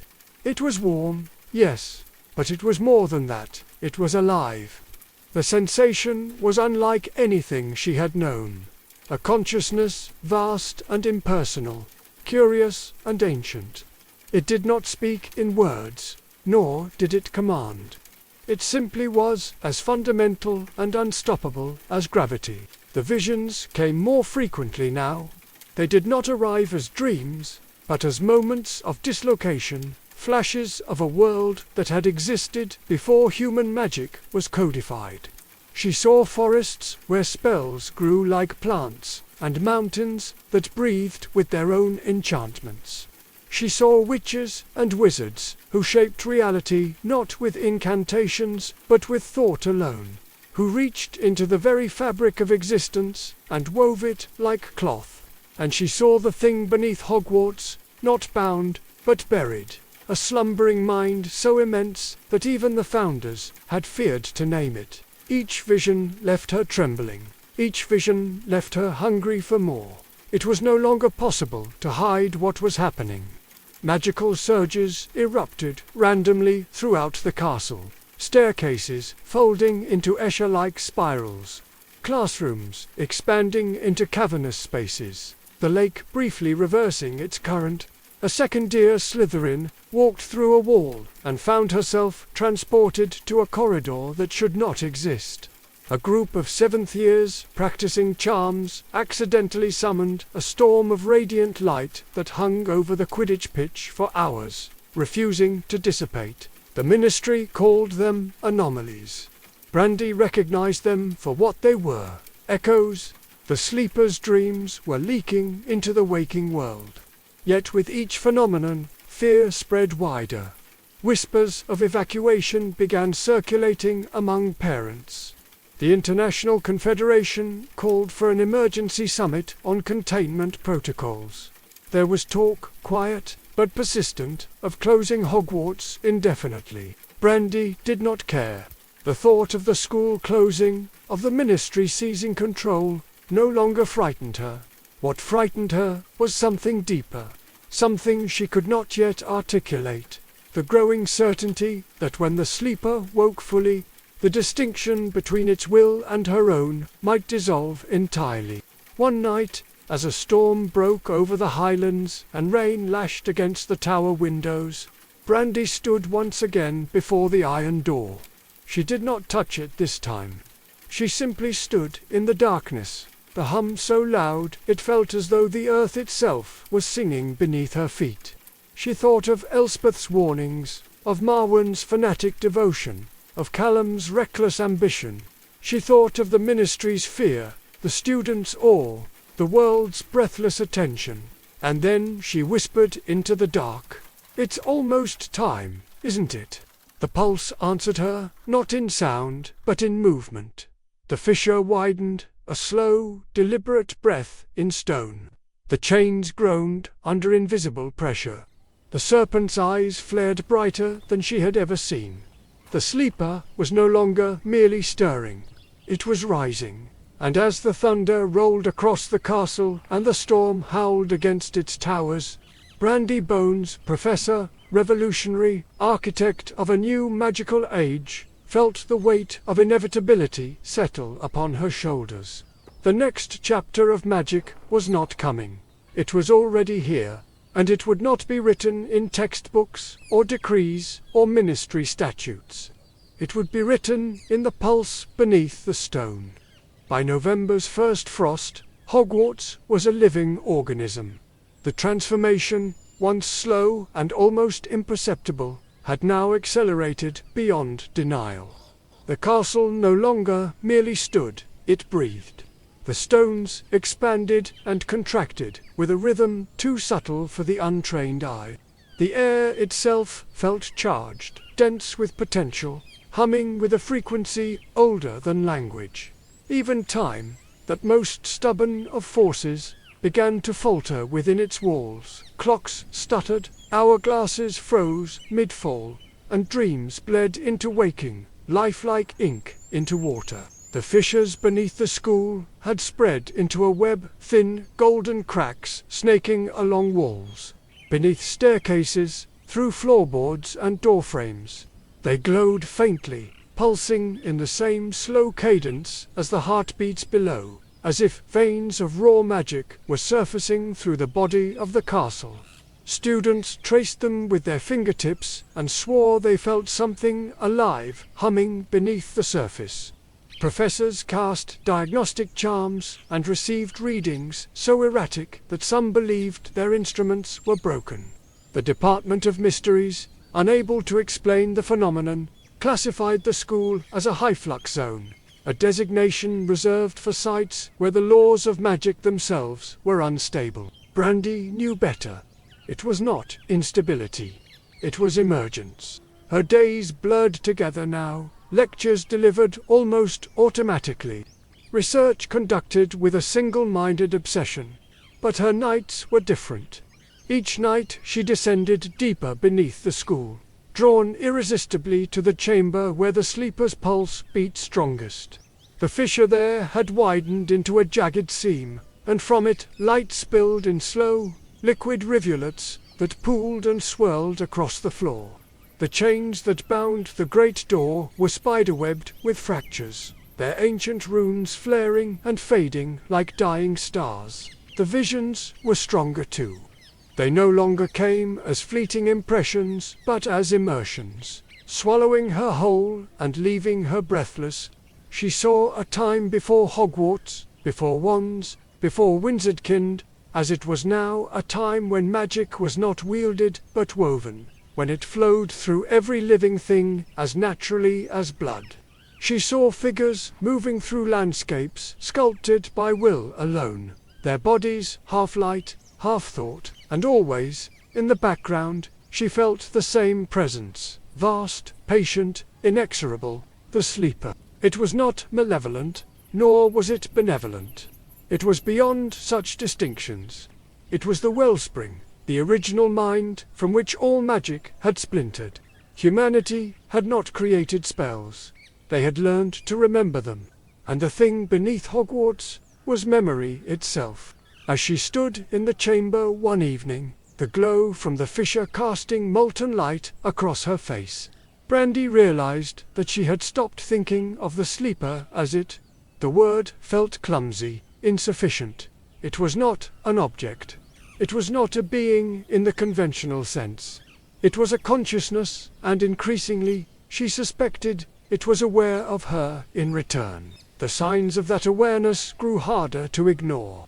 Spells that had once required complex incantations now answered to her unspoken will. Magical constructs she attempted to design unfolded themselves before she could think through the theory. Even the air around her seemed to part slightly as she walked, as though the castle itself recognized her as part of its anatomy. Students and staff alike whispered of her presence, that she seemed different, that there was something in her eyes now, a depth that hadn't been there before. The ministry's fear turned to alarm. There were now proposals circulating to temporarily suspend Hogwarts operations, to remove Brandi from her post pending investigation, but each proposal stalled. Each attempt to intervene dissolved into bureaucratic deadlock. Even the Wisingomet, usually so decisive, found itself unable to agree on a course of action. It was as if the political machinery of the magical world had become sluggish, ensnared in the same gravitational field, pulling everything else toward the chamber beneath the castle. And yet, even as the sleeper's influence grew, not all were willing to submit. Elspeth had vanished 2 weeks earlier. She had left no note, no word, no trace of where she had gone. Some believed she had fled, unable to bear the direction the council had taken. Others suspected she had gone to the ministry, seeking allies. Brandi did not know, and though she told herself it didn't matter, part of her felt the absence like a blade lodged deep beneath the skin. Elspeth had been the only one who still spoke to her, not as a legend, not as a symbol, but as a person. Marwyn and Callum, meanwhile, had grown almost fanatical. They spoke now not of studying the sleeper, but of serving it. They spoke of a new order, of true magic, of a world remade without the shackles of the ministry or the old laws. Their words unsettled Brandi, though she would not admit it aloud. It was not the vision itself that frightened her, part of her shared it, but the zeal with which they embraced it. They no longer questioned, they no longer doubted. And zeal, she knew, was the most dangerous kind of blindness. The night it happened, she had been standing once more before the fissure, eyes half closed, listening to the hum. But it was not the same hum. It was louder now, deeper, and beneath it was a new sound, a grinding, a tearing, like the groan of the earth itself. The chamber trembled. Dust fell from the ceiling. Cracks spidered across the walls. And then, with a suddenness that knocked her back a step, one of the chains snapped. It did not break violently. It dissolved, unraveling into threads of golden light that dissipated into the air. The serpent's eyes blazed white-hot, the runes on the door igniting in a cascade of ancient symbols that danced and shifted faster than thought. The pulse became a roar, a deep, resonant vibration that shook the stones of the castle above. And in that moment, as the chamber filled with light and the world itself seemed to hold its breath, Brandi understood. There would be no stopping this. The final seal was weakening. The sleeper was no longer dreaming. It was remembering itself. And once it did, the world would never again be what it had been. The night the second chain broke, Hogwarts changed forever. It was not an explosion, nor a cataclysm, nor even a moment that could be marked by clocks or calendars. It was subtler, stranger, a shift so deep and fundamental that only those who were listening truly felt it. But those who did would remember the sensation for the rest of their lives. The air thickening as if the atmosphere itself had gained weight, the ground humming like a plucked string, the sky above the castle darkening without clouds. Something beneath them had turned its head. Something vast and ancient had noticed. The pulse was no longer a pulse, it was a presence. It radiated upward from the foundations in waves, folding and unfolding through stone and soil and magic itself. The golden fissures that had once crept like hairline cracks through the halls were now as wide as fingers, their light spilling across the floors in glowing networks that pulsed like veins beneath skin. Doors no longer opened in predictable ways. Staircases led not just to other levels of the castle, but to other places. Places that shimmered with impossible geometry and unfamiliar constellations. Magic itself had begun to rewrite the castle's architecture, and with it, the rules of reality bent. Brandi walked these halls like a ghost, moving through a dream. The world around her was familiar and utterly foreign. A half-remembered version of itself caught between what it was and what it was becoming. Her footsteps echoed differently now, slower, deeper, as if the stone beneath her were no longer simply stone, but some conduit for forces she could barely comprehend. She found herself slipping in and out of brief visions as she walked, flashes of towering figures in robes made of light, sigils burning in the air, great rivers of raw magical current flowing beneath the surface of the earth. It was as if the sleeper's memory was bleeding into her own, and through her, into the world above. The ministry's response had turned from caution to panic. The team of unspeakables stationed at Hogwarts requested immediate reinforcement. Portkeys and flue connections to the castle became erratic. sometimes depositing travelers miles away from their destination.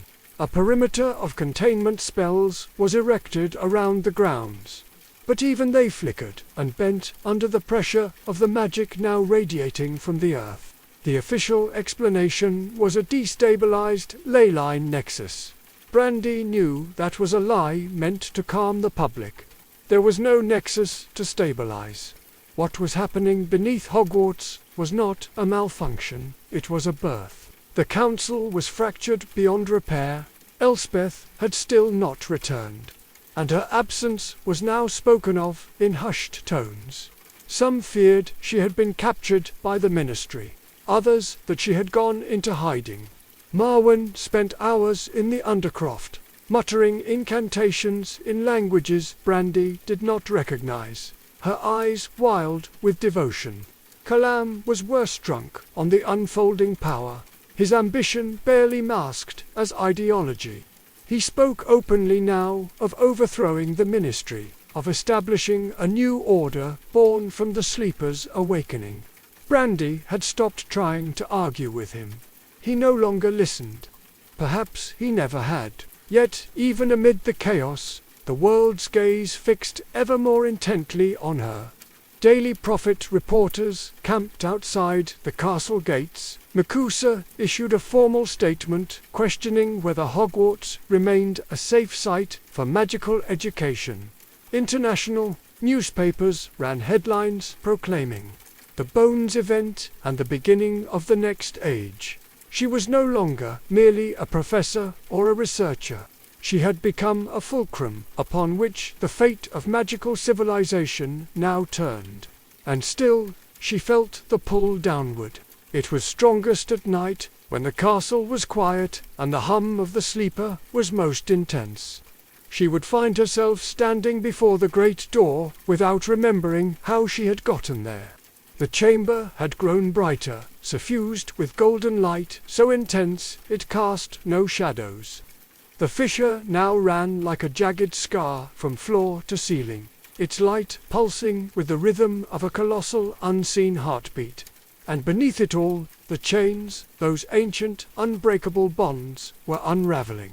It was there, standing alone in that cavernous, trembling space, that Brandi first heard the sleeper's voice, not the subtle, half-formed impressions that had whispered at the edge of her thoughts for weeks, but a sound so vast and resonant it seemed to exist beyond the bounds of time. It did not speak in words, but its meaning was unmistakable. The veil thins. Memory stirs. The long silence ends. Her breath caught, her heartbeat quickened. She fell to her knees before the fissure, not in worship but in awe. The presence was overwhelming. Not a personality, not a mind, as humans understood it, but a force of comprehension so immense it reduced language to irrelevance. And beneath that comprehension was an emotion she could barely name. Not rage, not joy, not even curiosity. It was recognition. It knew her, and, more unsettling still, she suspected it had known her long before she had known herself. When she returned to the surface hours later, dawn was breaking over the Black Lake. The air felt different, thicker, heavier, charged with the weight of impending change. Students filed through the corridors with the dazed expressions of sleepwalkers. Professors spoke in clipped, hurried tones. And overhead, the sky shimmered faintly with a curtain of golden light that should not have been there. The sleeper had not yet risen, but the world above could already feel it. In that moment, standing at the heart of Hogwarts, and watching the new dawn unfurl, Brandi understood that history itself had begun to fracture. The past was no longer a fixed line. The present was no longer stable, and the future, once a horizon they were marching toward, was now rushing toward them like a tidal wave. There was no stopping it, no slowing it, no turning it back. The first awakening had begun, and soon the world would awaken with it. It began with the wind, a strange, slow current that wound its way through the halls of Hogwarts, without origin or direction, carrying with it a scent that no one could place, older than parchment, older than the damp stone of the dungeons, older even than the forest beyond the grounds. It was the smell of first rain on bare rock, of earth before names, of something that had existed before language had ever been spoken. Those who felt it shivered without knowing why. It did not move like ordinary air. It flowed like intent, like thought made tactile. Then came the light. Not from candles or torches or the enchanted ceiling of the great hall, but from the walls themselves. Soft golden filaments threading outward from the fissures beneath the floors. They climbed columns and draped themselves across doorways, pulsed faintly through the surfaces of desks and portraits and stair rails. Students began finding runes traced faintly on the walls that vanished when touched. Entire hallways shifted their geometry overnight, leading to chambers that had not existed the day before. Hogwarts was no longer a castle. It was becoming a vessel, and at its heart, beneath the weight of centuries of stone and spellwork, the sleeper's final chain began to fray. Brandi could feel it, not as sound or sight, but as a slow, irresistible pulling inside her chest. It was not unlike gravity, though it did not tug her downward. It drew her inward, into herself, into the deepest chambers of thought and memory. When she closed her eyes now, she did not see darkness. She saw layers, threads of spellwork, older than wand lore, lattice of magical structure that predated even the language of incantation. She felt her ancestors stretching back into a time before history, every spell ever cast echoing like a ripple through the ocean of consciousness that had birthed them. She no longer doubted what the sleeper was. It was not a creature, nor even a consciousness, in the way humans understood the term. It was the origin, the memory of magic itself, buried deep beneath the surface of the world, like a seed waiting for the right conditions to bloom again. And the world, chaotic, fearful, fractured, had finally provided those conditions. The Ministry's panic reached a fever pitch. Emergency sessions of the Wizengamot stretched into the early hours of the morning. Proposals to forcibly evacuate Hogwarts were drafted, debated, and ultimately abandoned when no magical transport could penetrate the perimeter. Some spoke of detonating the castle's wards to collapse the structure entirely, a desperate, catastrophic solution. Others argued that doing so might awaken whatever was beneath even faster. For the first time in centuries, the Ministry had no plan. Meanwhile, far beyond British borders, the magical world held its breath. From Cairo to Kyoto, from the deserts of New Mexico to the peaks of the Urals, scrying pools and oracular mirrors filled with images of the glowing fissures beneath Hogwarts. Magical weather patterns shifted across continents. Ancient wards, long dormant, stirred in distant corners of the earth. Even Muggles, blissfully unaware of the magical realm, reported strange lights in the night skies. Compass needles spinning wildly, devices failing without explanation. It was as if the entire planet was responding to the same heartbeat. Brandi had stopped sleeping entirely. The pull of the chamber beneath the castle was too strong now, the hum too constant to ignore. She spent hours standing before the iron door, which no longer resembled a door at all. It was a living tapestry now, a shifting matrix of symbols and light, its serpent sigil uncoiling and weaving itself through patterns too complex for the human mind to follow. The fissure had widened into a radiant wound that reached from floor to ceiling, and from it poured a steady current of golden luminescence, raw magic, unmediated and alive. She spoke no words. There was nothing left to say. Every question she might have asked had already been answered, and every answer raised only one conclusion. The threshold was near. The sleeper remembered. And with that remembrance came something else. A presence in her mind, vaster and deeper than anything she had ever encountered. It did not speak, it did not command. It showed. It showed her what the world had been before humans learned to shape magic into narrow channels. A world where thought and matter were the same substance. Where mountains breathed, and rivers sang, and stars whispered their names into the soil.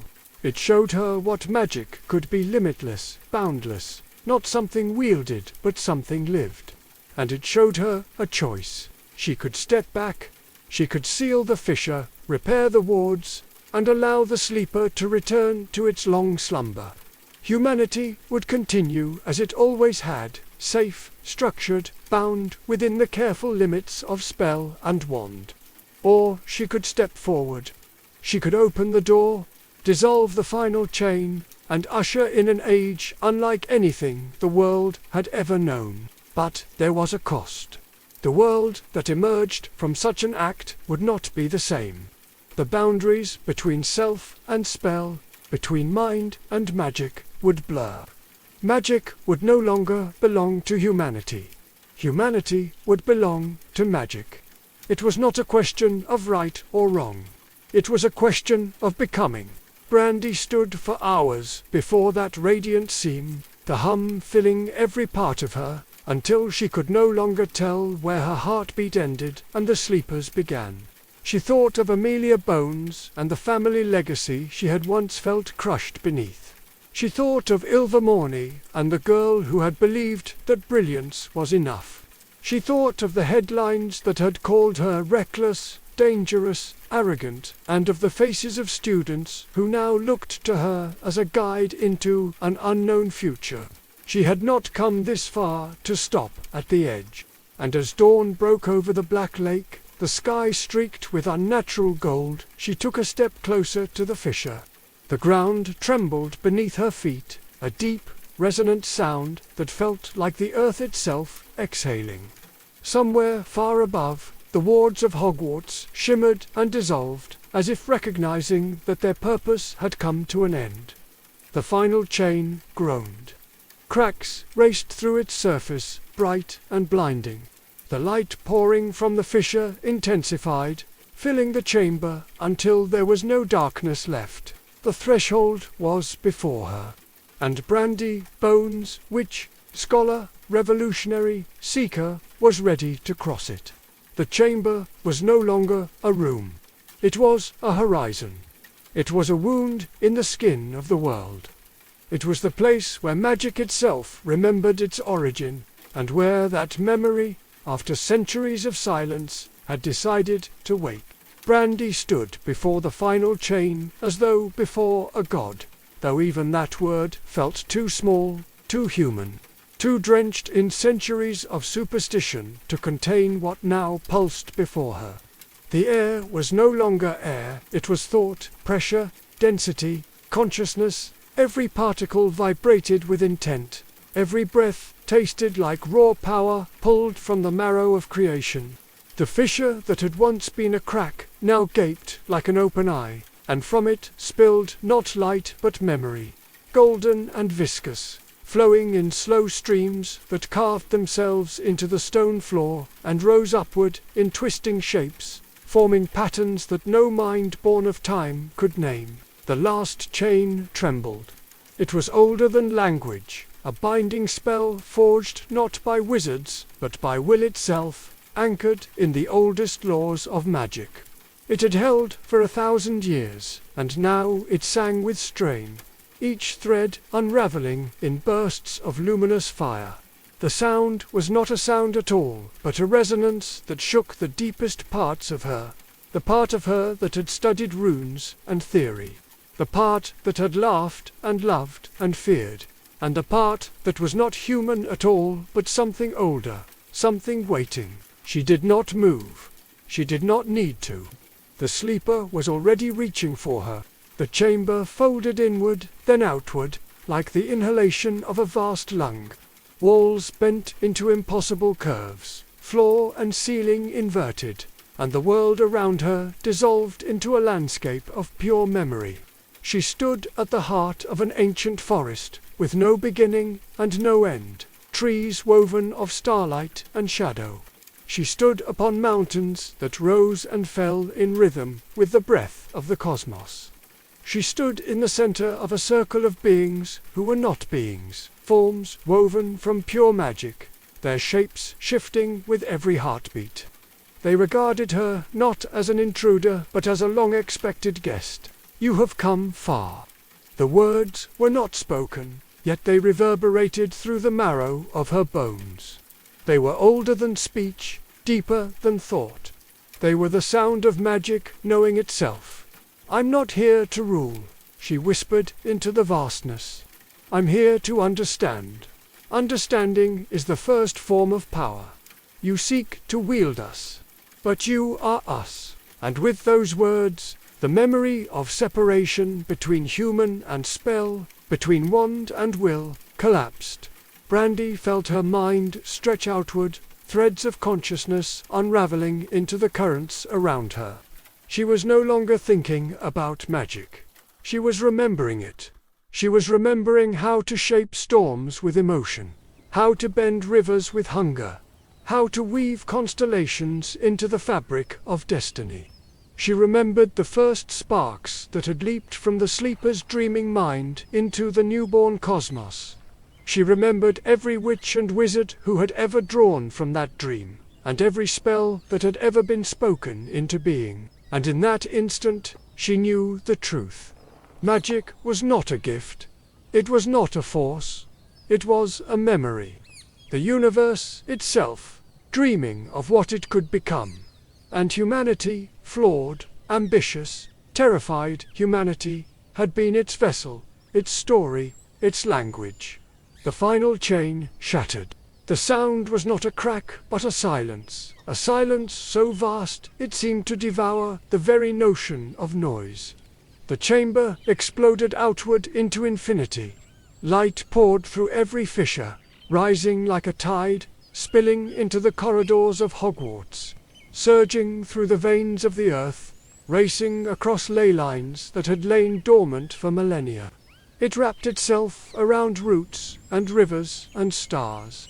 It flooded the minds of every witch and wizard alive, filling them with fragments of memory they could not name. Across the world, wands flared spontaneously.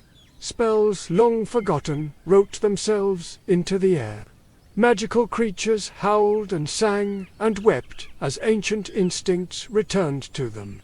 And everywhere, from the ministry's marble halls to the quiet corners of Muggle cities, people lifted their heads and felt something vast and uncontainable stir beneath their feet. The sleeper was awake, and Brandi Bones was no longer simply Brandi Bones.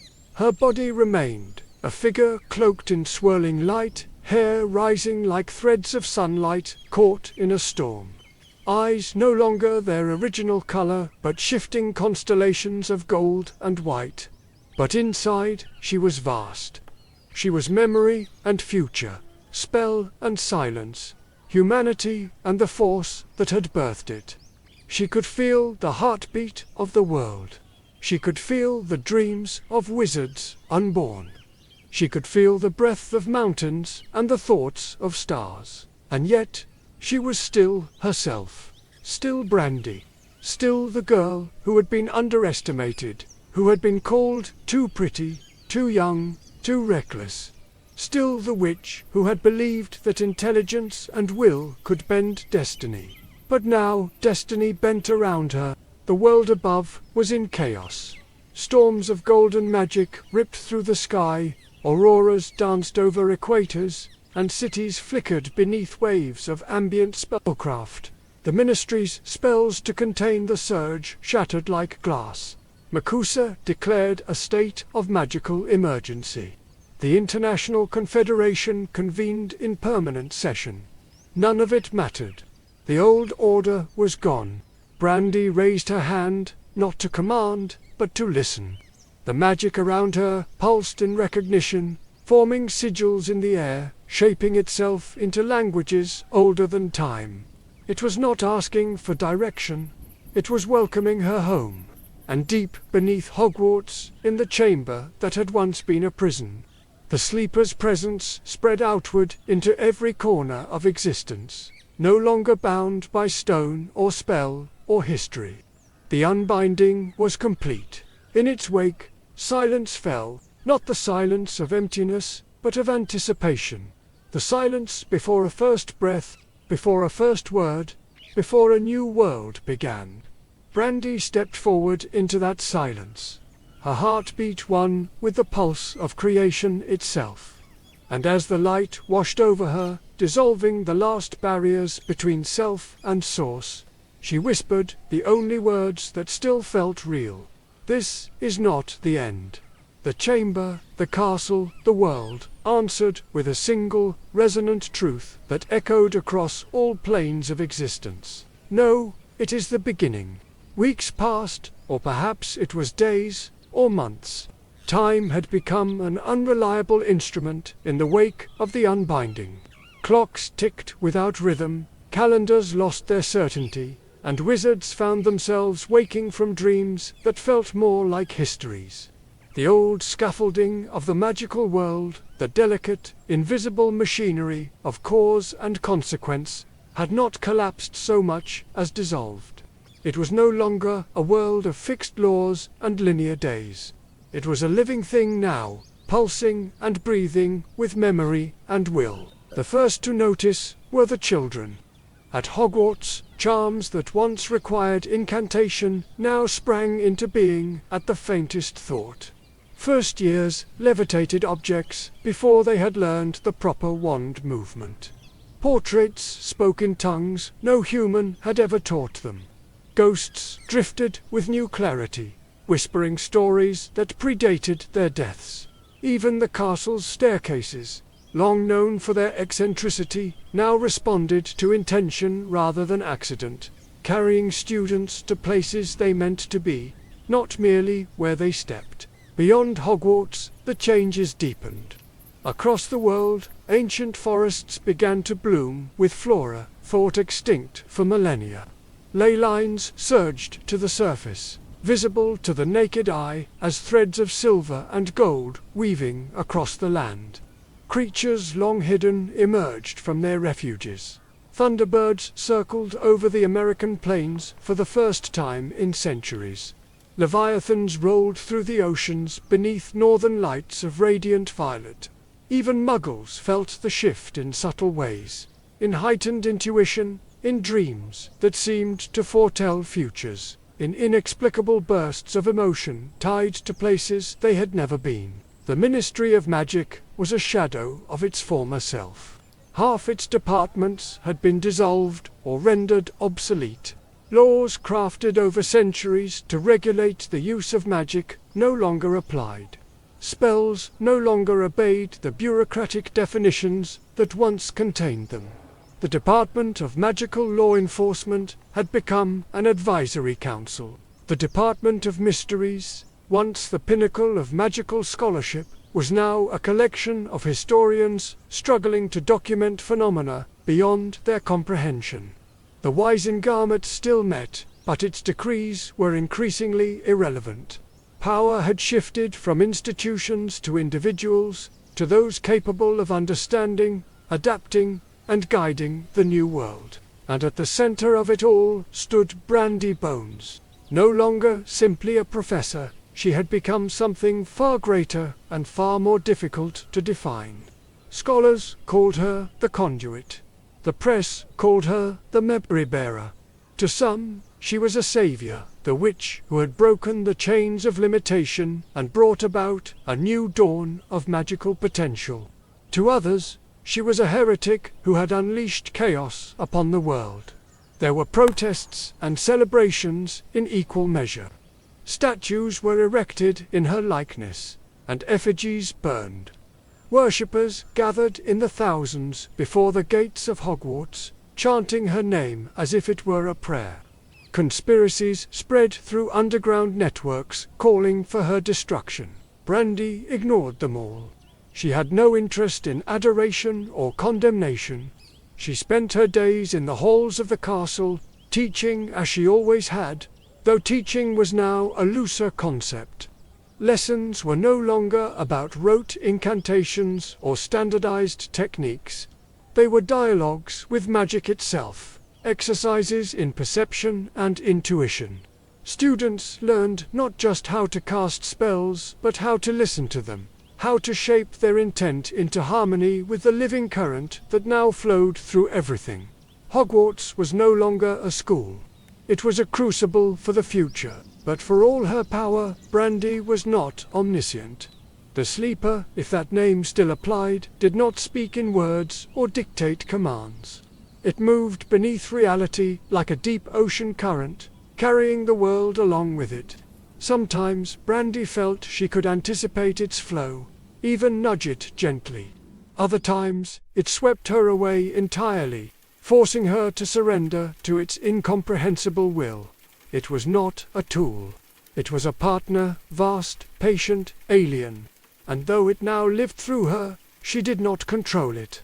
At night, when the castle was quiet and the wind whispered through the towers, Brandi would stand atop the astronomy tower and look out at the horizon. The world glittered differently now. Magic was visible, not always, not to everyone, but to those who knew how to look. It shimmered along the ground like mist, coiled in the air like smoke, dripped from the stars like dew. It was no longer something separate from nature. It was nature. And yet, even in that sublime newness, she could feel something else. Beneath the hum of the awakened sleeper, deeper than the memory of magic itself, there was another resonance. It was faint, so faint that at first she thought she imagined it.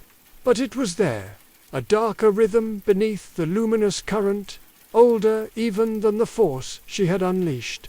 It pulsed like a heartbeat buried beneath miles of stone. It felt heavier, denser, as if it had not merely slept, but waited. The sleeper had been memory. This felt like instinct. She did not tell anyone. Not yet. The world was still struggling to comprehend the first awakening. It was not ready to hear of another. But deep in her bones, deeper than blood, deeper than soul, Brandi understood that what she had unleashed was not a conclusion. It was a threshold. And thresholds always opened onto larger worlds. Perhaps that was the nature of magic itself. Not a static force to be mastered, but an ever-unfolding story. A story that began long before humanity and would continue long after it. As dawn broke across the highlands, bathing the transformed castle in light, Brandi closed her eyes and felt the hum of that ancient story coursing through her. The age of memory had begun, and it would not be the last. For somewhere, beneath even memory, something else had started to stir. And this time, it was not dreaming. It was hungry.